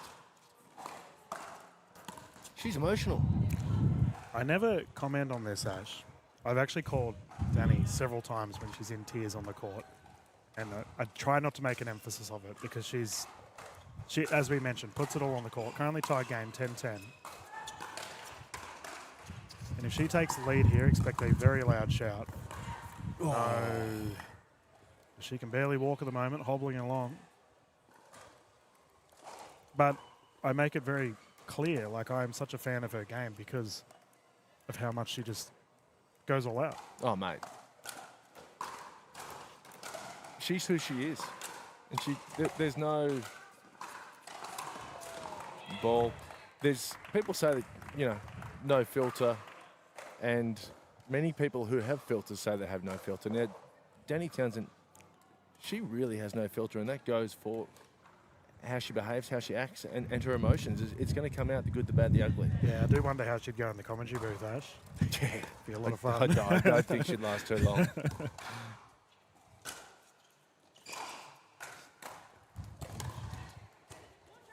Oh, wow. What is going on? Bernadette Massey's just run through the court. That was full on. Massey's almost taken out Haya with a hip and shoulder. I actually think she's just torn her leg. B. Massey's currently in her game on her right side. Yeah, she is hobbling big. Massey did her abductor in the NPL finals last year, and I definitely think she's just called a medical timeout on our sideline. Jeez, it's on for young and old here. That's in. PWR, and there she is. She's taking the lead. Utter chaos. Mate, it's all happening here.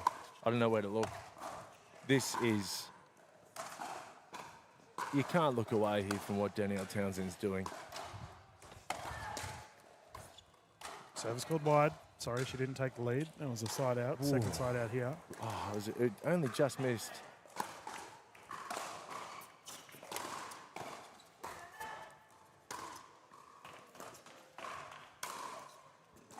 Oh, clinical. Okay, so 11-10. Yeah. I think it's refreshing to see the character and personality of Danny Townsend. I think I've said that ad nauseum, but... Well, they're polar opposites at the moment. Oh, yeah. Townsend's fighting for her life on the court, and you got Mickey Hyatt, who looks calm as a cucumber. Well, they call David Richardson the Ice Man. Could Mickey Hyatt be the Ice Queen? Bit of Elsa action as that's rolled in. Yeah. She's currently got a 2-point lead and a timeout. Yep. I don't know if she does have a medical, keep in mind. I don't know whether a medical's going to help her. It could just be the mental aspect of it too, though. Yeah, she just needs a... She's told the ref to go away there. She can. Yeah, ref... I think he was asking if it's a medical. Right. But... Is this a knee or... Okay, there we go. So just a normal timeout. There we go. Thank you. Good old Danny Townsend. You know, if there was a game of charades of what Danny Townsend was trying to say to the ref then, I'd like to guess on that. I mean, it is a fair question, asking if it is a medical, but, you know, it is quite common. We do see a lot of our players shoo away people, as we referred to it earlier, as media. We try not to get involved with the players. As they're zoned in. But I think, yeah, well, that's it during the match, I think, for sure. But what's good about what we've been doing this weekend, DK, I think a lot of the players want to get involved 100%. With the conversation that we're having once they're off the court. And yeah, let us into, you know, who they are. Oh, we've had some terrific discussions, that's for sure. Well, let us get underway, 12-10, all on the line. Ooh. And that's a net roll. And that's the start that Townsend was looking for.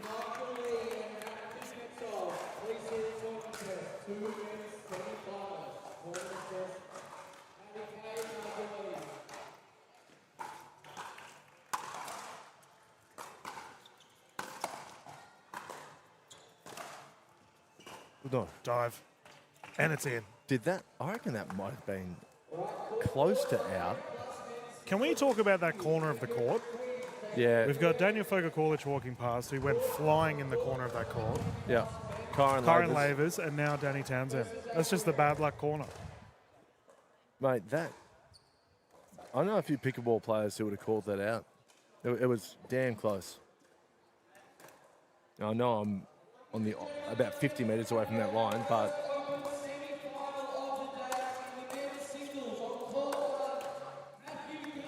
look, whatever happens here, Townsend can hold her head high. She's fought hard. Man, the stories of this weekend of just players beyond breaking point just goes to show you how much they're fighting for these PWR points. That's nice. Well played. Great ball control. And that's where the understanding of the spin really helps Townsend. She used that ball beautifully, spun it from side to side, opened up the court. 1 point game, playing to 15, win by 2.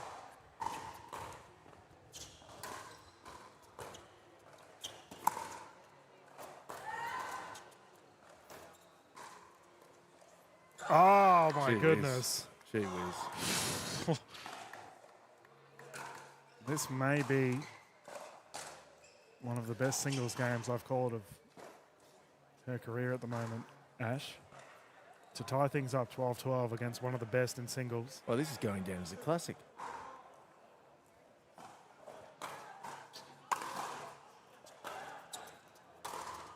Ooh.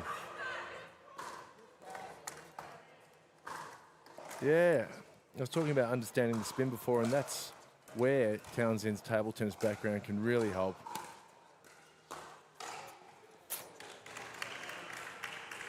Hayat takes the lead. She's worked so hard to get the score back to level. Long. 12-13. She's just yelled out 3 more. Yeah. That's all she needs. 3 points and a service error. Look, it's an interesting one. I mean, each to their own, but I think sometimes when you yell out 3 more, you're not in the moment enough. Rather than saying point by point, let's just focus on this point. But Townsend's a different cat.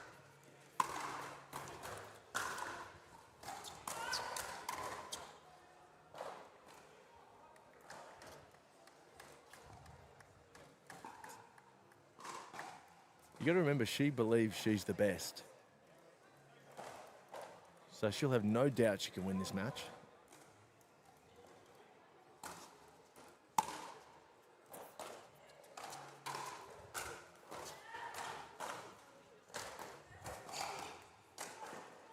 Jeez. Never say die attitude. Mickey Hyatt's return was elite. This is full on. I don't know how Townsend's doing this. Exceptional play from... She's just got her body moving.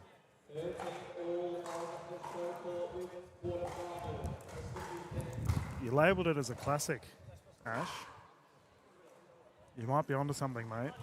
Well, it is because of the storyline.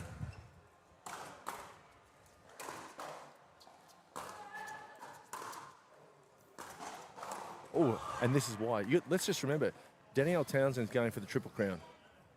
She has a game point. She has a game point. She was down, was it 10-2? It was a long way. Injury concerns, irrelevant. She has fought her way through up against one of the best.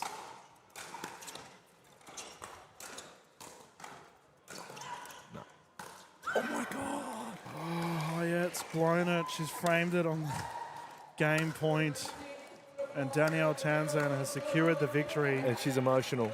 It means so much for her. She will be going through. Simply exceptional. Oh, mate, look, hats off to both ladies there. And Danielle Townsend's letting it all out after that match. Well, we can all digest. This today has been insane. Mate, she's a legend of the sport. She is. What did I say to you? You can't let her get her teeth into the match. I think I said 11. If it's 11-6, look out. Yeah, good call. As we will get ready for our next set of games here and everyone at home can have a collective breath as we have, it looks like Kyle Stoker hopping on the court. Oh, mate, I'm happy for her. As it looks like we will have our gentleman on next. Live here from the PWR 400.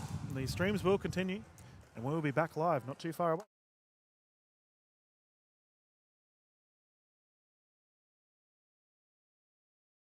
So why do we partner with Dream Courts as our official court provider? We wanted someone who are experts in what they do and very premium in how they deliver a product. Visit dreamcourts.com.au to get your free quote today. 40 love Aisha. Love Wanya. Love him. Love them. Love all. Ooh.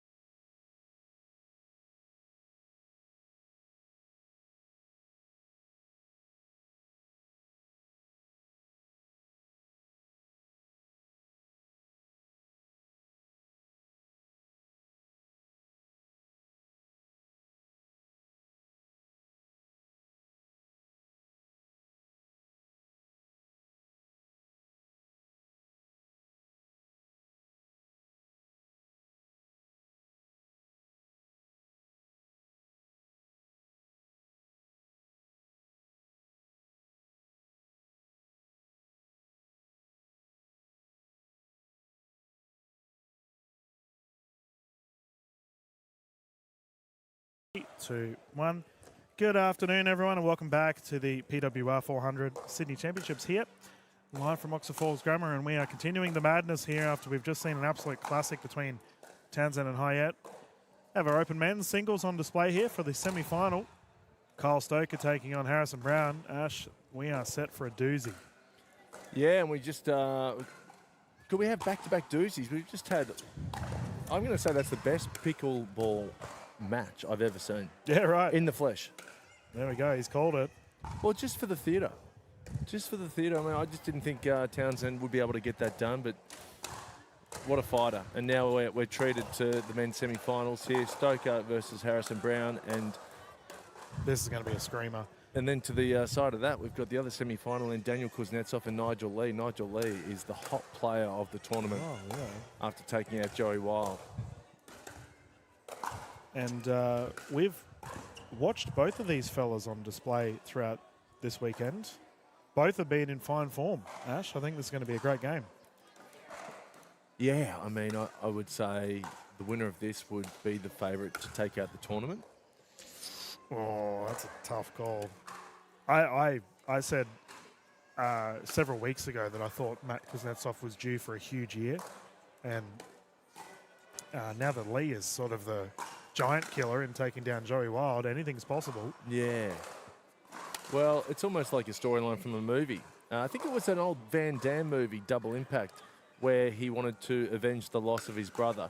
And Dan Kuznetsov is playing Nigel Lee, who has already beaten both Daniel and Tim Kuznetsov today.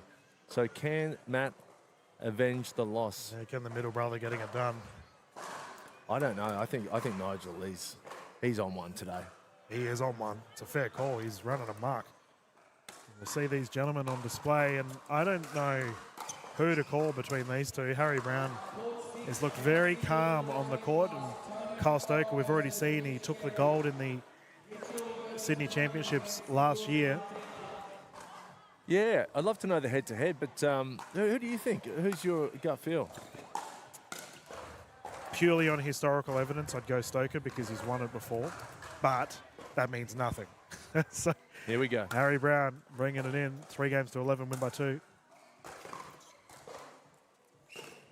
Oh, you're joking. Okay, that's as they used to say back in the day, a forward hot shot. That was because remember the wind's at the back of Harry Brown, and so the wind really helps Stoker's ball just to drop in there.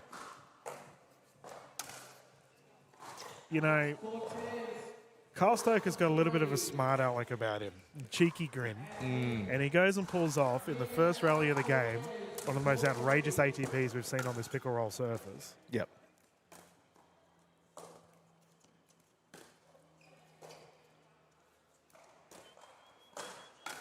Yep, dealt with. Yeah, I think the pickle roll just really suits Stoker's game, and I think the start's crucial here. What do we? Is it first to 15 or best of 3 games? 3 games to 11. 3 games to 11. All right. So let's settle in.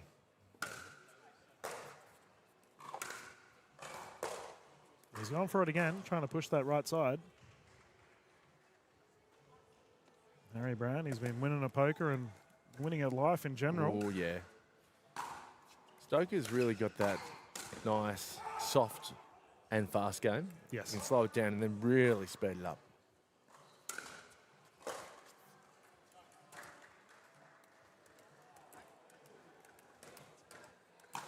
Yeah, Harry Brown to me has been more like a rolling thunder aspect. He just continues to build until it's unstoppable.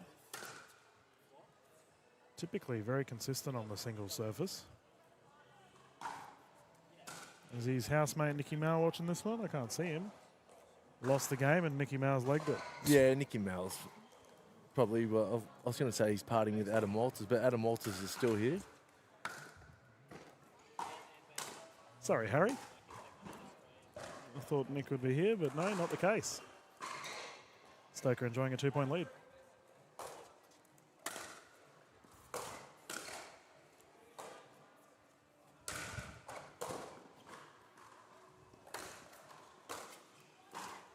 Oh.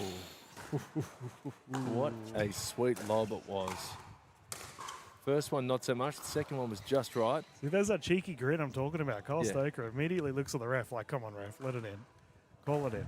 You're right, though. He plays pickle like it's a Sunday arvo with friends. Just muck it around. Yeah. Yeah, it's great.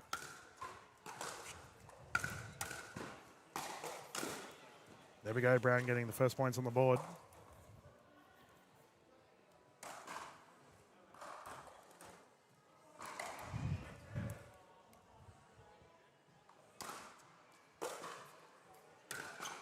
Oh, big drive.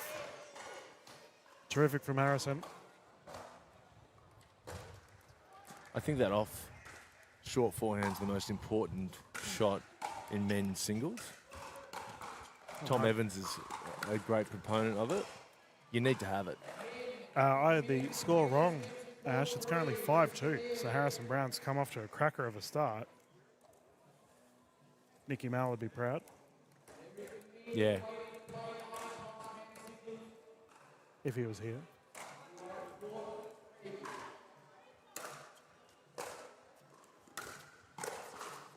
Gee, Stoker, what's going on? Two shots into the net. Well, is he feeling it? You know, oh, the splits, the Kuznetsov brothers. I know you can't see that on the live stream, folks, but the court side of camera. Matt has just gone flying. Matt Kuznetsov has just done. Speaking of Van Dam, the Van Dam splits. There you go. Yeah.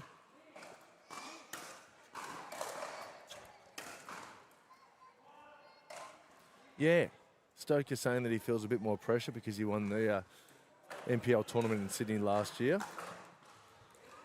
Not playing as free as he would like. He'll warm into it. But will Harry Brown let him? Well, that's the thing. Harrison Brown, as I mentioned, consistent. He doesn't really seem phased.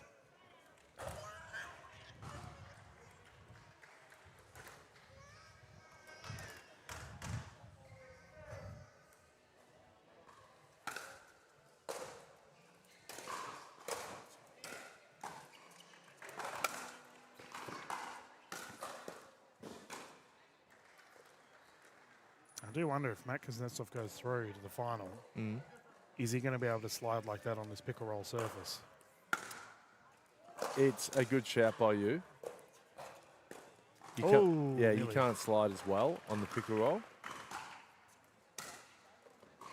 And Matt Kuznetsov probably slides the most out of all the men in our Australian pickleball space. Tom Evans obviously on that conversation as well. Dagmar? Dagmar does, yeah. Good shout. Josh Nippris loves a good slide. You see Kyle's just... Slowing things down? Oh no, he keeps looking at his leg. Okay. Do you wonder if he's a bit proppy? 6-3 currently.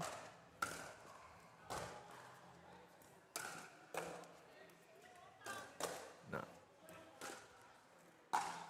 Yeah, Harry's playing well. Yeah, lights out pickleball as expected from the superstar. Oh, we got a spot in the final up for Grab CDK. It's big pickleball.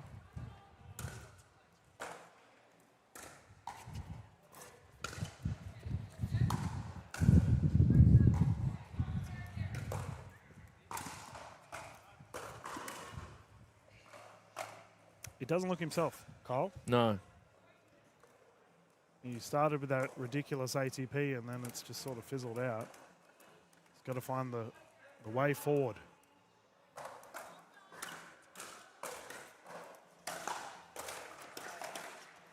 There you go. Pickleball can change real quick, can't it? Yep.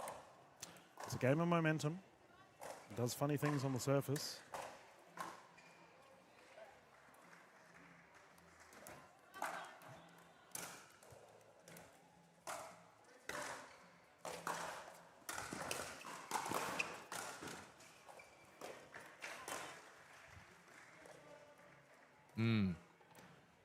Yeah, he needs to get some scoreboard pressure here, Stoker.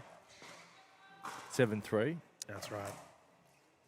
For Harrison Brown, that's that rolling thunder I was talking about. He just continues to build.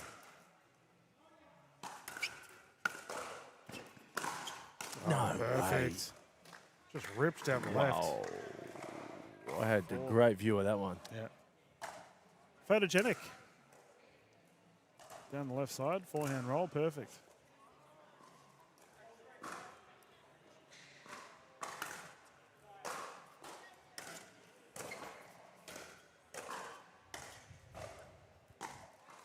Not over yet for Stoker in this game. Oh, interesting pattern there. Kept targeting the left side of Harrison Brown. We'll see if that's the focus for Stoker this rally. Yep. Maybe that's why. It's not a bad strategy. I mean, the forehand's just hurting him too much. Yep. Yeah, last 5 out of 6 shots from Stoker going towards Brown's backhand.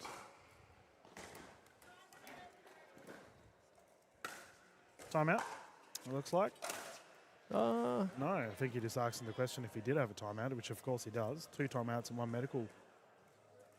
So 2 timeouts per game and 1 medical for the entirety of the match. We've seen a medical already today. Fogle Kulic opting to use one.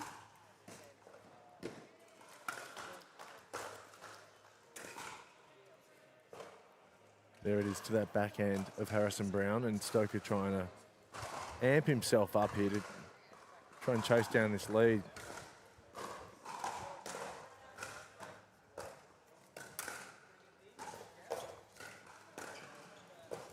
Oh, Kuznetsov's just gone flying through the banner. Man, these boys are going all out. The amount of tumbles we've seen today. The gentleman... We picked that up on the stream? Yeah, we did. Yeah, we did, yeah. Fantastic. We've had Townsend throwing herself. We had Fogle Kulic and Lavers also doing that. Kuznetsov throwing themselves around. They want this win. Yeah, it also highlights the athleticism of the pickleball players. Like, they're like gymnastics. And I think Matt Kuznetsov is a gymnast, or his mum is anyway. Oh, so good. Brown caught. Wheels in the mud. Couldn't get it going.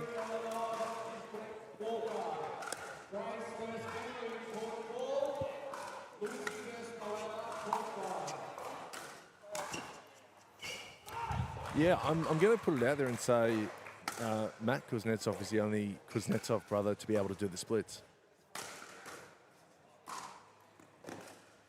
Oh, yes. Oh, red. Capping house from these boys. Yeah, the big limbs of Harry Brown. Yep. We talked about Daddy Longlegs earlier, Joey Wild. And Brown's got the reach of a giraffe.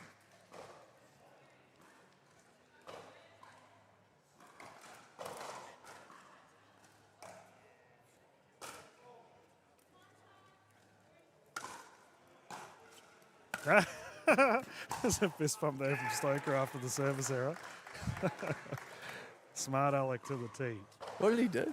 He fist pumped after the service error. Well, he's got to do something. Come on.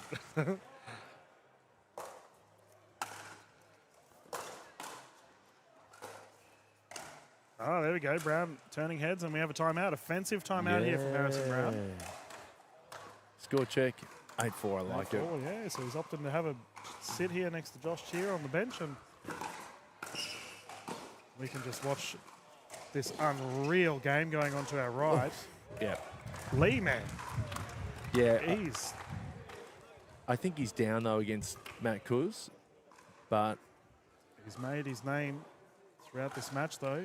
Everyone will keep an eye on him in events to come. Oh, for sure. Someone on the rise in Australian pickleball from Perth.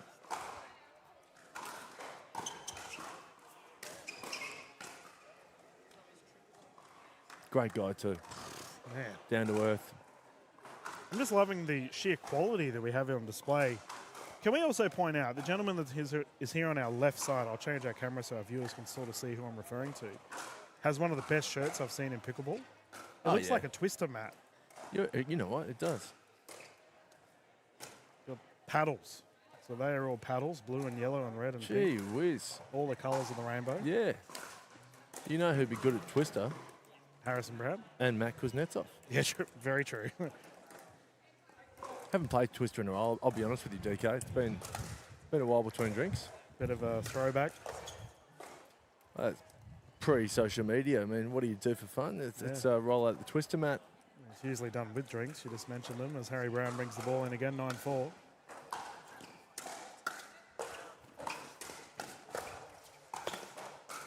Flick of the wrist, not successful. Hey, guess who's still in the house? Nicky Mal? Yeah, Nicky Maliganese just walking around chewing on lollies. Fair enough. He's an enigma. Just does his own thing.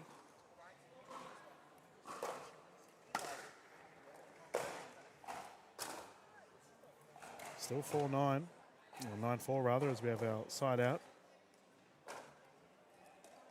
Dubbed the Lion earlier in this broadcast, Harry Brown.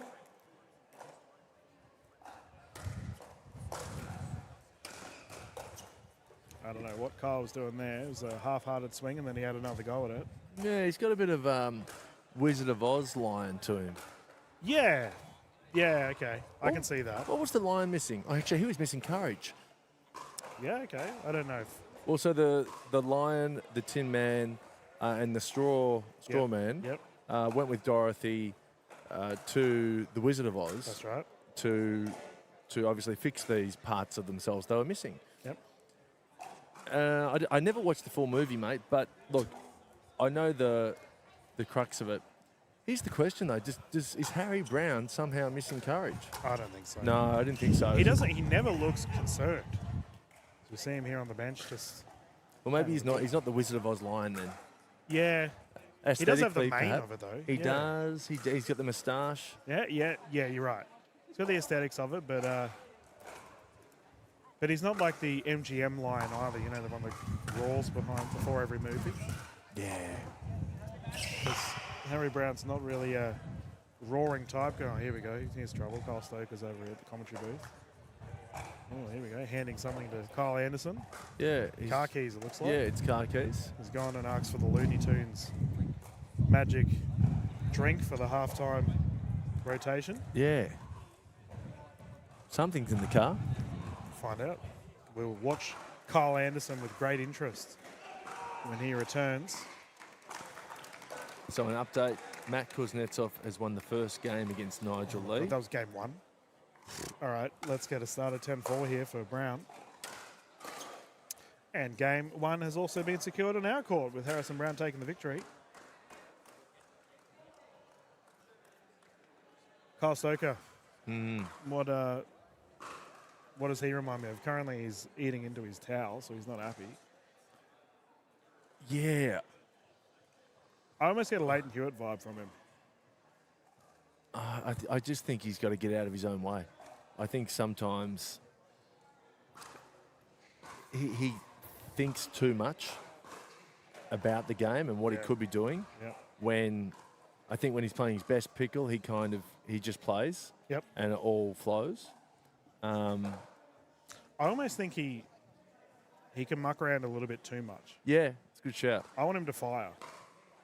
Yeah, well, we're in the semi-finals of a PWR 400. This is not a Sunday afternoon match with mates. I mean, it is a Sunday afternoon. It and is. These fellas all get along. Yeah, but but I see where you're going.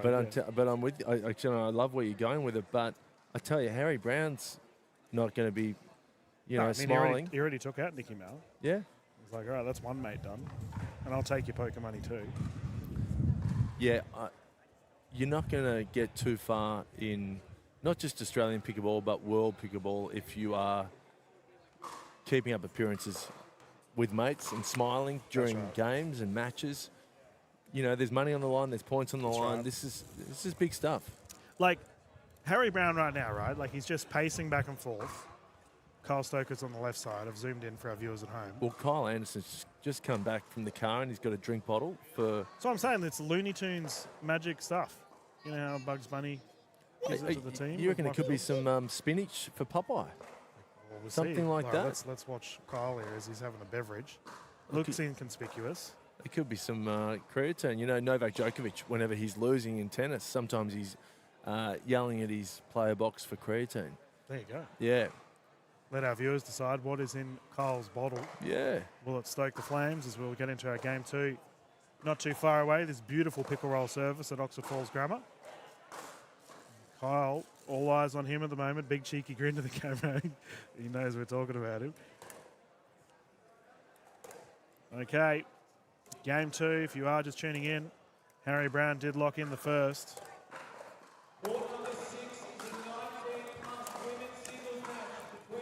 Oh, that was a nasty slice volley too. If that just cleared the tape, that was good night. So the winner of this will take on Kuznetsov. Is that it? Oh, no, sorry. No. That was only game 1, wasn't it? Yeah. Ooh, there you go. There's that slice, but he pushed it to the right this time. Yeah, well, being so tall, Harry Brown, he can really hold that backhand volley and then go either way, right or left. Hard to read. Yeah. At which point, Stoker's got to commit and guess which side. I wonder if Stoker's cramping up. Maybe that's what the liquid's Yeah, for. perhaps.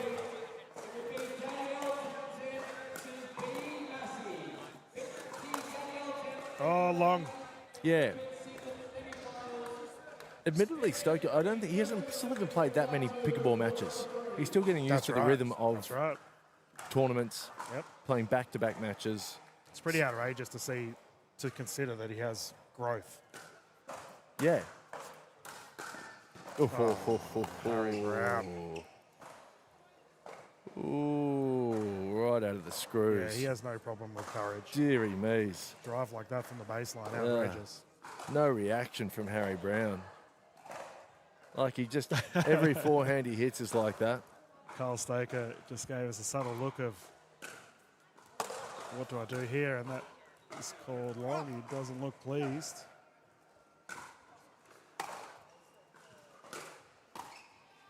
One, two. Stoker to bring it in. And I asked earlier for Kyle to get fired up. Are we starting to see this happen? Well, he just said to himself, come on, fire up. Oh, there you go. Yeah. All right, asks the question and he gives the answer. Service error. We asked for an angry Joey Wild earlier today. I want to see an angry Kyle Stoker. Yeah, on that's court. it. Too good. No way. Yeah. That is dug from the pocket into the kitchen. Yeah. Harry Brown's, I was going to say he's really improved, and he has. Yeah, he His has. level was already there, 4 or 5 months ago, but I think he's gone up another level.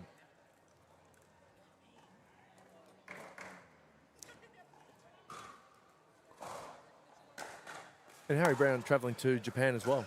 Oh, is he going to PWR event as well? Yep. Nice. Yeah, Harry Brown, Isabel Papazian. You mentioned Townsend. Actually, Izzy's playing doubles with Harrison. Oh, cool. Yeah. Oh, drive. Mate, this is, wow. He almost has a swagger about him right now, Harry Brown. Well, and he's carving him up cross court. Yep. The off forehand and the backhand cross court. Well, he's hit 3 or 4 winners in a row. This is Stoker's certainly not giving it to him. Timeout, and it's a good timeout. Yeah, and we have our ladies playing on our court next to us. I believe it's 5-2. Yeah. We'll confirm whether that one was in or not. Because Brown has gone on the left side of the court. I'm just going to go get confirmation from our official Jay, viewers at home.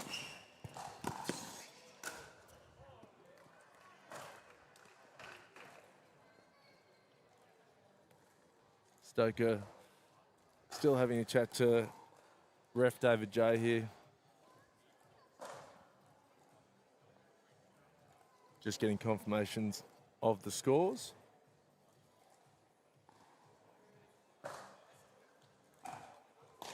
Harry Brown having a drink of his, I don't know what it is. It's orange. Orange cordial, I guess.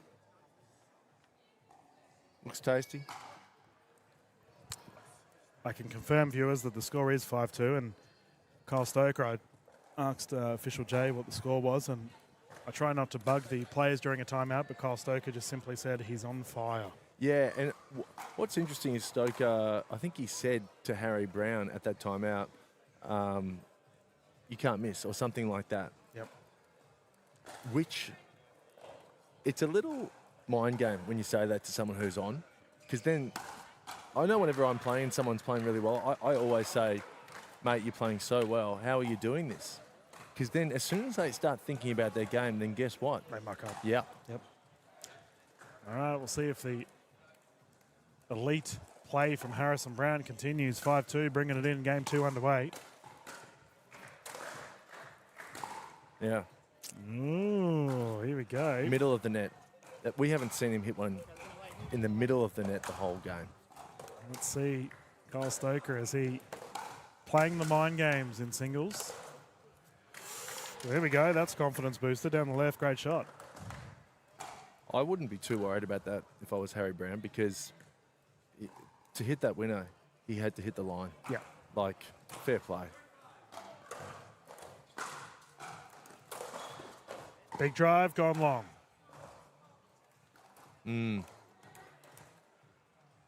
Low percentage shot. Yeah.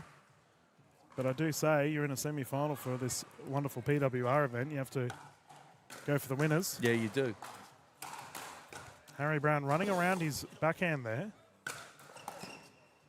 Yeah, and let's remember that the forehand is Stoker's best shot, and he's just going to have to wind up on it. Oh my goodness, that rally to our right. That's a fired up Matt Kuznetsov you can hear on the stream. Is that another error we just saw from Harrison Brown? Yep, another forehand error.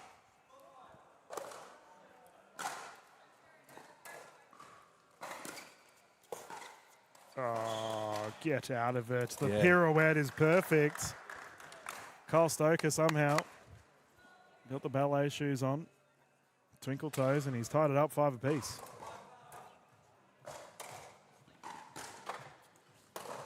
Ooh.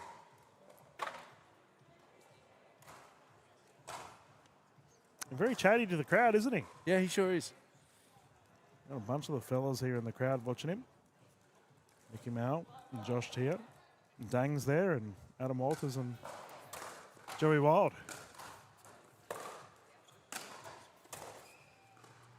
Hard shot to defend there, Harry Brown. So much power. Yeah. Remarkably consistent player, Harrison Brown. Well, he doesn't give you much on the court or emotionally. You don't know, there's.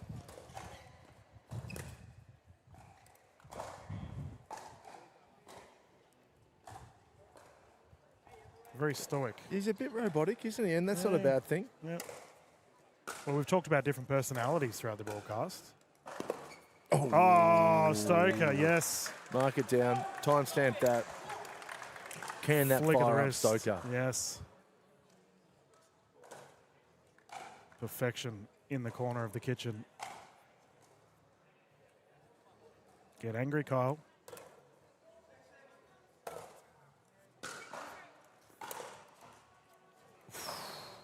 Yolanet getting involved.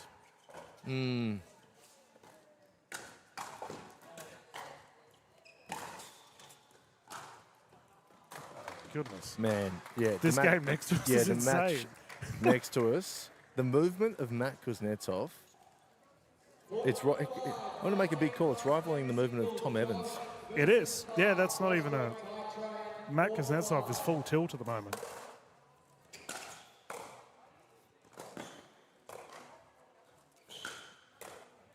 There's that pedal swap. Oh, ATP. man. Harrison Brown doing breakdancing. Not to be, though. Jeez. Hopefully he's okay. Yeah. Worry about that wrist there. He kind of landed on the right wrist. But Harry Brown made Stoker win that point 3 times. Yep. So, and that's why he's as good as he is.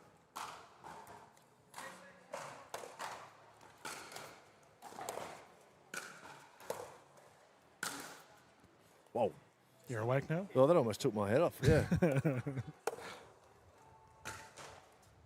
6-6 game 2. Remember, if you are just tuning in, Harrison Brown took the first. We are playing 3-11. The winner of this will take on the winner out of Lee and Kuznetsov, who look like they're having an absolute classic next to us.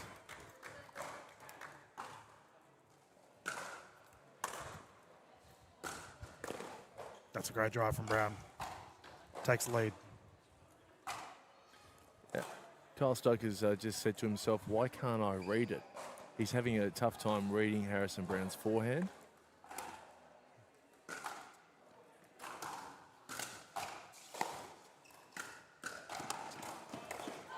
Yeah, and look, Stoker's in real trouble here.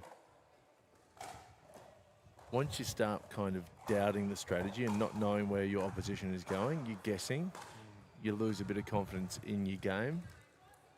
It's going to be hard for him to get this done now.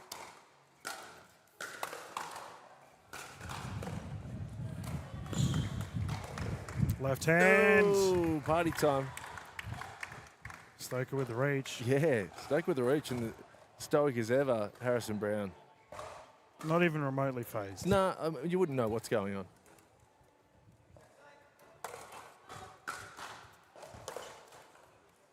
I'd like to see him and Summer Dalabonner in a game of chess. Just these two would be...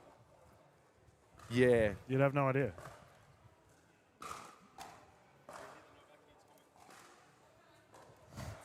Stop talking to us, Kyle. I didn't hear that one. He's rattling off nonsense.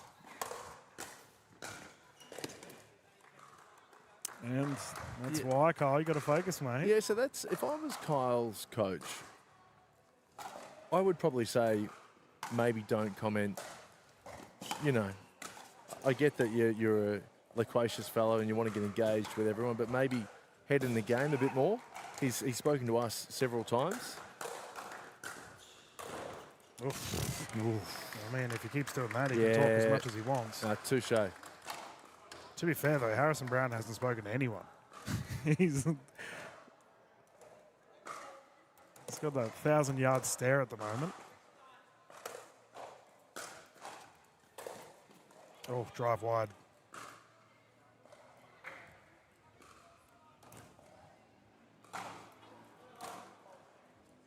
Yeah. He gives us nothing, Harry Brown. He lets his pickleball and his looks do the talking. You're right. Looks like a model and he's playing like one at the moment.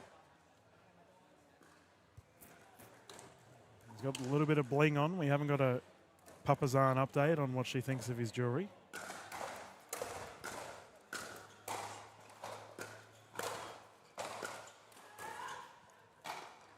No way. We've seen 4 or 5 just incredible highlights from Stoker. And that's the thing, right? Like, he can perform the impossible. It's just how often does he do it? Well, Harry Brown's doing a good job at just putting him in really tough spots. So Stoker's having to make just crazy shots, and he's missing a lot of them. So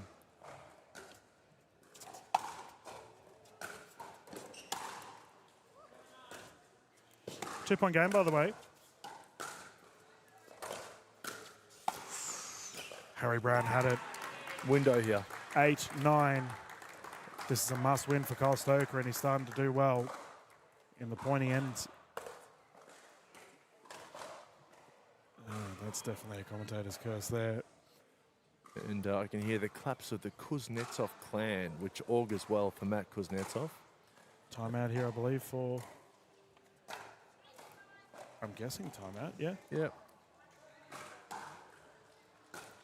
Is the whole lot up there, all the Kuznies? Yeah, they're up there. Oh, yeah, Dad's there too. They're all cheering on. They have a rule, the Kuznetsov brothers. You're never allowed to cheer for the opposition. Really? Yep. What if their opposition's a brother? Yeah, I think it's no cheering. Okay, if it's a brother v brother, it's no cheering, because I saw at the Melbourne Grand Slam, Daniel Kuznetsov was playing Stefan Jordik. Yep. And Stefan Jordik was playing off his face.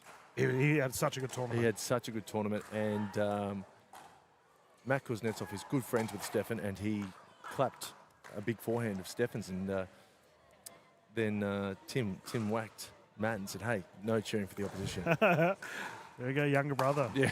Enforcing the rules. I love it.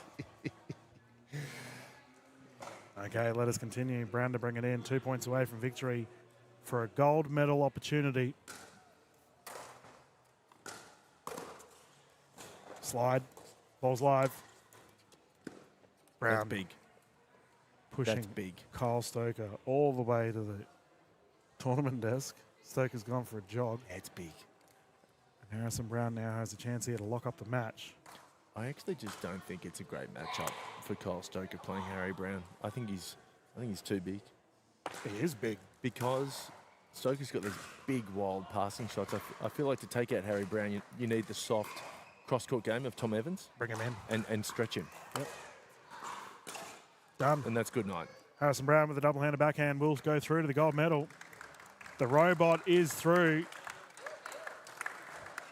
And for Kyle Stoker, his campaign is over for today. Still gave a good account of himself, making a semi-final, defending his title.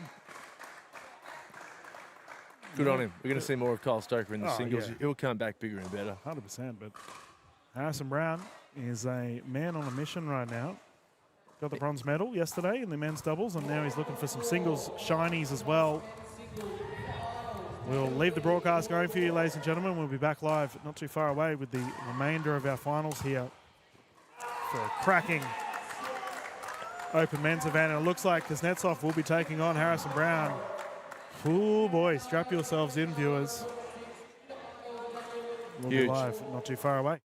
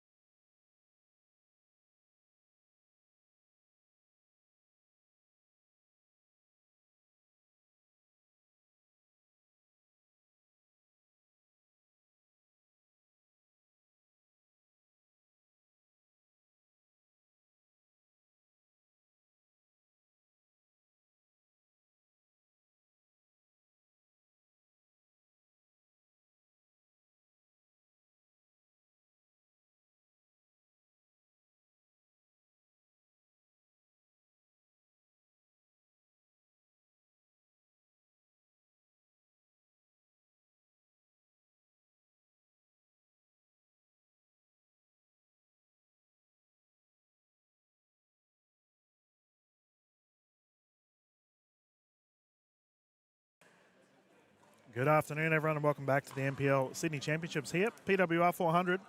About to get underway with our next semi-final here with the ladies. We've got a cracker in store. Selena Taruya taking on Summer Delabona.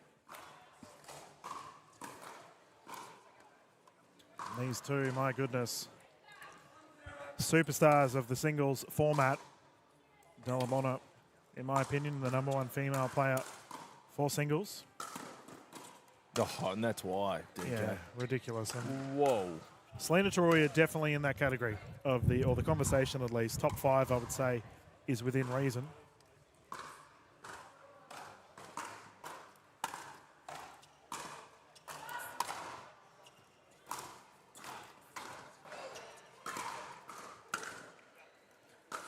Good mates, these two. Summer Delabona and there Selena Taruya. Anyone that isn't friendly with Summer? I'll find out for you, mate. No, I reckon she would have her own little... she gets along with everyone, but there's people who she prefers, for sure. Nice roll there for Taruya. I actually think, as we're talking, Selena Taruya's boyfriend is on a FaceTime call with Summer Delabona's boyfriend, Tom. That is hilarious. Yeah. Oh, good. I'm a fan of that banter. Oh, what a play. Taruya down the left, right in the corner. So that's the same Tom that you said would be looking forward to 4 little ones? Yeah. Tom's got a busy life ahead of him.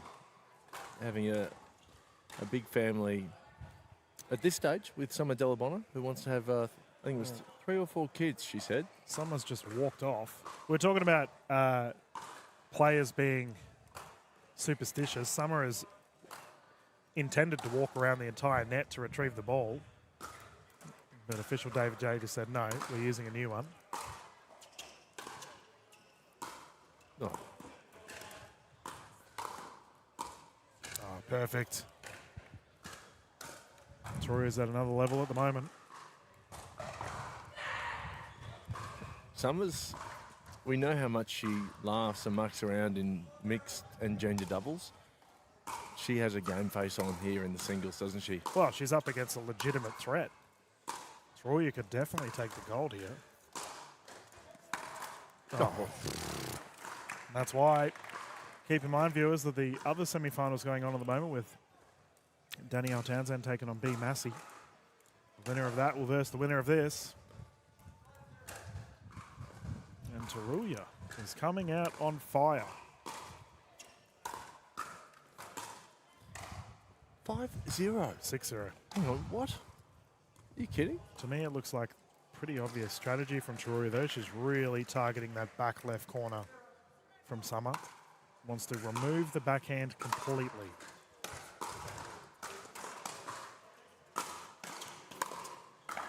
So disregard what I said. So this is the thing. We've seen Summer Delabona approach the Selena forehand several times and get burnt every single time. Stop doing it. Or at least put it down the middle of the court. Take away the angle. Deep return.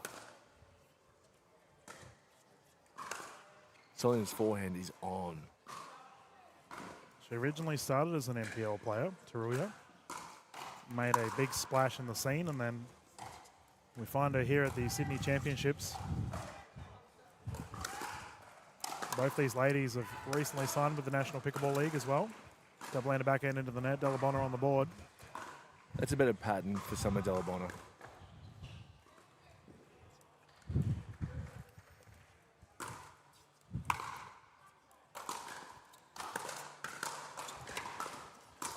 Yep. That is quintessential singles. Push them to the left, punch it to the right. And I was telling you yesterday, Summer Delabona of Italian heritage. And I found that no one in the family now speaks Italian.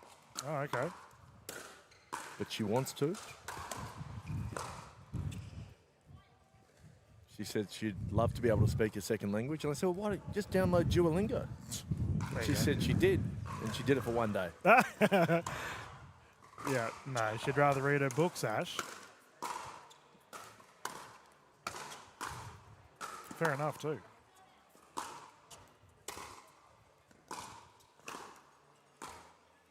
Taruya had the baby wobble, kept it in.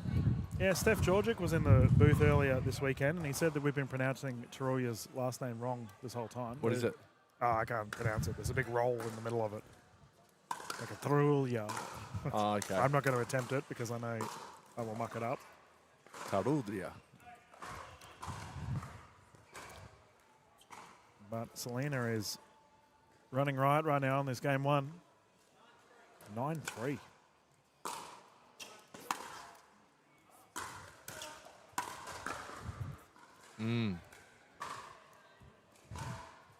Very rarely do we see Delabonna under pressure in a singles format.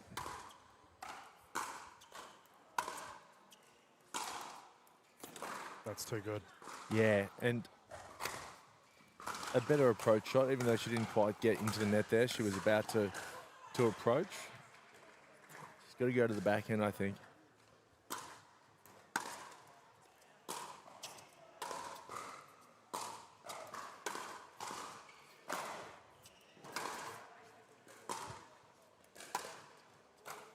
That's a beautiful shot. Sweet angle. Well, for Taruya, I think she needs to lock this up quickly. Just get it over and done with. Force the game 2. 9-4. 2 points away from victory.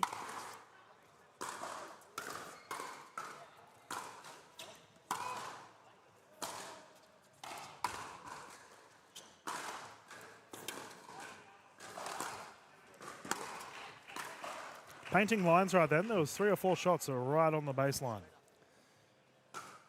Yeah, and it worked well then because Selena was out of position, approaching the forehand. Yeah, Delabonna got what she wanted at the net.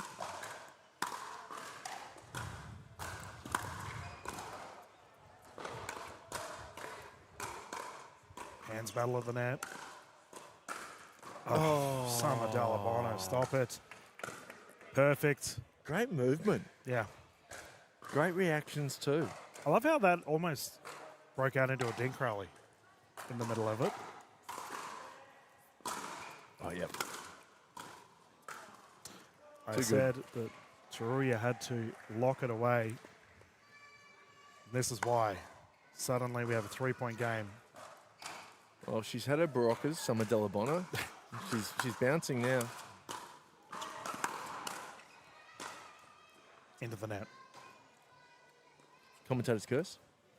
Almost. Oh, yeah, we won't claim it. Half a one. You've done well, mate.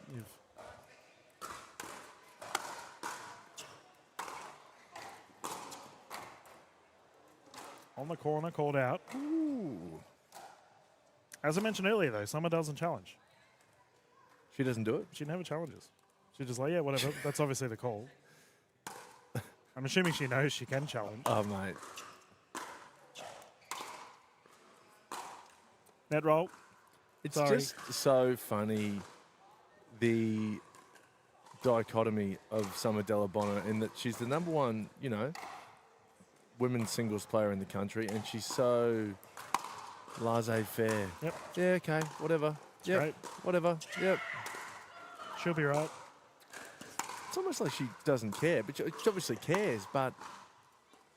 No, I think you're onto something. I wonder what kind of a player she'd be if she fully went in. Fully committed. I said to her, I was buying her a coffee this morning for a bet I lost. And, I said, why don't you...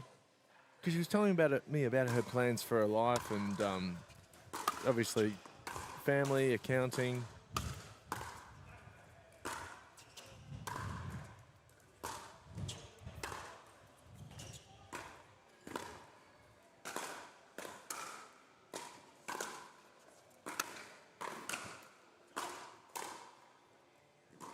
Oh, no way. Mate, that was actually wide. I'm on that line. Yeah, but she doesn't challenge. This is the thing. Imagine the player she could be if she called properly. Yeah, but she's, like we said, her and Selena are mates. Yeah, I know, but... They must be bloody good mates to call that in.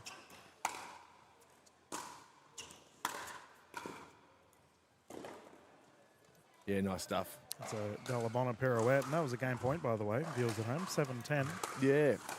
And so I was saying, would you... There are players who you would torch on the court who play pickleball full-time. Would you ever want to play pickleball full-time? I think you should. And she says, yeah, I mean, I really should start considering that.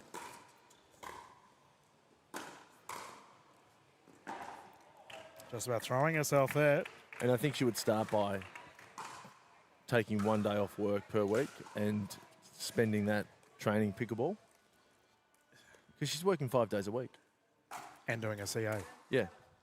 It blows me away, just the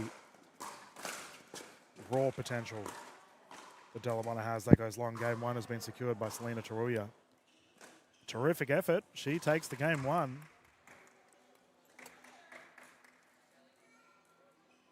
And the ladies immediately hopping off together, have a bit of a chat. As we have our crowd enjoying some good pickleball here at the moment. You know what I've noticed here at the PWR 400 is some of the best players in the country have the best support systems in their corner. You know, you look at Selena Taruya. She's got a boyfriend he's been here all weekend. He goes to all the tournaments. It's great to see. Obviously, you've got Joey Wild and his wife, Tatiana. You mentioned the Cousys with the whole family as well. The Cousys. You've got Summer Delabona and her boyfriend, Tom. I know, you know, he fully supports her playing pickleball as long as she wants, you know. Because I said to Summer, I said, I know a lot of, you know, mates of mine, and maybe their partners or husbands or wives don't play pickleball, so they don't understand the obsession. Yep, that's right. And they might not fully support the obsession because it pulls them away from other things. Yep. For me personally, like Summer and Selena are both at the highest level, and you've got to support it. You've got to appreciate the efforts that they put on the courts. Game 2 underway here. Taruya could potentially be going through to a gold medal.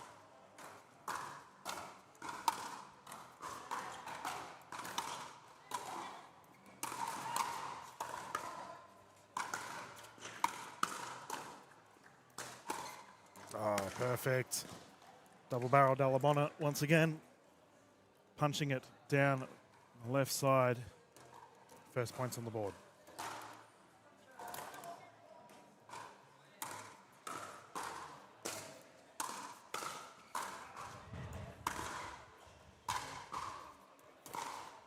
She had 2 opportunities to charge into the net there, Ash, and opted to stay back. We'll see if this is a bit of a tactic change here from Delabona. Service error, that stings. Well, she was getting carved up by Taruya in that first game with that forehand. The forehand of Selena did some big damage.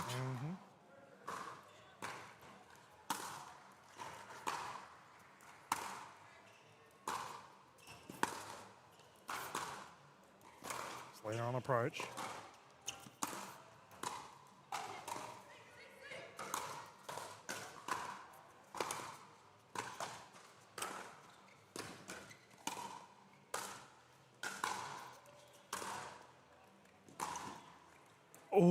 Oh, so close. What an insane rally.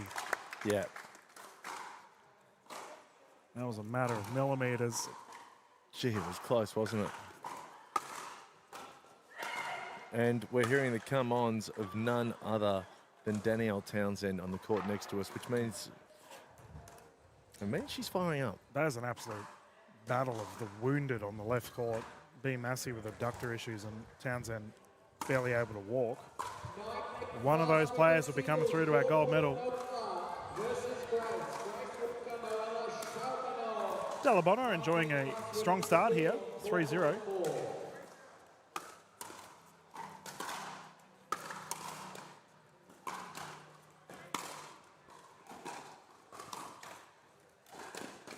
Yeah.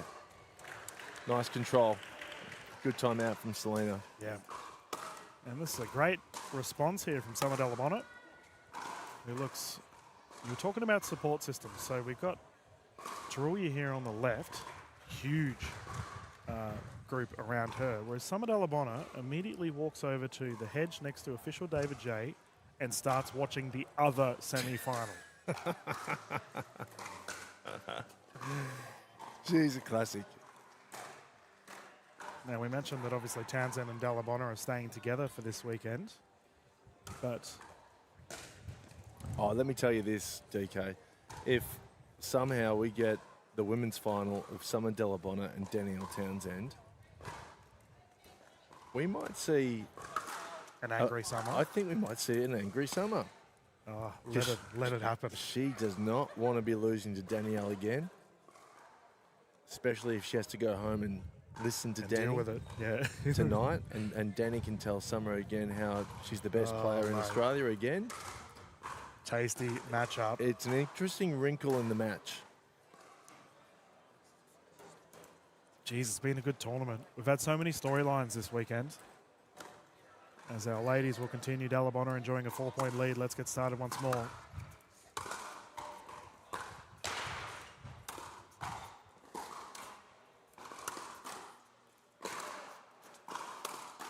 On approach. Wow. She got it? I believe she did. She's immediately walked to the left side of the court, which means, yep, that's my point. This is a different Delabonna we're seeing in game 2, striking the ball with lethal efficiency.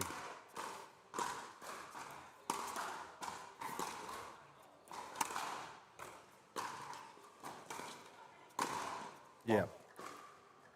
She's just locked in, buttoned up a few shots. Some players can just hit another gear, and we're experiencing it right now considering Taruya ran amok in game 1.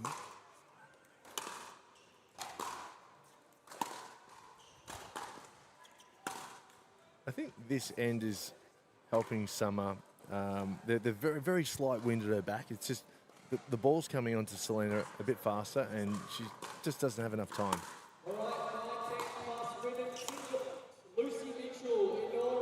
Taruya getting one on the board. Here we go. Can Selena bounce back? Played very well in the first game. A little bit of a deficit here to cut back on.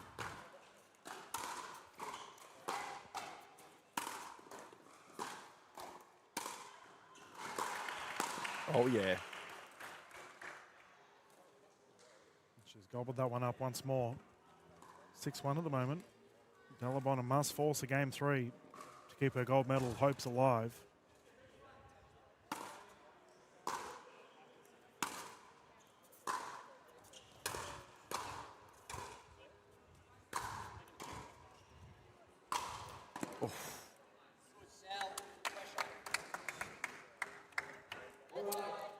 We've frequently referred to the AHM health insurance here in the commentary booth due to the sheer amount of smashes that have come our way, Ash, and that's another example of it. Taruya absolutely pelting a ball at us. Big shout out to AHM for getting behind the NPL. They've done it for several years now.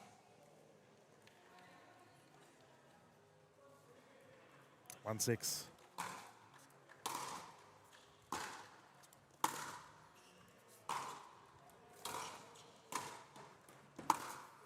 Oh, it was there, too much oomph.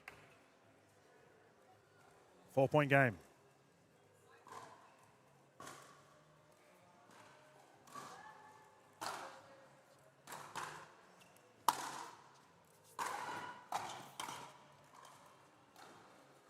This is a great little burst of momentum for Selena Taruya. Yeah, just bit by bit for Selena. Do I want to make a hot take? Yeah. Bugger it. The winner of this takes the gold.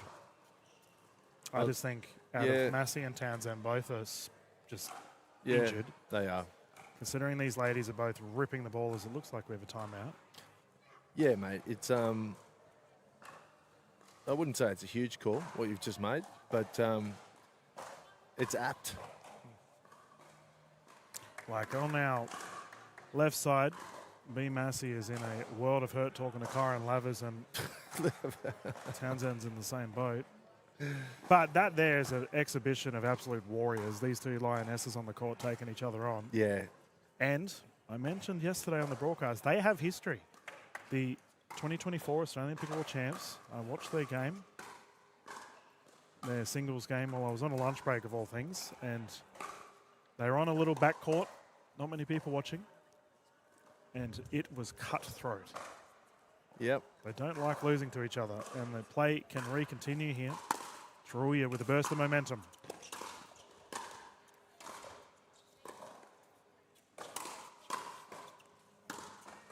In. Good ball. Delabona is really seeing it well. Good dip on that ball too. Only just got in.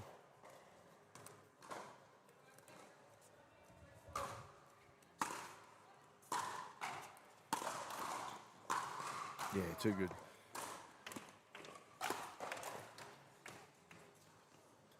And that's the forehand again of Selena Truya.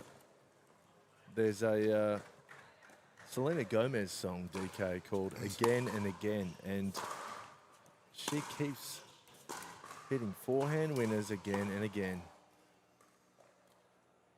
Well, we find ourselves in a one-point game again. As Truya has cut it to a 5-6.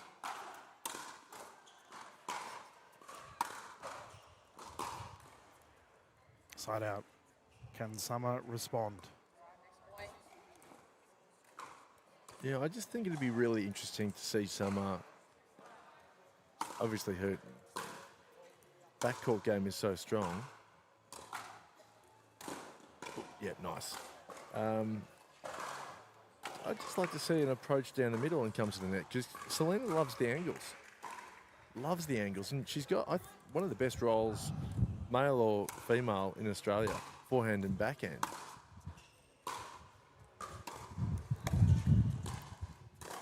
There's that angle you're talking about.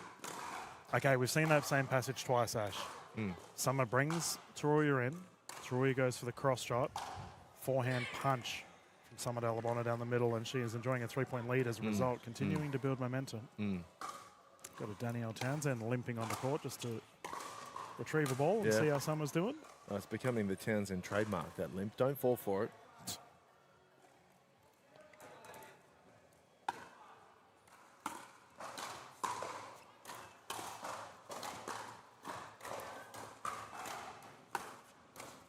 Called out from Delabona. If Delabona called that in, I would have had to have called it out for her. Call a commentator's timeout.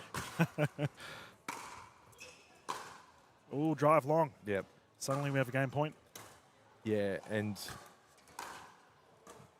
one of the few forehands Selena's missed, but it was such a deep approach.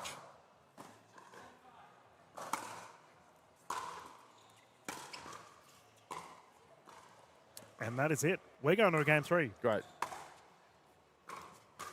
Feels right. It does feel right. These two have been battling it out. Quick paddle tack. Smile between the two. But the friendly banter between these two is well and truly dissipated. Yeah. I love it. I feel like Summer does need some support in her corner. I mean, can she call her boyfriend Tom? I mean, because Selena's got her boyfriend. She's got about 2 or 3 friends. They're all talking to her and supporting her. And I don't know, Summer's probably thinking about what she'll eat for breakfast tomorrow. Or yeah, that's what I mean. What's for dinner tonight. I don't mind this from Summer. Like, as I referenced earlier today, Sarah Burr quoted that singles is an incredibly lonely sport. Summer's alone out on the court. So being alone here on the sideline and just watching a potential opposition, Massey and Townsend, she almost finds it probably therapeutic. Yeah. To sit there and zone out. Well, let's just remember too, in that other semi-final of Townsend and Massey, Townsend has made a bet with George Wall that if she wins the Triple Crown, George Wall owes her a steak dinner. Yep. So that's really what Danielle Townsend's playing for. Yeah, I mean, I would have thought maybe the PWR points, you get 400, but knowing Danielle Townsend, I think she wants that steak just so she can have it over George Wall. George, mate, you better be ready for a $300 bill. That's going to be the most expensive steak you can find in Sydney. It tastes good. It will taste good. Let's get started here. Semi-final for the singles. And we expected a thriller. These ladies have delivered 1 game apiece, game 3. We will rotate at 6 points, and Summer Delabona immediately kickstarts with an incredible drive down the right side.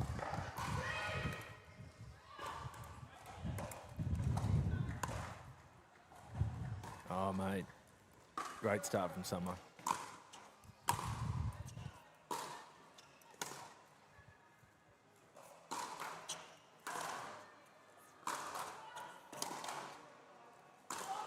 Oh, on the net. Now the question is, can Selena Taruya respond? Played lights out in game 1. I think she can. Oh, she definitely has the talent to do so. I think this end, again, it's really subtle, but the wind blowing at Selena's back, it really helps her, and it's not as great for Summer's ball. Remember, we are rotating at 6, though. Summer will end on this side of the court. That's a good shout from you, DK.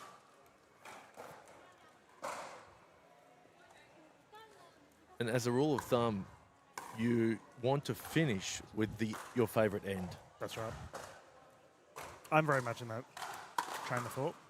Yeah, I know some players who just want to start with their favourite end. Ball on court.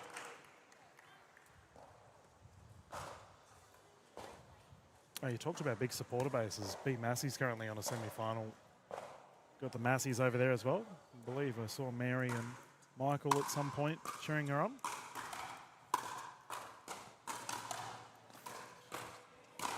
Oh, Dalabona, stop it. Yeah, the Massey supporter bait is massive.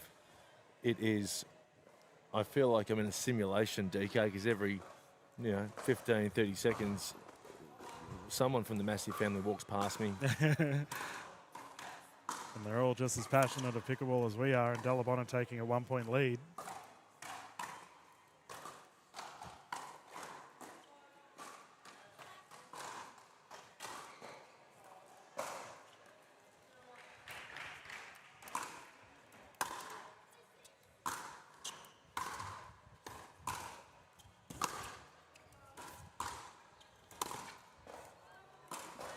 That ball's good long. Was that a challenge? Am I saying things, or did that look good? Well, I don't know whether... I'm just saying, did Summer challenge it? Because I don't think she ever challenges. Drop is perfect. But it was very close, to answer your question, Ash. You know what? I'm going to have a word to Summer after this match. Tell her off. No, I'm just going to say you need to challenge more. Yeah, I would agree. Like, who knows where she could be if she was challenging line calls? I have called Summer, out of all of our open players, I've called her, she would be in my top 10 like most players called. And I honestly can't think of a time that she's challenged a call. Yeah, well, that's about to change.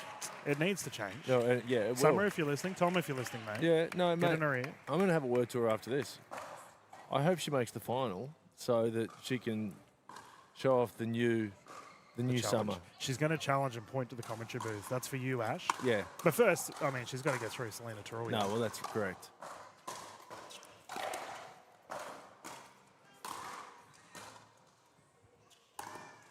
And that's just a nasty lob. Yeah, awkward. Not only was the touch incredible, the placement was ideal. Just awkward for Selena to try and get that over.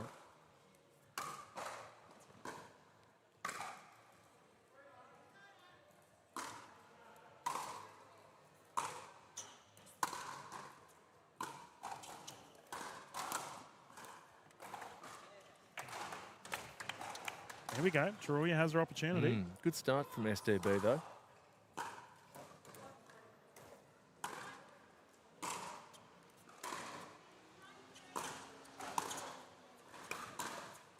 Wide. 1-point game. Taruya really starting to build some momentum here. Game 3, all on the line.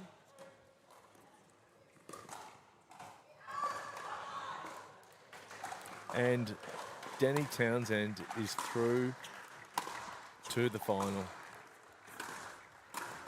Flick of the wrist, that's good there from Dalabona. Well, we are set for an absolute thriller, if that is the case. B. Massey limping. Danny Townsend limping. And Taruya called it out. The challenge is there, confirmed out. Mate, I can't believe Townsend's in the final. Wow. Okay. Tough. Means one of these ladies will be defending a potential triple crown from Danielle Townsend. Beautiful. Double-header backhand there from Delabonna. She has moved to a 5-2 lead despite being on the quote-unquote unpreferred side.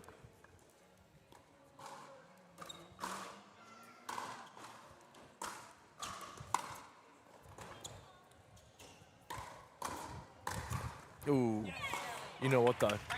Whatever happens from these sides, Delabonna is well placed at the change no matter what. She's going to have 5 points regardless. That's right. You're right. No, the question here is on Taruya. We know how much of a superstar she is. Can she dig deep? That ball's called long.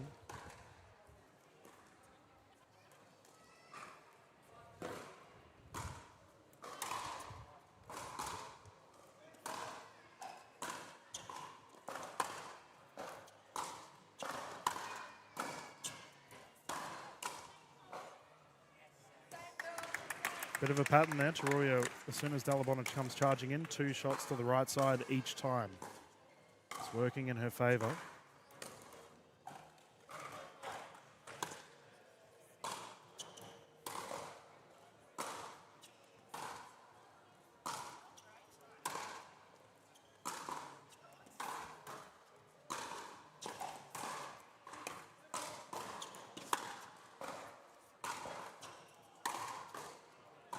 It's out. It's called long. And Summer had to adjust the sunglasses then. It kind of fell. And again, I don't know how she's playing in those sunglasses. Yeah, to be it's honest. reasonably dark in here, right? Yeah, but yeah, and she's having to adjust them more than I realised.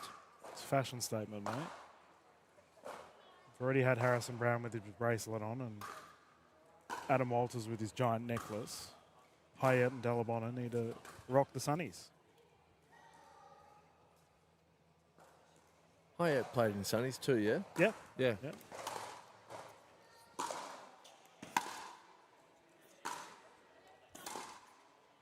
That's on the Okay. wide side, and I believe that's a 6-point rotation. So Taruya was going to call a timeout there, but Yep. the side of ends comes into play, and David J, the official, actually said, do not call your timeout because you have a breather anyway. Mm. I'm going to get confirmation of the score here from the official J, as we do have a timeout.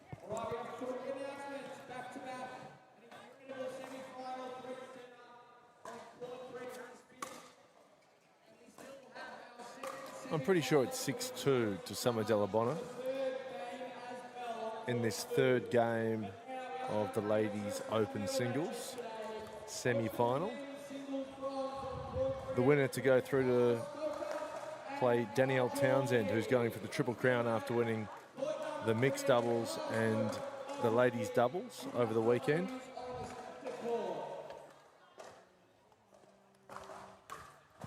Yeah, can confirm it's 6-2. Got a bruised and battered B. Massey walking past us. She'll be playing in the bronze medal against whoever is not successful in this one. That's the interesting thing about pickleball, DK. Usually in tennis, you play a semi-final. If you lose, you know, you're back in the car or the plane and you're off. But in pickleball, you're playing off for a third spot. That's right. Yeah, a bronze medal. Yeah, and that's why these tournaments are so brutal on the body.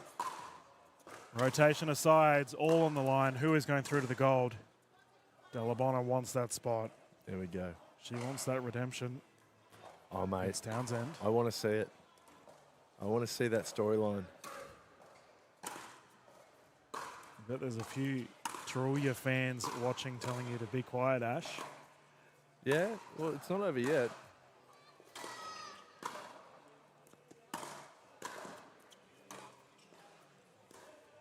Oh, play. What a rally.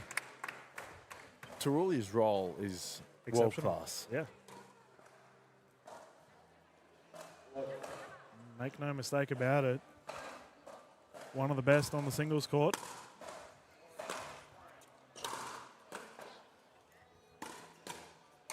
unfortunately, she's up against the best. And Taruya needs to play perfect pickleball if she wants to be going through to this gold.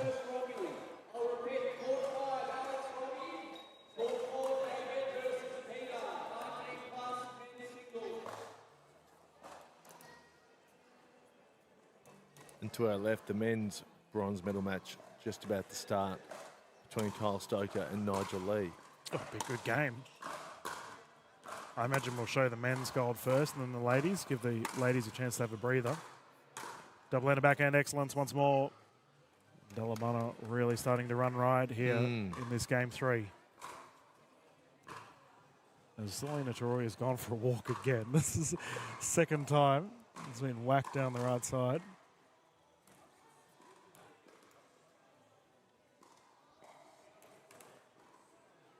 Yeah, Summer's just hitting her targets really well the last game and a half.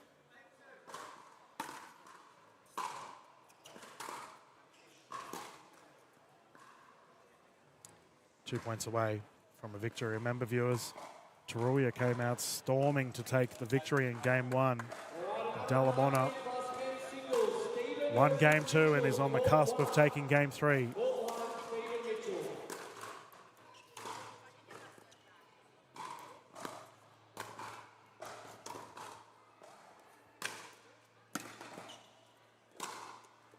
No. My goodness. Yeah.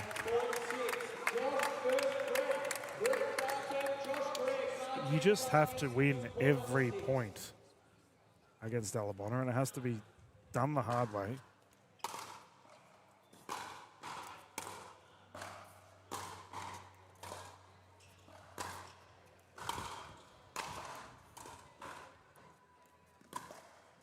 Oh, it's unfortunate. It was a great approach there from Taruya.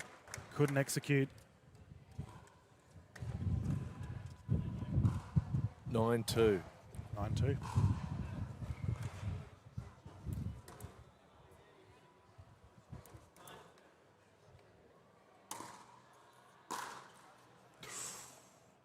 The Olanet gets in the way. And we now have a match point opportunity here for Delabona to take on Danielle Townsend and the gold medal.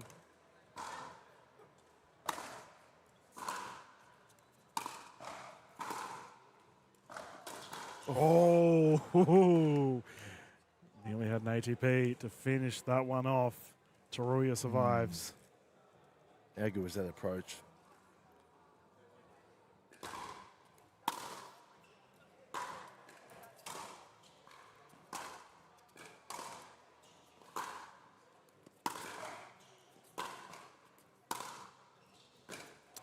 The dip is insane.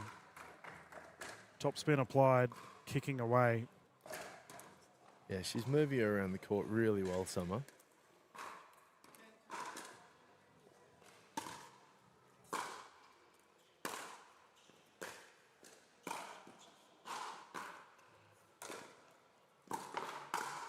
Put away.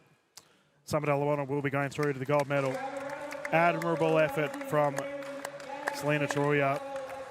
And she will be battling B. Massey in the bronze medal later on today. Delabona hit that 5th gear somehow, Ash. And just pushed through game 2 and game 3. Yeah, it was impressive, DK. And she goes on to take on her roommate in Danielle Townsend. And yeah, I'll be having a word to Summer and telling her she needs to challenge more in the final. And we'll see if it comes to fruition as we will keep the broadcast going, ladies and gentlemen, here at the PWR 400. As it looks like we have a gentleman hopping on soon. We'll jump into a quick commercial break, and once we return, gold medals on the line here at Oxford Falls Grammar. So why do we partner with Dream Courts as our official court provider? We wanted someone who are experts in what they do and very premium in how they deliver a product. Visit dreamcourts.com.au to get your free quote today.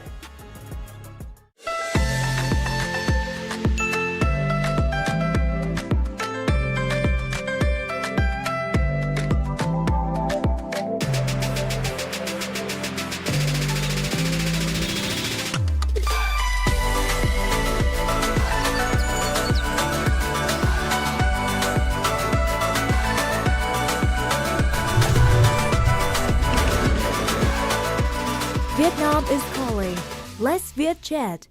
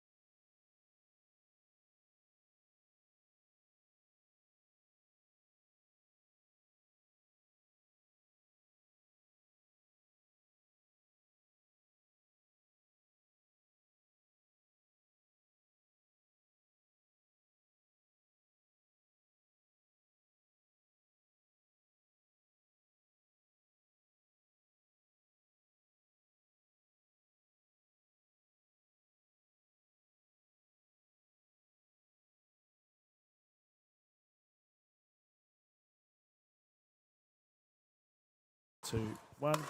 Good afternoon, everyone, and welcome back to the NPL Sydney Championships PWR 400, powered by AHM. Our first gold medal on display. The gentlemen are on. Kuznetsov v. Brown. This is going to be a screamer. In our quarterfinals, Brown took down Nicky Malley's mate, and Kuznetsov took down Kyron Lavers. Semi-finals, Kuznetsov took down Nigel Lee, the Enigma, who we were discussing earlier. Harrison Brown took down Kyle Stoker. And here we are finding ourselves in the gold medal. 3-11 win by 2. Ash Williams joining me in the booth as always.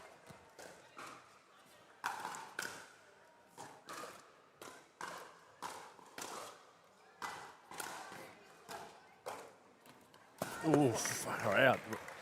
Harrison Brown nearly diving into the commentary booth. Ash Williams just feared for his life. Oh, I'm a lucky boy to be that close to Harrison Brown.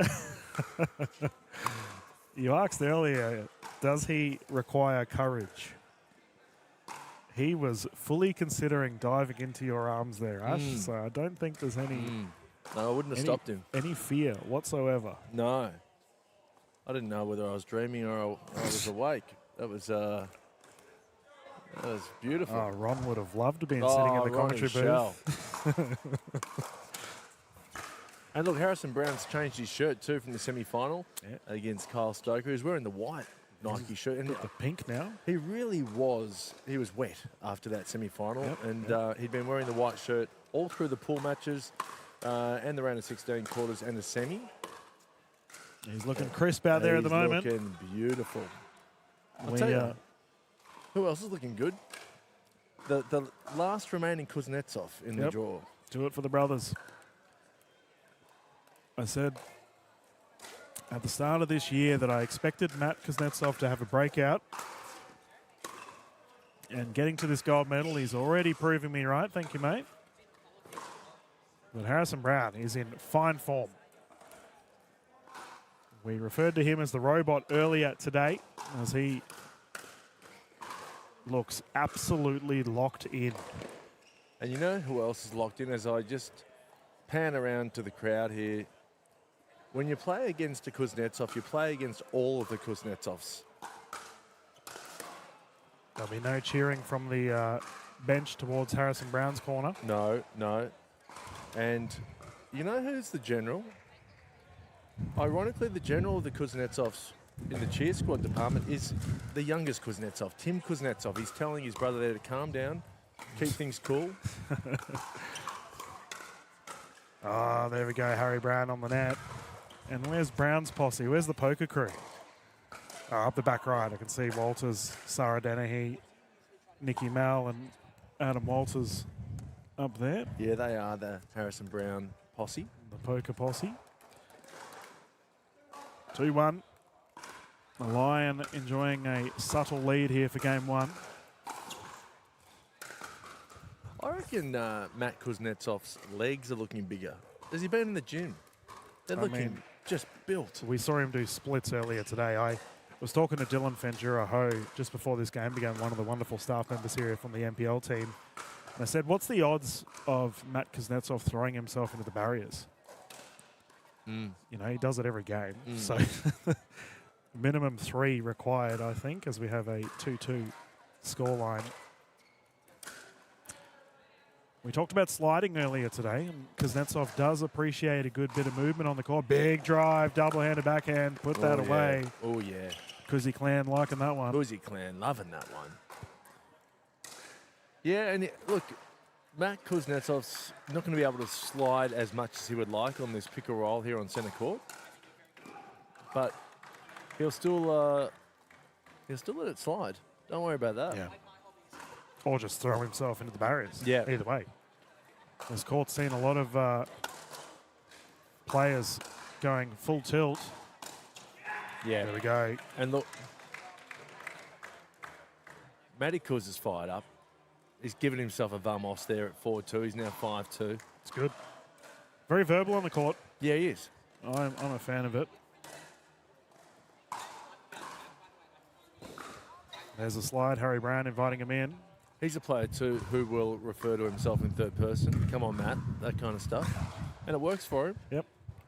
He, of course, won the Melbourne Slam singles. Yeah, that was, man, singles tournament, that was nuts. Georgic was on fire. The boys were yapping. He beat Daniel Fogel-Coolidge in the final, I believe. Yeah, he did. It was the Fog in the final. Harry Barn going lunging, and the robots looked impenetrable this whole weekend. But at the moment, raw offense from Kuznetsov doing the job. That's a service error. Matt Kuznetsov also drafted by Tom Evans in NPL 3 in Such the a good team. 49ers. I mean, that's what a team that is. Such a good team. They got Memory Lelanoa as well, the young superstar. Yeah, it's a doozy.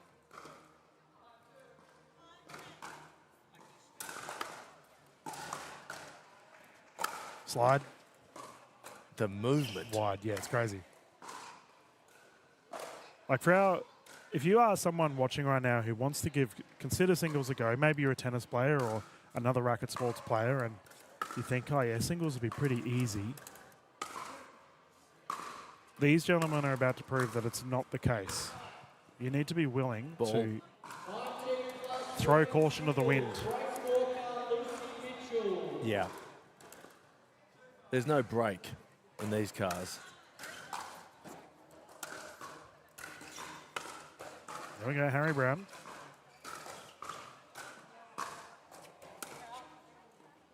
It's hard to get a read on Harry because you don't know if he's fired up or he's happy or he's upset, which is... He's just Again, it's not a bad thing. Stone-faced killer. He doesn't look concerned whatsoever. He's consistent. Yeah. It works for him. He reminds me of a Caden Hansel, who plays in, or has played in the NPL. Who, right. Looks very... Oh, there's hit the shoulder. That hedge has coughed it. Cat Valos, surely not. No, it's a Kyle. Kyle Stoker. Are we watching Home Improvement? Mate, that's a great shout from you. Wilson. Yeah. Yeah. Hello, Tim.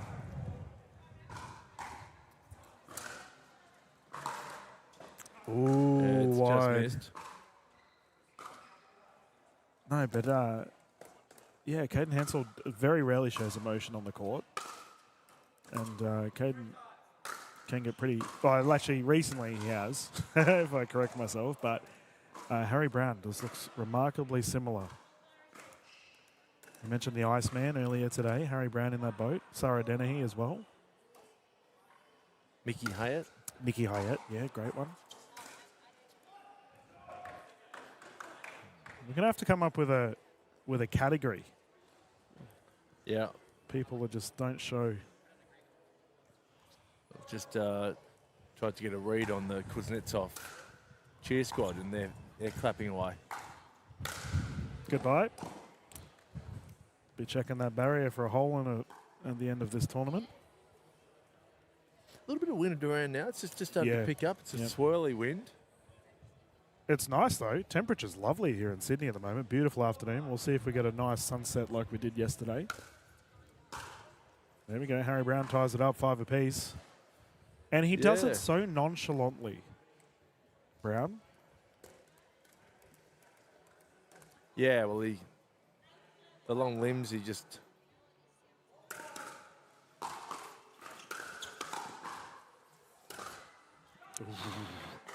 That was a nod.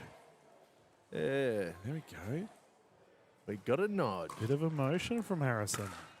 Yeah, but he can kind of lope around the court, and he's also super fast for a big man.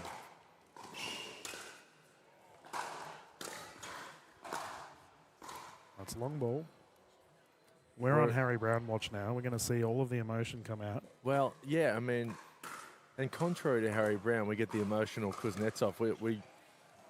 I don't think Matt Kuznetsov would be a great poker player. No, a little bit obvious. That was a great backhand volley. He stuck that nice and deep. That's the tennis background too. Obviously, the Kuznetsov's coming from tennis, and that was just almost a traditional backhand volley.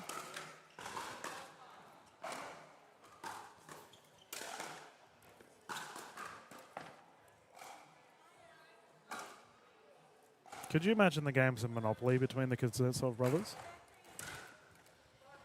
Yeah. I'd like to keep my eye on Timmy Kuznetsov. I think he's the fieriest one. Nah, you reckon he'd steal the money? Well, Daniel's too nice. Yeah, Timmy would be raiding the bank for sure. And then you've got to keep your eye on. I think Matt's nice too. I don't want to paint Tim Kuznetsov in a bad light. No, they need a heel. I'm great. This is good. But I think he's he's a feisty character. We're painting a picture here. Well, no, I've played with him. I played against him. We actually got the bronze in the Melbourne Grand Slam in the open doubles. Yeah. We went down to Aaron Blitz and Fogel Coolidge. But look, we should wave him over and do a little sideline interview. Well, good luck doing that. I have a feeling that... Well, his brother, as I change my camera view, we can talk exactly about... Tim's been sent to the bench. He's not given much advice. But meanwhile, we have a Dan Kuznetsov very vocally here on the left side of screen talking to Matt. Well, yeah. He is a pickleball coach from Kuzi Coaching, Dan Kuznetsov. Yeah, one of the head coaches at the Jar. As Harry Brown's back on court, the poker posse, let him be. I'd love a mic on Dan Kuznetsov. I'd love to know what he said to his brother. Coach's corner. We'll see if there's any trends here. That's a nice deep return to get us started. Yeah, there we go. Right to left.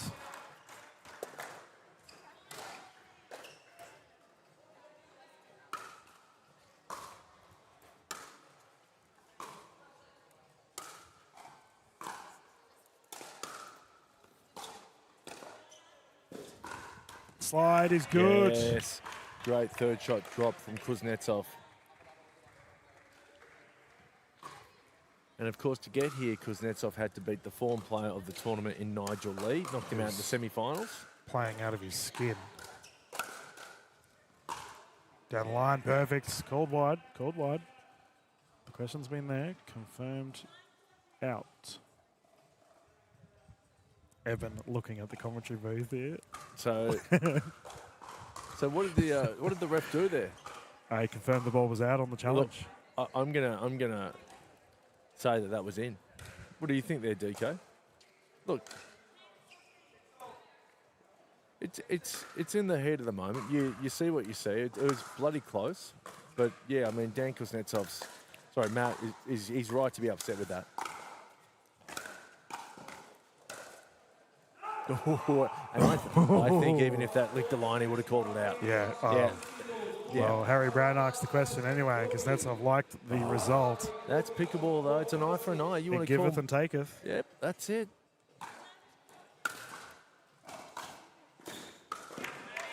I 100% think Matt Kuznetsov's the kind of person that uses a official's call against him as motivation. It'll fire him up. Well, he's a fiery guy.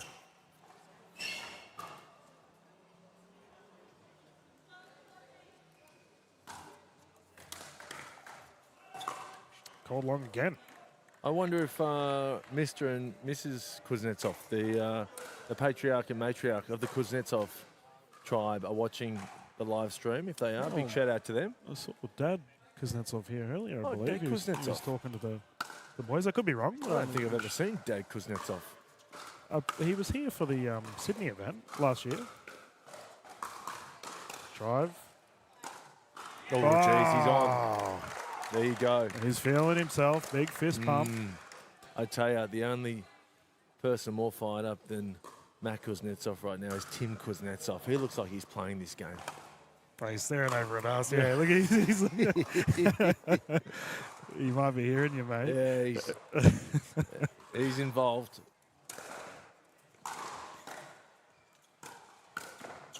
Wide side, game point. We talk about how little emotion Harrison Brown has. But he has to find a way to dig back into this. That's a good start. There's the splits. I love that spot for Harrison Brown. It was a loopier forehand approach. Gave him plenty of time to gain position on the court. And he's just so big. anything high, he can really control that from there on.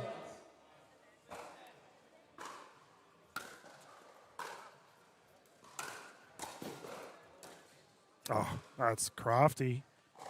Brown down the right side. Terrific shot. Licked the line too. Yeah, and there was no questions about that one.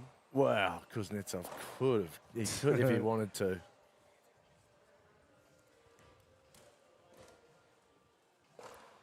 We haven't seen the splits yet from He was awfully Kuznetsov. close before. Yeah, I mean, it's impressive.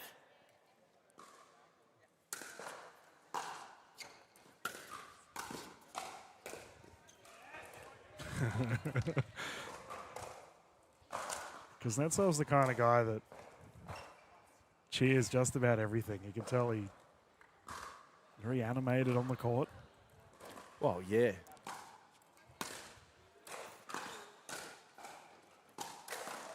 There it is, game one locked up. The Kuzzies are cheering. Yeah. And Harry Brown, there's a little bit of work to be had for this game two coming up. Yep, Harry Brown going for a toilet break. I like that. Yeah, take your time. Yep. And we're going to take our time here. Commentary break, as we'll have a bit of a commercial hiatus and return for game two of this gold medal straight after this.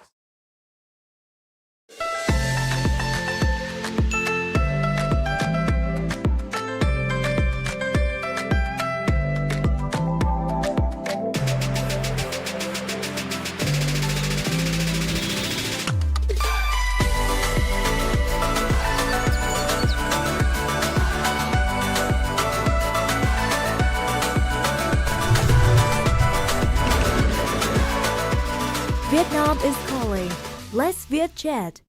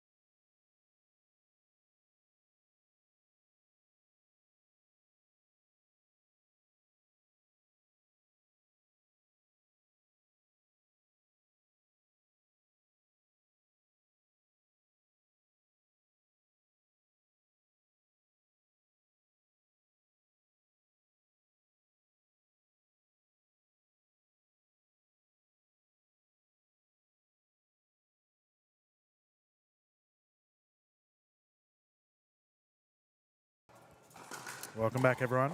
Game two underway. I've just copped the ball to the chin. It's all right. We move on. Yeah. What was his name? No, sorry, that was just sitting there, Dylan. Mate, look, we've got a real game here. Yeah, the question's been asked from Harrison Brown, and that's a terrific effort. No way. ATP out of this world. Didn't matter. Man, that movement. Yep. It's great to watch. My calves are hurting just watching that. And Kyle Stoker in the bronze medal match on his back as well. I keep saying, these players are putting all on the line.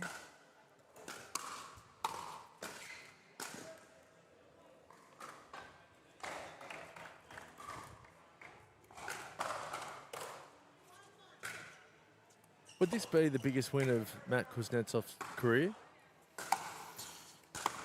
Be up there. It's the launch pad he needs for a very solid 2025 season. I think it would have to be, wouldn't it?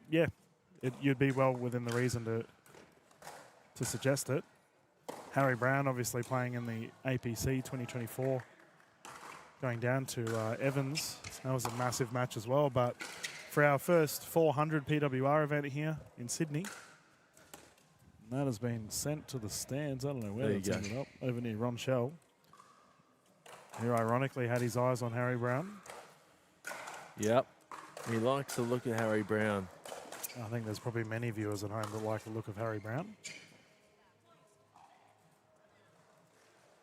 Obviously, we have a lot of our Indian fans tuning in as well. We know how much they enjoyed Brett Lee. Oh, yeah, Binga Lee. You reckon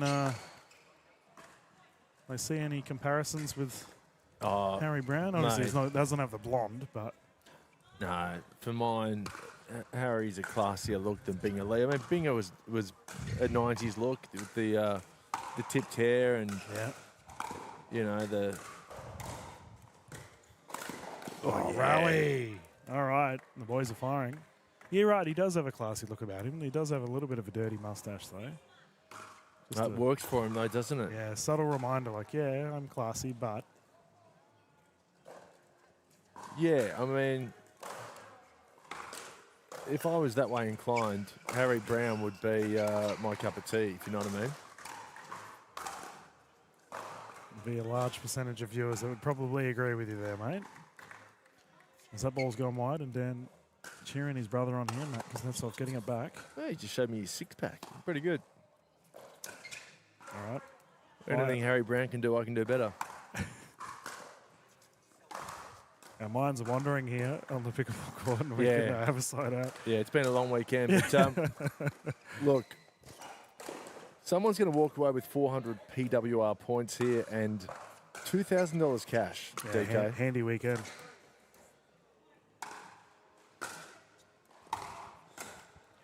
Slide unsuccessful. Kuznetsov makes it a 1-point game.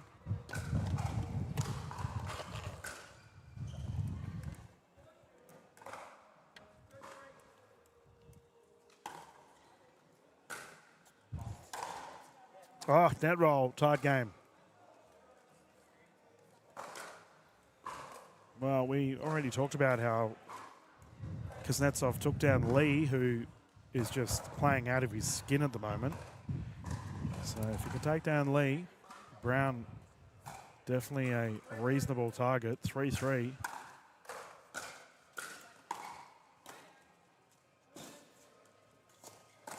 Oh.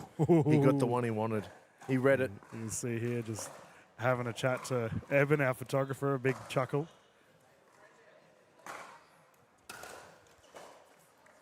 Even Tim Kuznetsov's having a chuckle. Jeez. Emotion from the young man.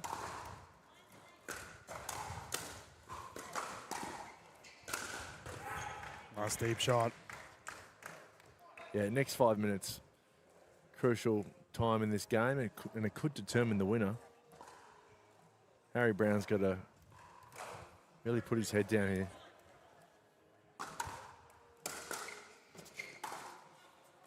Out. Questions there, confirmed out.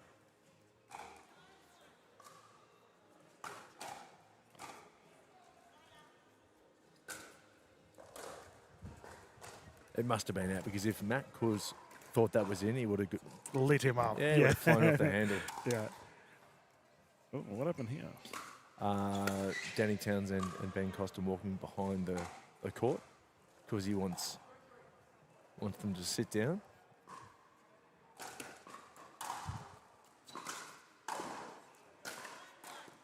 Oh, down the wide side. And Harrison Brown takes the lead in this must-win. We saw a Game 3 in the last game with the ladies going head-to-head.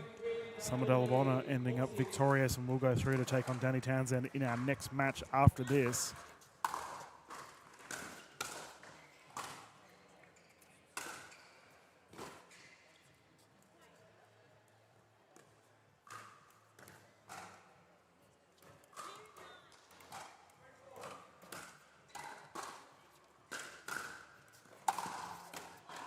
That's such a smart play. Great 1-2 punch there from Harry. Kuznetsov has a very casual serve. Just a drop on the paddle and flick. Yeah, and he's been throwing in the slice a bit too in this game. Oh, jeez. Ooh. Saucy. Yeah, there was an immediate apology, but... Or he could have body bagged him big time if he wanted to. Yeah. Yeah, Harry Brown lobbing the very athletic Kuznetsov. We'll look at the serve again and see how casual it is. Never mind, that was a standard serve. Nothing standard about that. Harry Brown down the right side, right in the corner. Behind our commentary booth, Ash has given up on it. Yes. Good work, DK. You just like let it roll. Well, mate, I'm plugged in. I can't turn around. I'm plugged into the machine. Yeah, DK's actually just unplugged himself and That's right. put his body on the Players line. come first, mate. Nah, well, the audience here comes first for me. That's gone on the wide side. Copping a bit of cheek here behind us from Townsend and Costin. Yeah. Well, they're Nice. larrikins. I mean, Oh, is that a timeout called? Looks like it.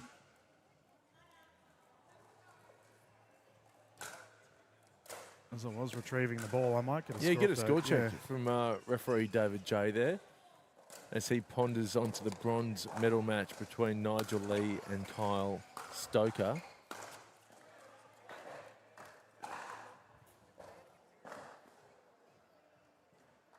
Matt Kuznetsov taking in the fluids and getting some advice from his brothers, older and younger, in Dan and Tim.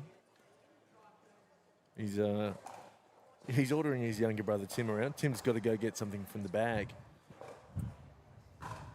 This is the great thing about sibling communication. You can really just be quite rude, isn't it? Yeah, That's the you're great right. thing about having a brother or sister. It's like, Rack off. yeah, it's just whatever you want. Can confirm it is 4-3, by the way, as we have Kuznetsov here to bring it in. Oh, was that in? No, that was going to drop out. Harry As- Brown, give him a gimme there. Yeah, a little faux pas from the big lion down there. That's a Kyle Stoker. Yeah, okay, this is interesting. He's going to call for... Oh, wow, this is not going to go down well. Hang on. It was reasonable. It was Okay, reasonable. no, he's taken that well. And I thought Matt Yeah. Kuznetsov might fire up. No, that's a... There you go. Doesn't matter when he can do that. Oof. We talked about the home improvement Yeah, earlier, and Stoker's just living up to that at the moment. yeah. It's a tough reference for anyone 20, probably 30 years and younger.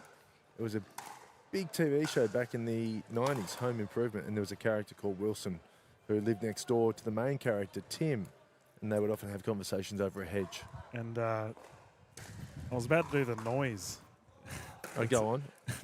No, I'd go probably on. throw my voice box out. No, a go little on. bit.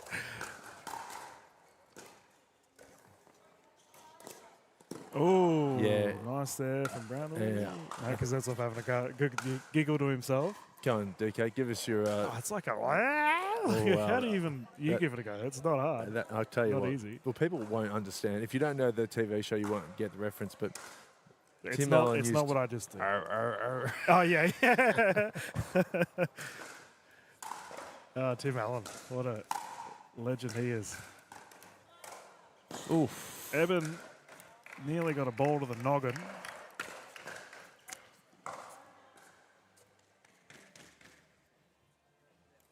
Plays as Buzz Lightyear, doesn't he? Tim Allen Yeah, he does stand-up comedy as well. He gets around. did all those the Christmas movies. Yep. Jingle All the Way? Or was that Schwarzenegger? I think it was Schwarzenegger. There we go. All right, what do we got for a score here? Currently 6-4. Kuznetsov Yeah, okay. steaming along. Just, Kyle. yeah, he's starting to put his shoulder into this now, Kuznetsov, and it doesn't look like a big lead in this second game, but it really is. Yeah, I think it's more of a mental victory. Net roll goes wide.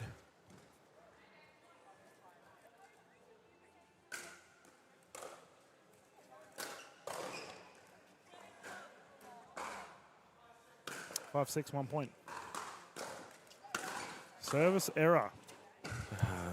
That's got to sting. But again, Yes. no reaction from Harry Brown.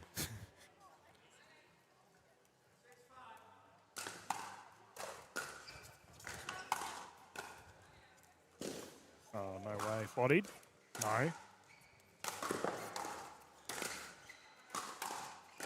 Rally of the match, defense, excellence. Kuznetsov fired up. Kuznetsov. Ho, ho, ho all the way. Oh, indeed. That was a ridiculous slide into the kitchen. Wow, he's 2-point game. he eyeballed me then and goes, come on, it's scary. Scary stuff. Don't take the Kuznetsovs on. Oh, no way. Yeah, I think a timeout now for Harry Brown would be good. Yep. 3 points ahead. 3 points to the gold medal here for Matt Kuznetsov.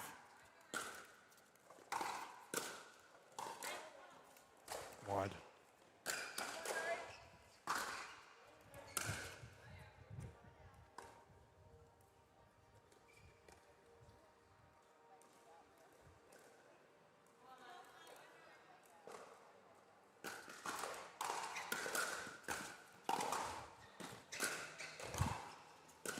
Yeah, well played. Bang.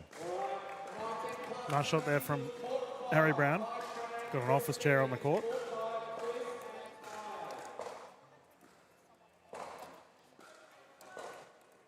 I think sometimes you're only as good as your cheer squad. And I look at the cheer squad of Kuznetsov in Tim and Daniel Kuznetsov, and they are engaged. And I look at Harry Brown's cheer squad, and they are looking at their phones. And that's Nick Malaganaeus, Adam Walters. They're not even looking at the match.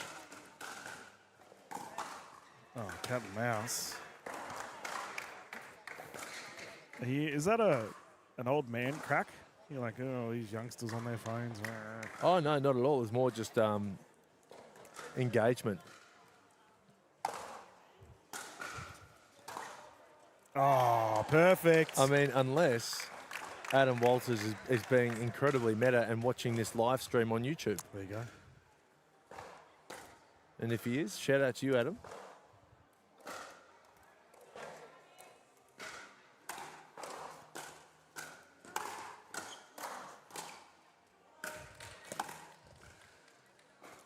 All right, Harry Brown currently 3 points down. And there's that timeout we referred to. Let's have a look at these fan bases. So we'll see brother Dan Kuznetsov immediately comes down to the bench. Tim Kuznetsov, we'll see if he gets shooed away like last time. Harry Brown sitting in isolation. And we did see it in last game, however, Ash, with Summer Delabona sitting by herself on the sideline. So just got the view here. Deep conversation, and Dan's got his, what is that? Energy gels. Oh, right. I thought it was like a roll-up. Yep. Fist bump to his brothers. They know how important this victory is for him. Oh, well, it's one in, all in kind of stuff at the Kuznetsov. All for one and one for all. Well, you mentioned, is this the biggest win of his career? Well, definitely up there. And Matt Kuznetsov set for a breakout year in 2025. No, I think this is it. It has to be the biggest win of his pickleball career. Has to be.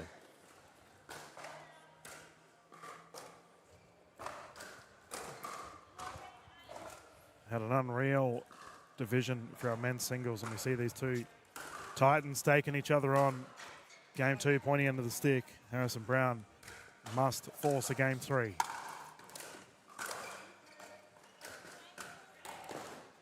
Okay. One at a time for Harry Brown now. It's currently 7-9. So Okay. all eyes on the man in pink. He wears it well, doesn't he? Yep.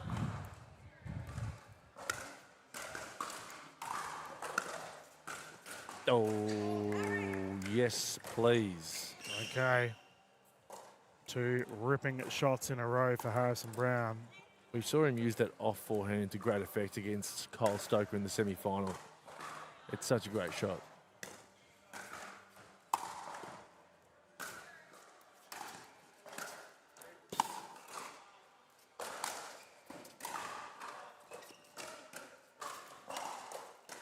Oh, man. Oh, defense, Kuznetsov. That's Never so good. say die attitude. So good. Great reset.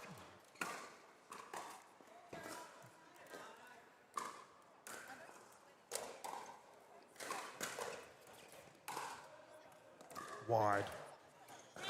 Gee whiz. Only just. Yeah. Just the margins of error for these gentlemen. Not much whatsoever.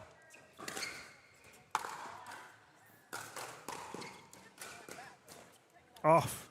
How did he make that? That is insane. What is that shot?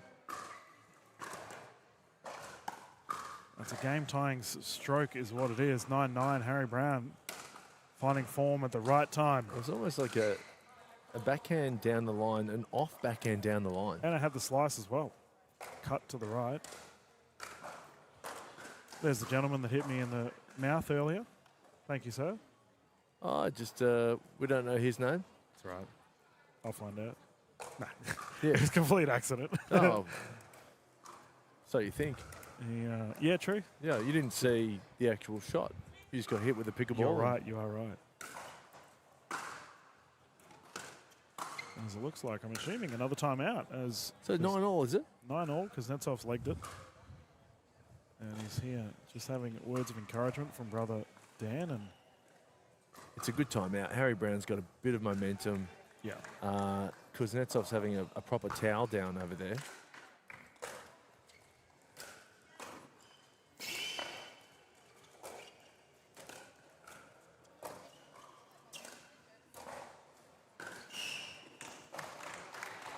Some of the rallies in that bronze medal match too against Crazy. with Kyle Stoker and Nigel Lee, incredible.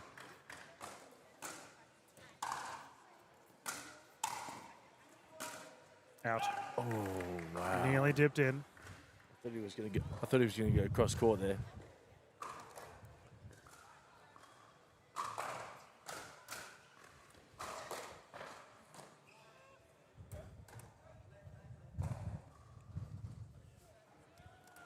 Big couple of points here.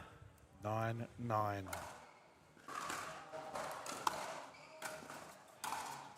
Out. Harrison Brown really has an opportunity here to take it. He's been in standard Harry Brown fashion, chipping away until he's tied this one up.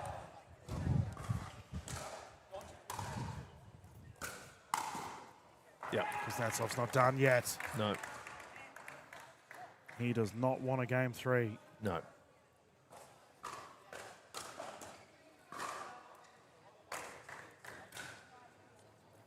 It's almost as if he understands he has to do it here if he's going to win this title.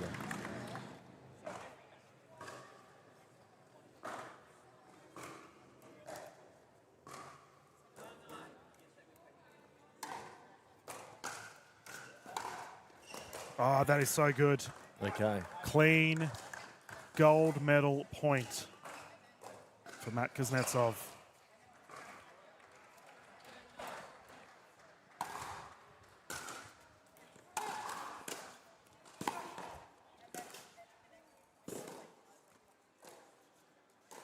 Oh, dear.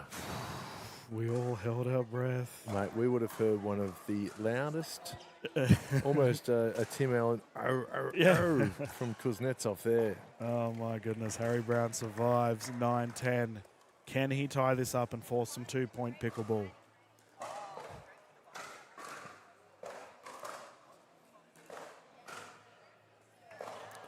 Kuznetsov really favouring the tee there on the return, forcing Harry Brown to serve to his backhand, and Harry Brown going to the trusty off forehand, making him pay. Simply exceptional. Harrison Brown, 10-10.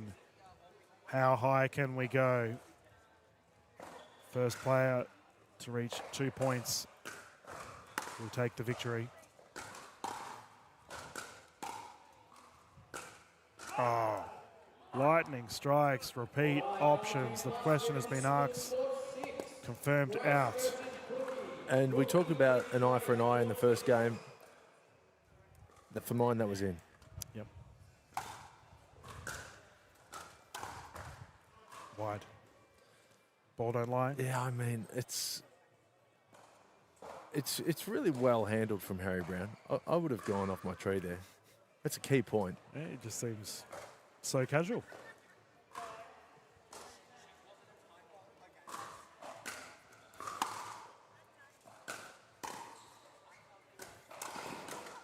Well done. And this is why you maintain the stoic rage. Well, because he's now got his head in the game.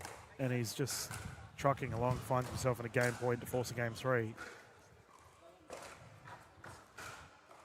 If he flew off the handle 2-3 points ago, would have lost his head. It's over, yeah.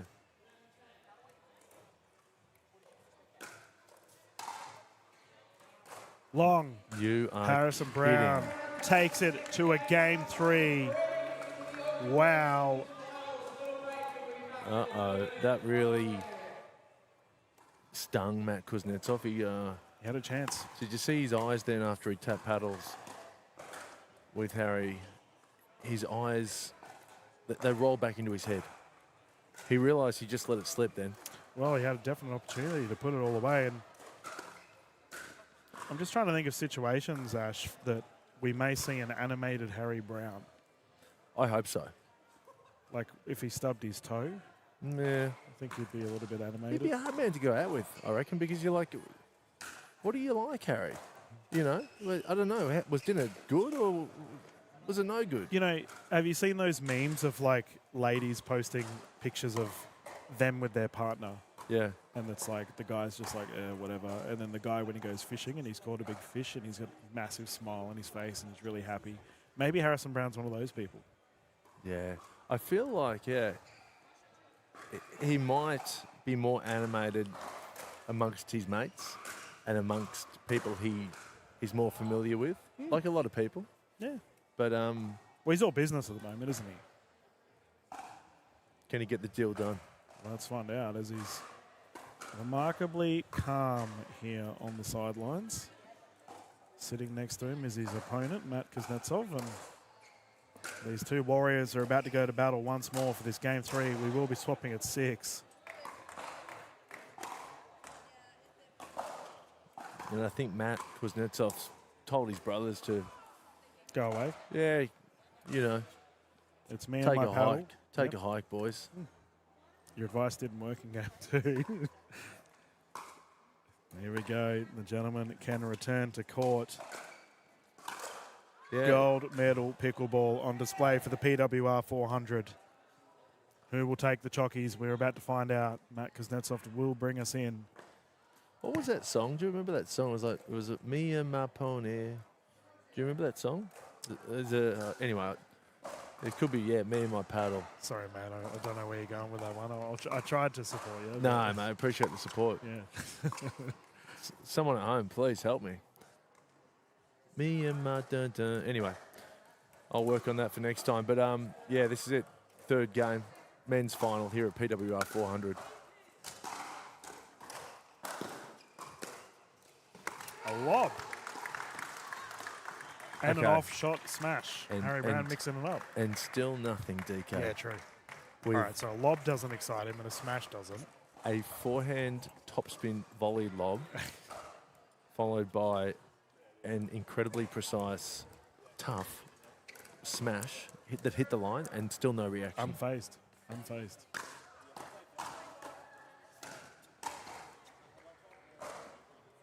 We're all on Brown watch now. We're just seeing, will we get a fist pump?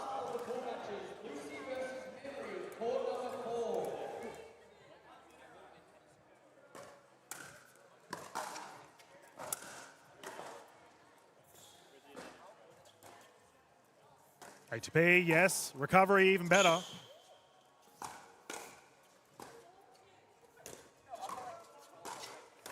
Great point. Exceptional defense, Matt Kuznetsov. There's a dug deep all match.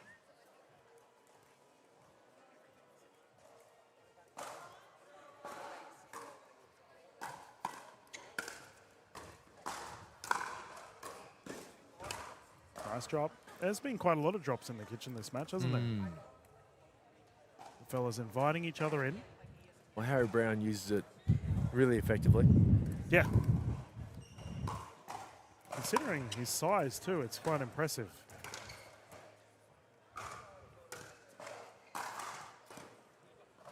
No fist bump. 2-point game. He's moving a bit better too, Harry.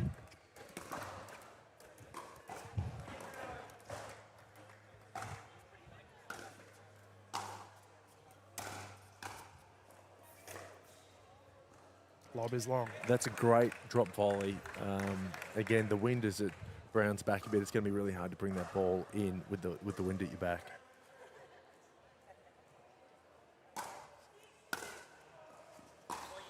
Long, beautiful shot. Kuznetsov in the corner.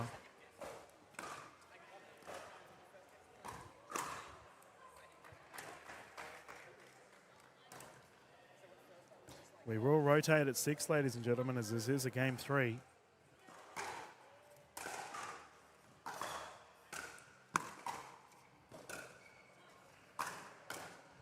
Nice. Very nice. Just see Kuznetsov talking to himself. He wasn't impressed with that result. Well, it was a little high, wasn't it?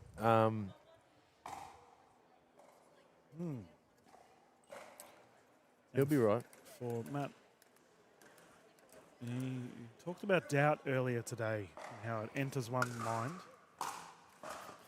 Yeah.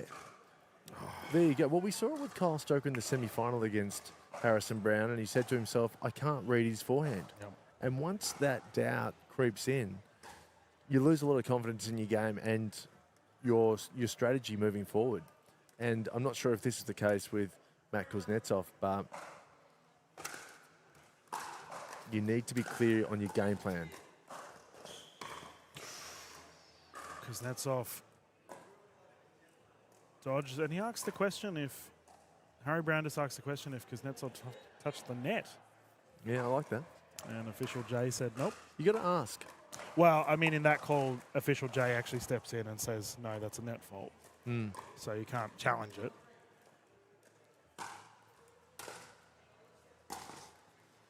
Well, that's it. After this, we've got the ladies' open singles final, and I spoke to my good mate Summer Delabona, and I said, listen, she never challenges. She never asks. She never questions calls. And I What said, did she say to that? She said, yeah, because I said, listen, some calls were really, really close. You've got to ask the question. Yeah. And she said she will. So expect her to... Oh, okay. Yep, she's going to... We're going to see our the debut of the Summer Delabona challenge. Lob. Bang. Oh, boy. Harrison Brown. Oh, that was a fist pump. We had a motion and a head shake. I don't think it was. He was going to fix his necklace. Okay, yeah, fair enough. His bracelet was a bit uncomfortable. It was a fist pump fake. Yeah, well, he got me. We sure did. Any emotion, we would love to see it.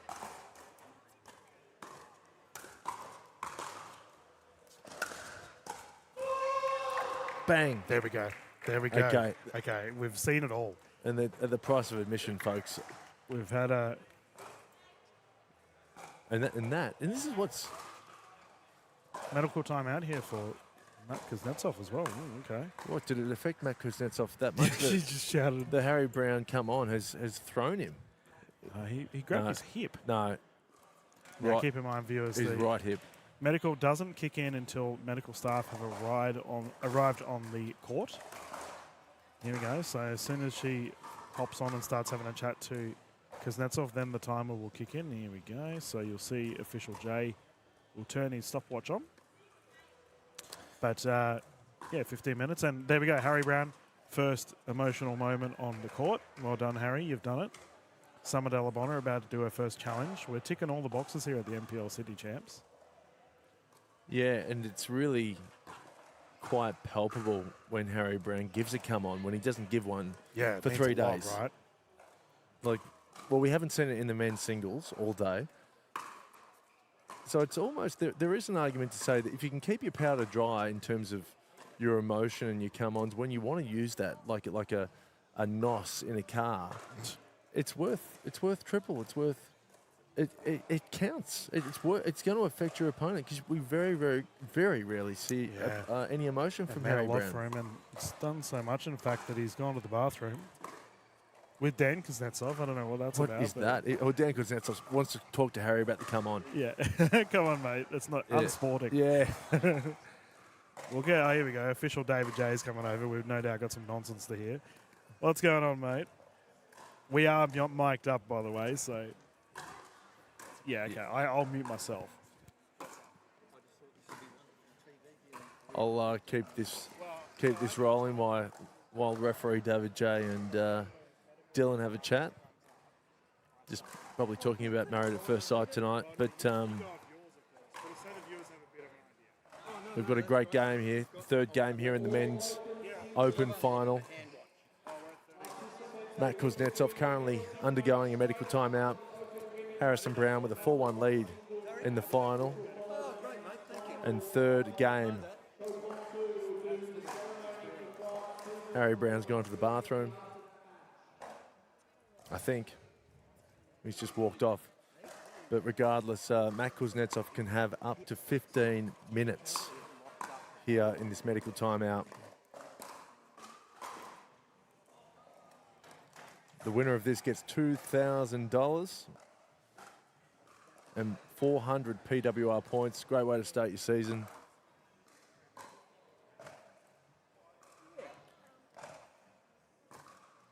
And Harrison Brown is off to Japan next week as well for the PWR 700. So this would really kickstart his season for 2025.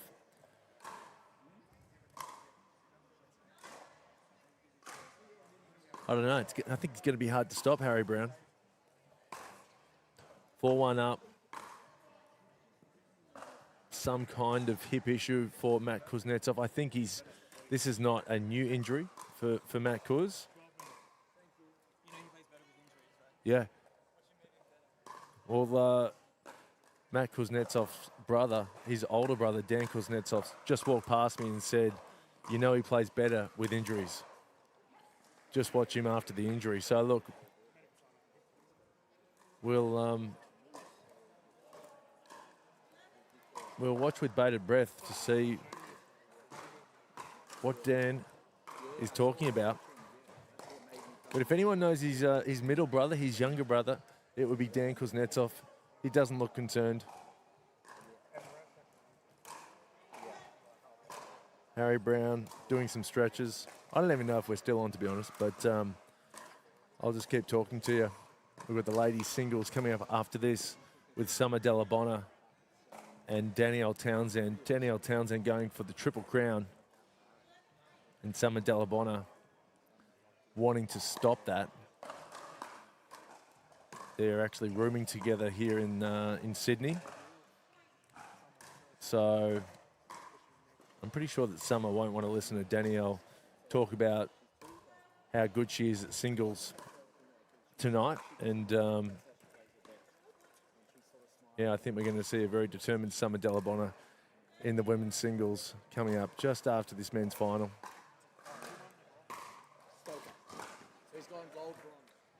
Harry Brown back out on court. I'm back. Dylan, how'd you go, mate? Yeah, good. So we've confirmed, hip flexor for Kuznetsov. And I was just speaking to Ron Shell. So Kyle Stoker won the bronze medal. Good. So he's gone gold and bronze in the last two events for the singles format.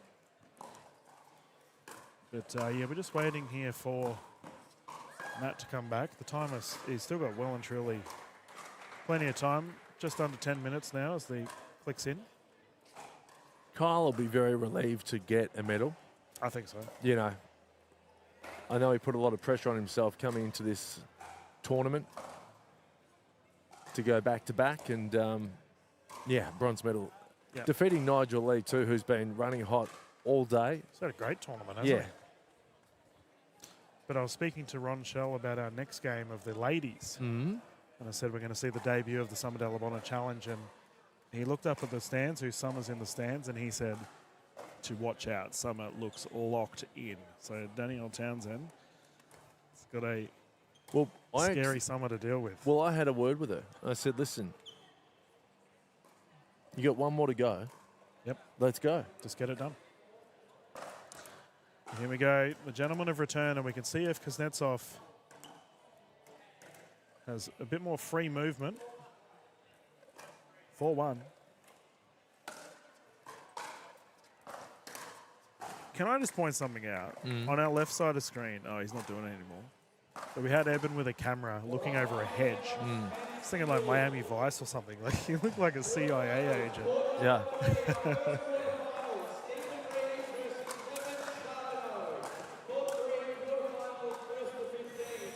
Drive attempt unsuccessful. And it's fair to say that Kuznetsov movement hasn't been as apt as he would like.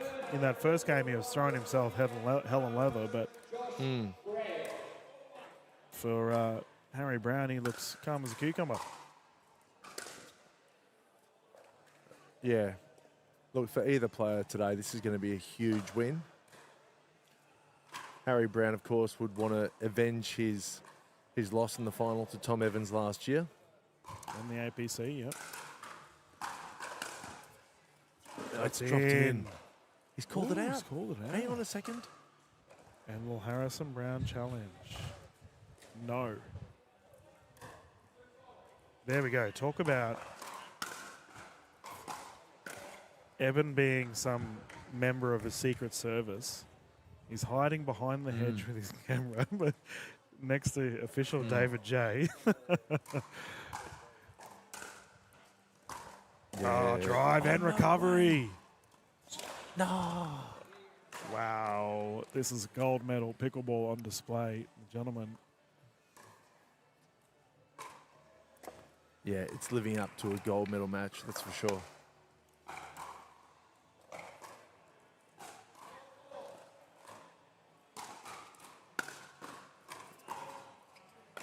I was called wide.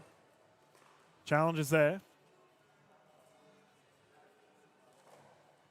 Called wide. Harry he gave some emotion there. I mean, look, again, that was inside the line for mine. Yeah. And Harry just gets on with it.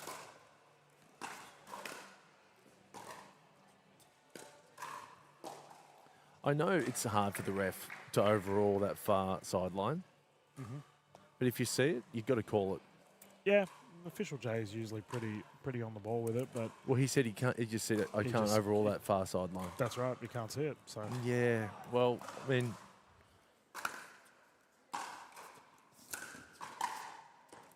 that's gone wide. I believe if I just heard official J right, it would be 5-5 right now. yeah. So I guess from 5-5. where he's standing, it is hard. I'm right on that line. So, do you think we'll ever get? I know that sometimes we do get lines people with pickleball. Yeah, you do. You can have four refs. The easiest fix for me, and I have suggested this, and I say it's easy, but it would cost a bit. You know in T20 how you have the wickets light up when you hit the wickets? Oh, wow. That's in. Why can't we just have lines with sensors on them and they light up? I mean, it's a great idea. It would cost a bit, I'd think. Yeah, but, you know, we're in 2025. I just think we're at a time now where it can be done. Yeah, it's interesting. I mean, even, what do they call it with the Australian Open? Timeout. It's not the Hawkeye, but the calling system they have that's all electronic. Very occasionally that can be wrong too. It can be. You're right. But We have seen, obviously, I've done tournaments in the past where we have line judges. So you can have a line judge. Australian pickleball, it seems, has reverted away from the line judge and they just go the traditional one person. Yeah, well, it's a judge. lot of resources to kick in, having, 4 or 5 lines people. I also love the human element of, sport. Yep, I agree. And that's theatre. We want to see That's right. emotion from the players, good, bad, or indifferent. And I just can't believe how Harry Brown's responded. He just gets on with the business. That's and so right. did Dan Kuz in the first set. There was an iffy line call. Sorry, Matt. Too many Kuznetsovs for mine. Keeping up with the Kuznetsovs. There we go. As Harry Brown has rotated to the other side of the court and You're talking about emotion. We had our first real look at a fired-up Harry Brown, who's back in business. The Pink Panthers on the other side of the court, and he'll be looking to cruise into a gold medal if possible. It's a good shout, the Pink Panther. He's got the moustache. Got the suave about it Yep. too.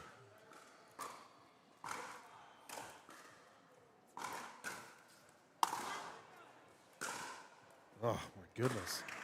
That was tasty, wasn't it? Yeah, nothing but smooth from that drive down the right side, and Kuznetsov does not want to let the scoreboard pressure really start to kick in here. It's a great volley. Yeah. It's an interesting one, right? Like, we've seen a lot of those drop volleys throughout this match.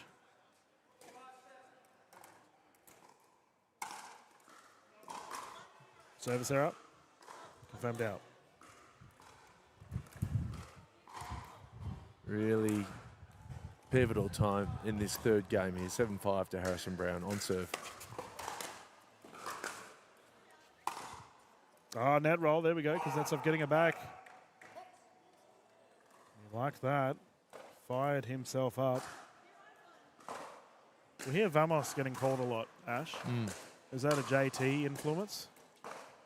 I know he's very verbal with it. Well, a lot of tennis players say vamos. It's Tom Evans likes to say it. I think it's just come on in Spanish, but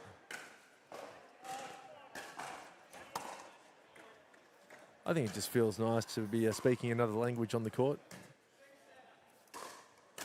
Yeah, what did you say yesterday? We were talking about Italian and you said si. Yeah, I said si. Sounded good though. Yeah, I thought I was pretty good, but it was the wrong language. Here we go, Kuznetsov tied it up. And it seems that medical has done him wonders.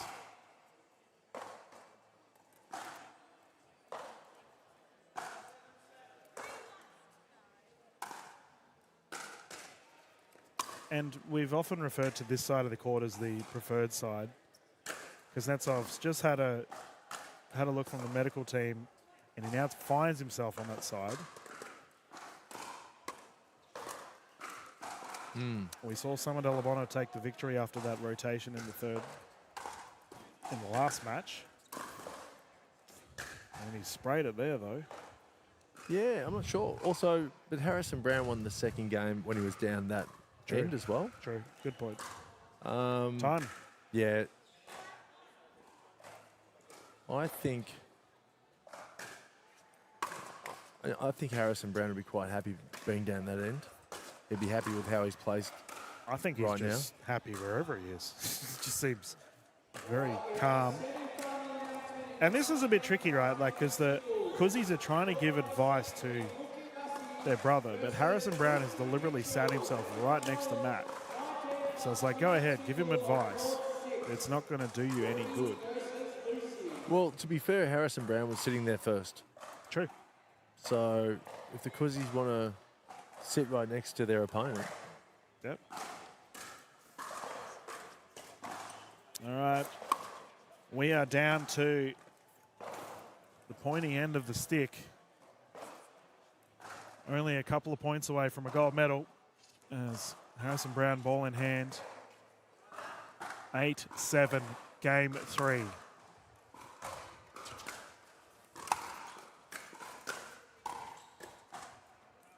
Wide. Every point crucial from this moment on.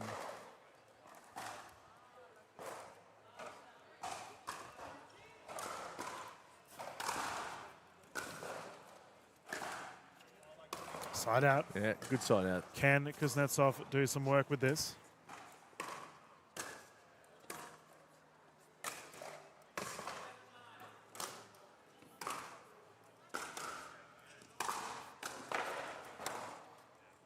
Brown had a tumble. Kuzi still had to make the shot. That was not an easy shot. Nope.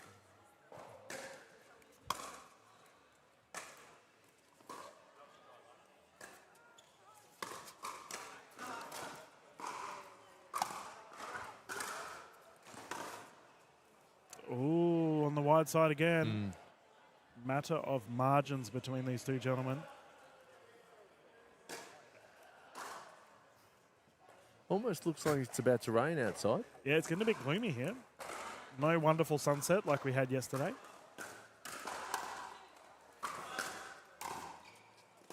Oh, charging Harry Brown, unable to get it. Matt Kuznetsov getting it back, and these two are just going toe-to-toe at the moment in the final portions of this match. Yeah, it was the right call to take that out of the air. The temptation would have been to let it bounce and maybe go for the ATP.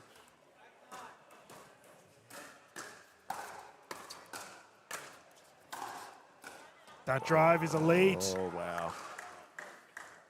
Stretch the big man. Yeah, the artillery pulling it back from the baseline. Just shows you kind of from that centre line, a full stretch Harry Brown can pretty much reach that sideline.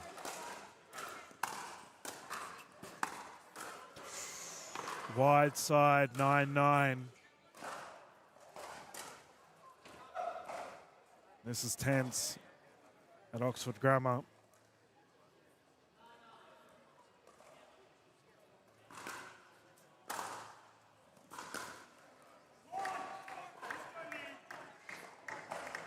Verbal Matt Kuznetsov trying to fire himself up.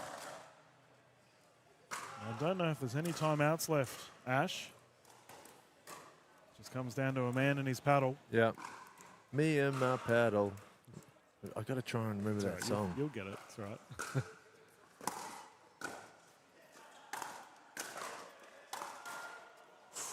Yeah. Right side again. That's the same shot we saw on the side out earlier from Kuznetsov down the right side.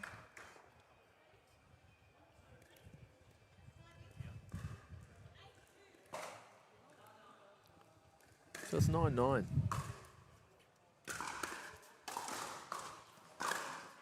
This is crunch time here in the men's final. Yeah, we've got a bit of a side-out stalemate at the moment. The gentleman not able to get past the 9-point mark. What do you think? You reckon you play 80%, percentages, or you go for it? I'll go for it. Have to go for it. Like that. Matt Kuznetsov now finds himself the gold medal within grasp.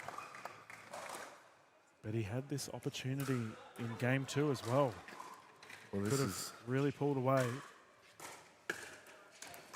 Can the Lion respond? He needs to find that courage. I reckon he might do it here, Matt Kuznetsov. Oof, commentator curse. That's right, mate. It's my second one. We all do it. Yeah. Well, that was a big one. We do have a timeout. I didn't give him an out there. I said he's going to win this point. We have a timeout. Team K over there having a chat. Harrison Brown, calm as ever. Well, there's a bit of theatre there too, because it was match point to win the championship here in Sydney, and Eben from the NPL even slid out in the office chair to get the moment. Yeah. It was all happening around Matt Kuznetsov, and the CIA agent over there taking photos of everyone. Yeah, it wasn't very inconspicuous. Who's that? We're talking about like 70s, 80s TV shows. Magnum PI. Tom Selleck.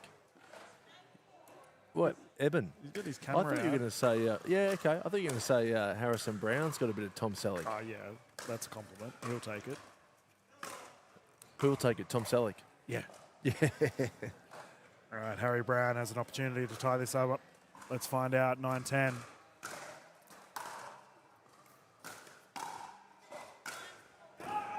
Wide.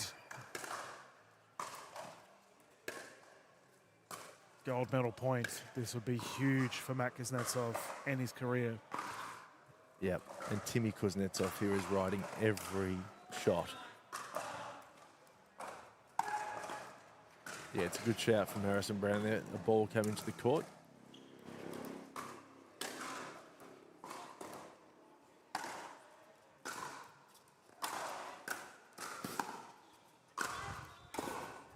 Energy there from Harrison Brown. Yeah, and it just shows how much Matt Kuz wants this.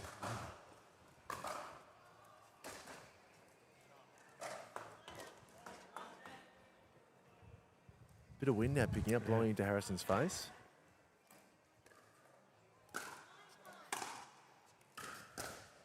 That is class. Pressure irrelevant for Harrison Brown. And that's where just a little bit of wind in your face can be nice so that you can swing freely with the forehand. And he did exactly that, tied it up, 10-10, 2-point pickleball on display for this game 3 of the gold. And he's pulling the shots out at the crucial time. with the net roll, just for added spice. And we have a timeout. And just like that, Matt Kuznetsov found himself with a gold medal point. Yeah. It's now been reverted. And Harrison Brown, my goodness. Well, whatever happens here, both players will have had a match point. That's right. Diamonds are formed under pressure. And we're seeing all the shinies on display here for this crucial gold medal. This could go either way. What's your gut saying? I'm going to back Brown.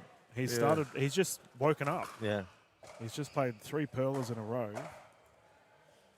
Yeah, it's interesting. The wind's actually swirling now. It's actually almost blowing into Kuznetsov's face now. It's just changed. Unpredictable. Yeah, so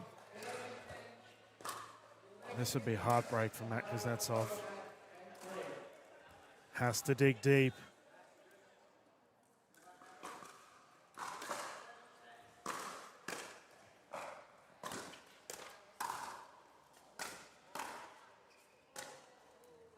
Ball on court. It is so tense right now. it is. It is. And the ball was there to be called. Replay. Let's try again.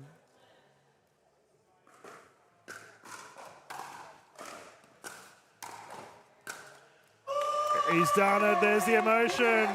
The lion roar, and he will take the gold. Harrison Brown has secured the gold here in the men's singles for the Open. And he likes it. Matt Kuznetsov, heartbreak, taking the silver. There we go. Hey, man, it's good to see who Harrison Brown really is. He showed us just then. This guy's got a big heart. And talk about digging deep. And a big personality that I didn't know was hiding under there. Well played to Matt Kuznetsov. That's a big win. And I don't know, mate. Speechless. Well, Harrison Brown's now going to the PWR in Japan next week. He can take this momentum, starts his 2025 season. Yep. He had his back against the wall there in that final. And I think, yeah, Matt needed to get that second set done, didn't he? Yeah, All to lock it game. up. Second game done. You know what this means, right? Because Tom Evans is obviously over in the States. Harrison Brown is now the #1 male singles player for the NPL. Right. He's just taken the first tournament of the year. Yep.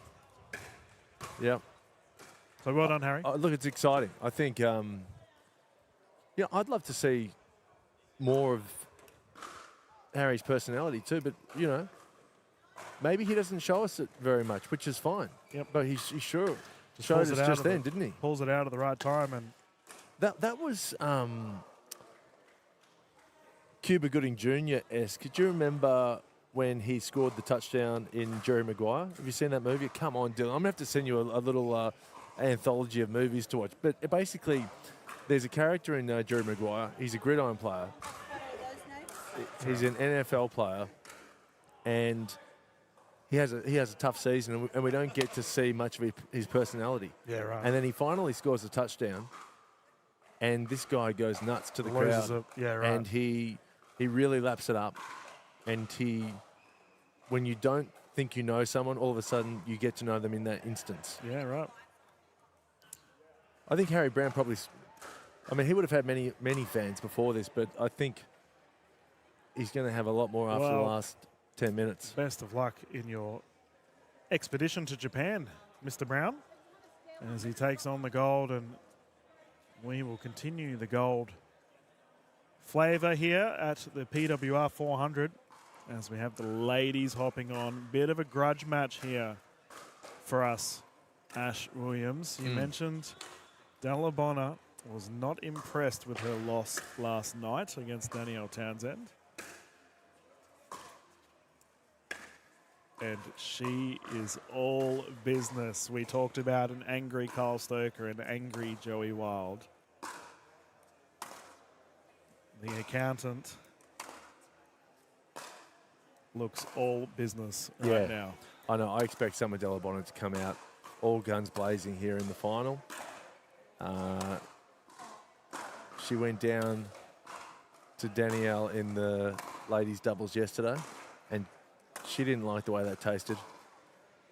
And she doesn't want to taste that again today. I can guarantee it. She legitimately looks cranky on the court. Well, yeah, and again, it's the opposite of Harry Brown. Yep. Usually Harry Brown looks a bit cranky, and he was very, very animated towards the end. And now we've got the opposite. We've had Summer Delabonna smiling all day, and now she is just serious as. She is locked in. And, again, I've become pretty close with some of the last few days, and Danny, but well played, Harrison. Well done, awesome mate. stuff, bud. Congrats.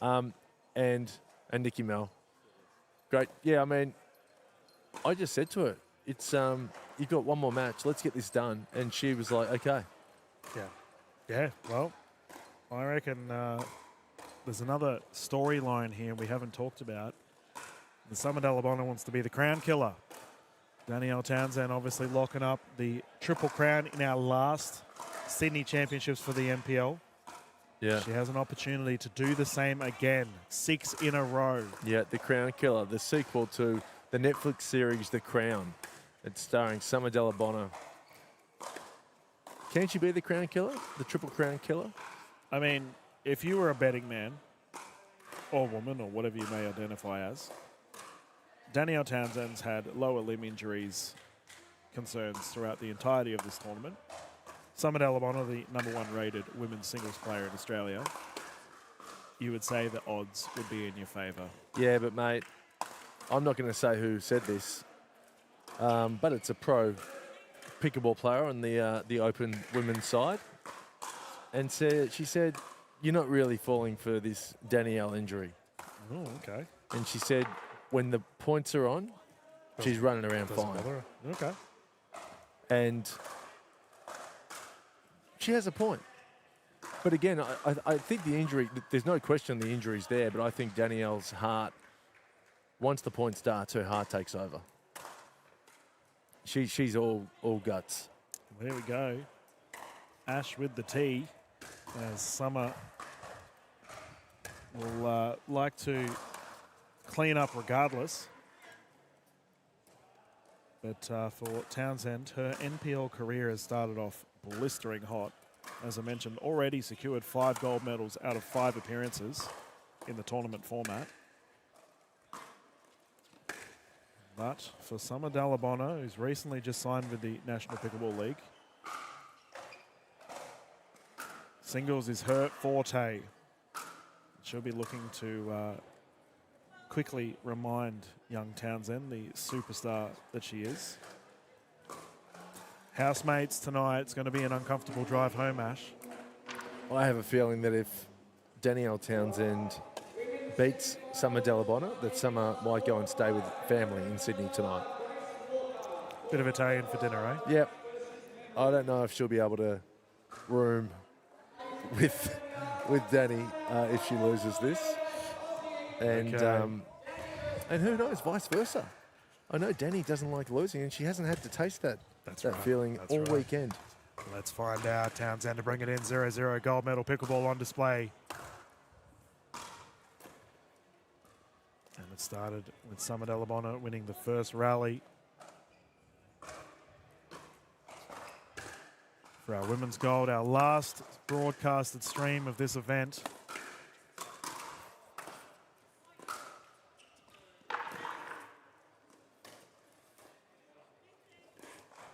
She's a different beast. Yeah. Well, Danny's going to have to move better than she has arguably all day against Summer in this final. Left to right, Summer's going to spread the whole court and really make Townsend move. Oh. Yeah, it would have been close. Yeah, framed it on the paddle. Most likely going out. Delabona to serve once more, 2-0.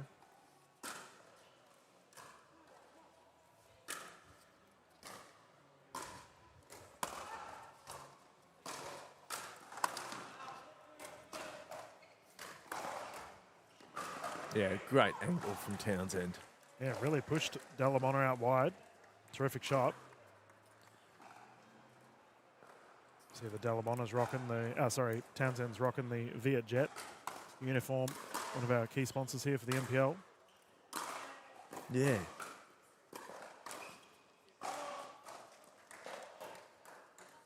Kitchen fold. How often do we see a foot fold in singles? Not often. Delabona will take it. Yeah. Fair call from referee Donna J there, getting involved. Yeah. 2-0, Delabona once more with the side out.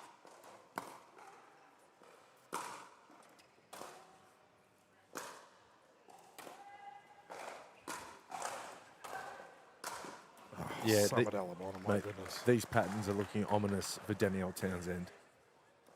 Yeah, we saw the double hand cross between the two, and you cannot take Delabona on with the backhand.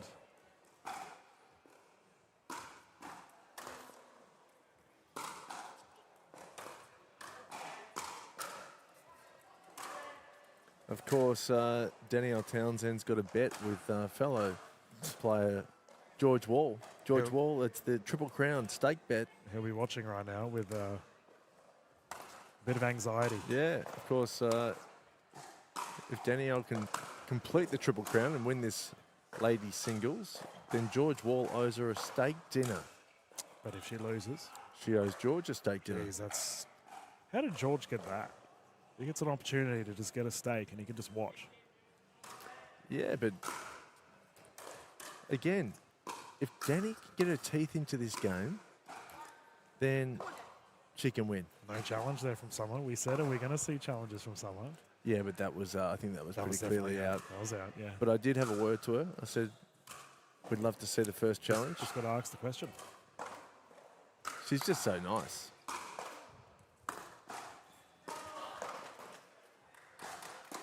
Speed up from Delabona. Yeah, and that's right to the Townsend wheelhouse, waiting back there with the backhand, almost like it's her favourite shot. But typically Delabona wouldn't just drive the ball at the player. That's what I mean. We've got a cranky Summer on the court. Yeah.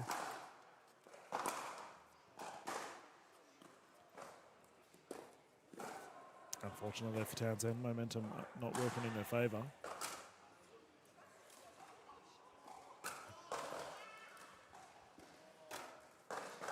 Danny Townsend just saying to herself, trust yourself. You hit a good shot. Come on.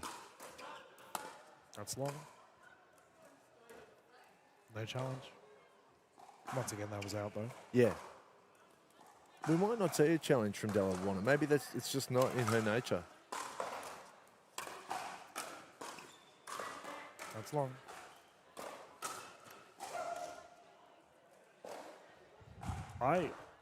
I'm calling it. This is a different Summer Delabona.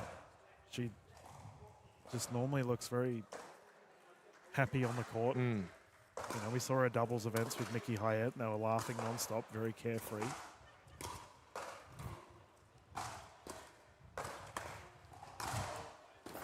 But this here is Summer from accounting. Yeah. She's all about business. Well, that sounds ominous too. Someone from accounting wants to talk to you. Mate, No. your annual leave has been denied. Yeah. And she wears those goggles, and you know someone means business. Oh, That's good great hands. shot from Townsend. Yeah, flick to the left. That's why she's so great in doubles. Her hands are just top tier. Well, best female in the mixed doubles category, hands down.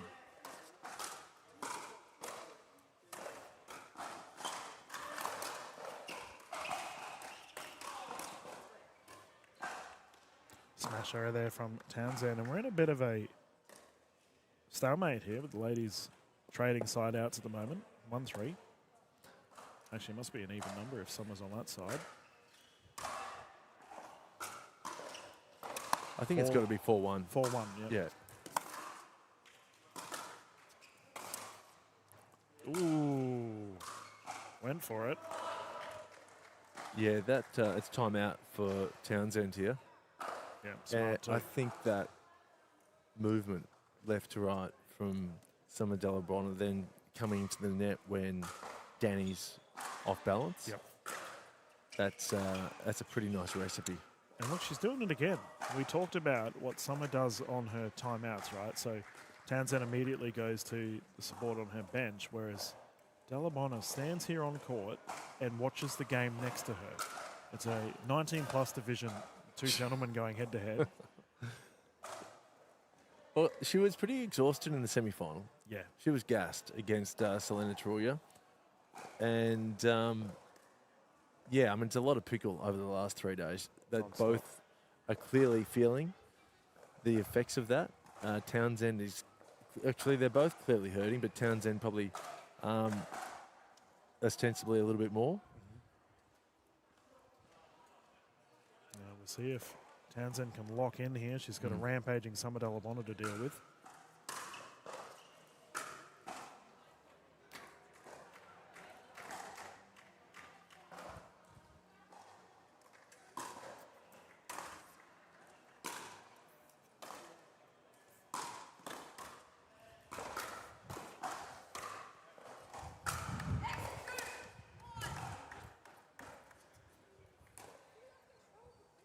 For the first time with our ladies division, Ash, we have no smiles on the court. No. Roommates Yeah. for the weekend, and they mean business. This is... I actually think there's a little bit more feeling in this than just a gold medal. Well, no, there is. It's not even... Delabona, look out. That's not even a hypothetical. There's genuine feeling in this in this match. Summer does not want to taste a loss against her roommate again. She tasted it last night and didn't like it. Yep.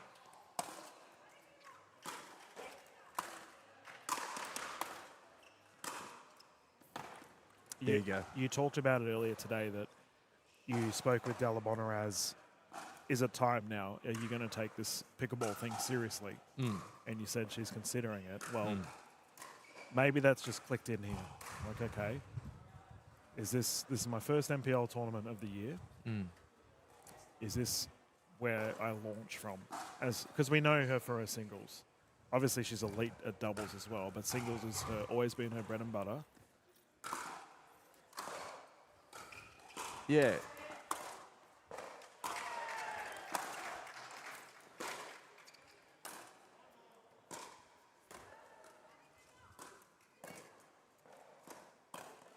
So smart. See, in the last time we saw that where Delabona was charging in towards Danielle Townsend, she tried bodying her.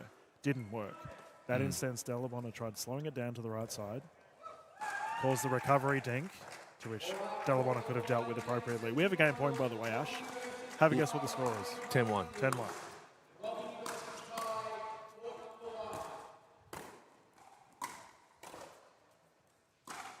Wide.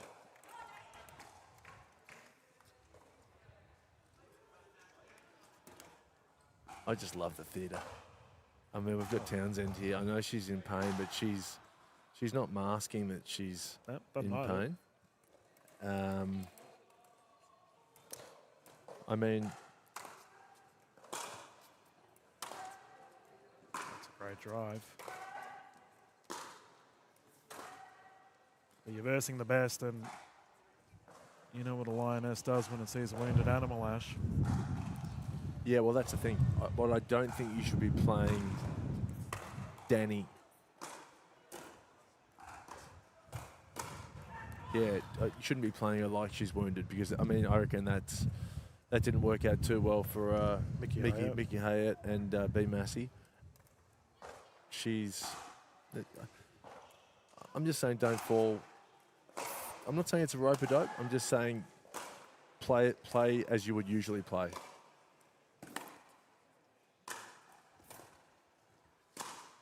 That's why I'm saying that this is a cranky Summer as we have a timeout here on the side of... Yeah. Should she just call a time? No, okay. Playing an injured person is hard. Yeah. Because you're like, oh, I just need to put the ball in, and but no. Summer is just clinical at the moment. No remorse. There you go. First game, Summer 11, Delabonna. 1. I'm loving this new and improved Summer Delabonna. So do I. This is Summer at her best. And I think, I've said earlier, she isn't just the best in Australia. I reckon she's in the conversation for one of the best singles players in the world. But for Delabonna, we need to see more of that, where she's angry. For sure.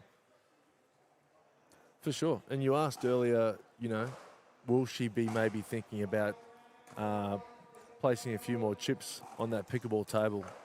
I think she will, but I think right now she just really wants to win this final. Yeah. She's not even thinking about future and the new NPL season or her holistic pickleball journey. She just wants to get the W here, and again, she's been pretty nonchalant about even the women's doubles final yesterday. I know her and Mickey wanted to win it, but I know she really wants to win this one. Yeah, we've got the accountant in front of us here. We better speak in hushed tones. Well, that's it. Don't want to annoy her. No. Don't want to take her out of flow state. She's in flow state right now. Definitely. Yeah, those Excel spreadsheets will be getting done 100 miles an hour, and she is going to bring us in once more for game 2 here. Delabonna did take the first in a commanding lead. Can she continue? Wide side, first points on the board for Delabonna.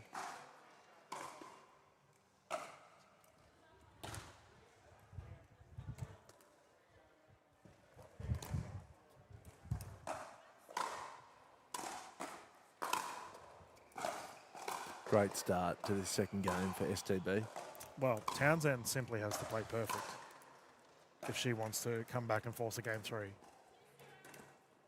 A couple of unforced errors on her side to get us going, and that's another one. At the moment, I wonder if George Wall is just looking up nice stake places. I reckon he is. Yeah. Yeah. He's licking his lips. Yeah.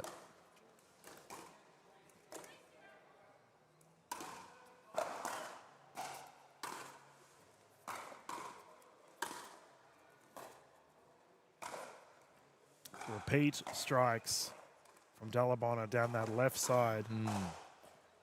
And again, that light wind at the back of Summer is just helping her ball come on to Danny just ever so quicker. Well, we saw how well she played on this side of the court earlier, and now she has it with potential to take the gold. We're going to get time out here any second. Yep, 5-0. Yeah. Delabonna is all business at the moment. And what's she going to do here? Because she's been going to this one side of the court for each time out. Well, and that's where Danny is, and Danny's coach, Ben Costin, is going to go over there and have a quick word to his client. But Summer doesn't want to hear it. She's walked away from her usual spot. She's, why would she want to hear it? Everything she's doing so far. If it ain't broke. That's it. Maybe Summer and George have had an agreement in that they can go halves in the stake. Oh, that was a smile. I know we don't have cranky Summer anymore. She smiled. Did she smile at you? Yeah, she just smiled in general. So Townsend's definitely a chance here. She's back. Was it like an obvious smile, or was she kind of just? I think it was an expression. I think it was a big grin to Selena Taruya, who's sitting here on the bench behind us. Oh, okay. Yeah. Well, that's fair. Who's also had a terrific tournament, Taruya.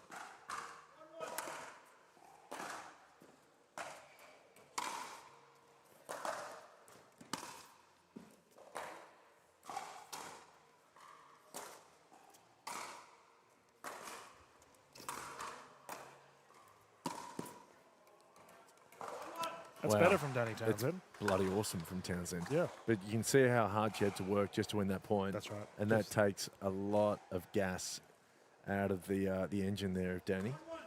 Yeah, got to force the side out.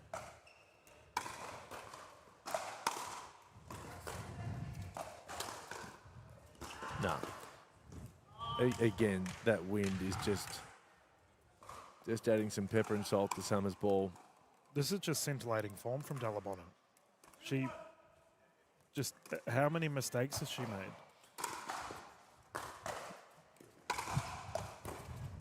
Yeah.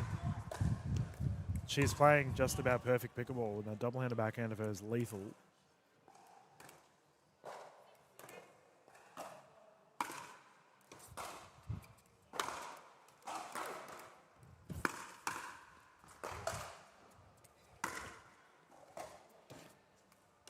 And the errors continue to build for Townsend. I think we're going to see some emotion coming from Danny soon if she can't apply some scoreboard pressure.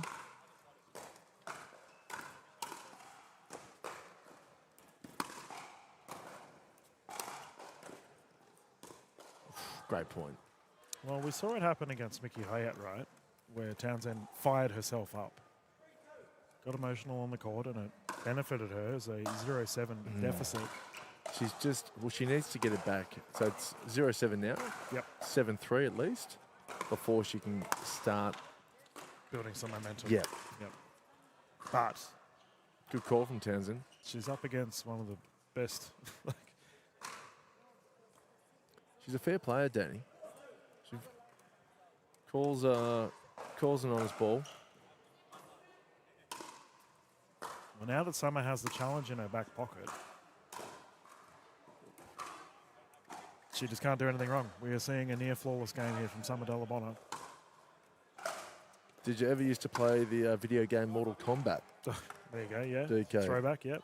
The flawless victory. Yeah, that's what we're seeing right now. Yeah. Considering Delabona gave up 1 point in game 1. And we're on a 8-0 right now. So it's not flawless, but it's very close. Yeah, well.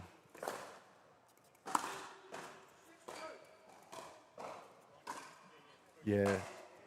It's just surgical right now. No, it's. I don't know if Danny's going to be able to get her teeth into this game. And credit to Summer for not allowing her to do it. This is cranky Delabona, and I love it.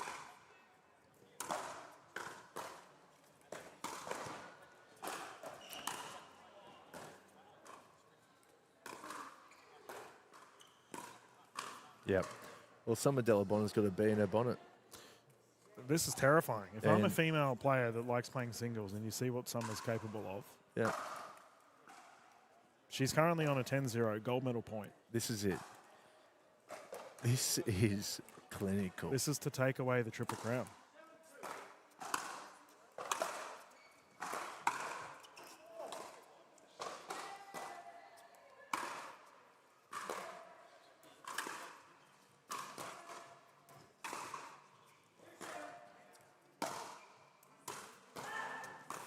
Crown Killer. So good. Gets the job done. The undisputed #1 female singles player in the country. Delabona, absolutely perfect. 11-0, 11-1, Ash. I'm happy for her, mate. She can take a lot from that in the sense that, like, wow, you don't want to play a fired-up Summer Delabona. Yeah, she just, oh, there's a smile. She has immediately walked over to Selena Tarui, a big high five, and George Ball's currently celebrating steak for dinner. George. Again, they didn't specify which steak, so I reckon Danny might just get any cut of meat and chuck it on the concrete on a hot day and say, there you go, George. For Danielle Townsend, as we have our NPL staff just getting our courts ready here for the medal presentations. But for Danielle Townsend, what a terrific weekend. Awesome. Her medal tally thus far for NPL tournaments since last year, we've had 3 gold medals in a row. She then won 2 gold medals in a row this weekend for the doubles categories and a silver. So she might be up there as one of the most accomplished NPL players in tournaments to date. Yeah, and she was hampered by that blister. Yep. There's no question. But this is the thing. It doesn't really affect her as much as it would other players just because she can fight. That's right. Yeah, well, for our PWR 400. We are all over Red Rover here at the Sydney Championships from the NPL. Thank you so much to all of our viewers. Ash, you've done terrifically well in the booth, mate. Thanks, DK. Thanks for having me, buddy. Always. And we look forward to seeing you all in the NPL rounds in 2 weeks' time from now. I won't be present. I'll be calling the Victorian Open. But I know, Ash, you'll be in the booth yapping away. Yeah, I'll be there. Look forward to speaking to you all with more pickleball action. Yeah, plenty to be had live here from Sydney. We're going to close down the broadcast. Remember, viewers, you can catch all the footage and fun available on the NPL YouTube channel as well as all of the Times Now YouTube channels. For all of our international viewers, it's been a pleasure calling this event for you all, the PWR 400. Remember, the next PWR event is in Japan. We will see Danny Townsend, who was just showcased on this match, cross over to our friends in Japan. But for you all at home, we hope you have yourself a lovely evening. Thank you and good night.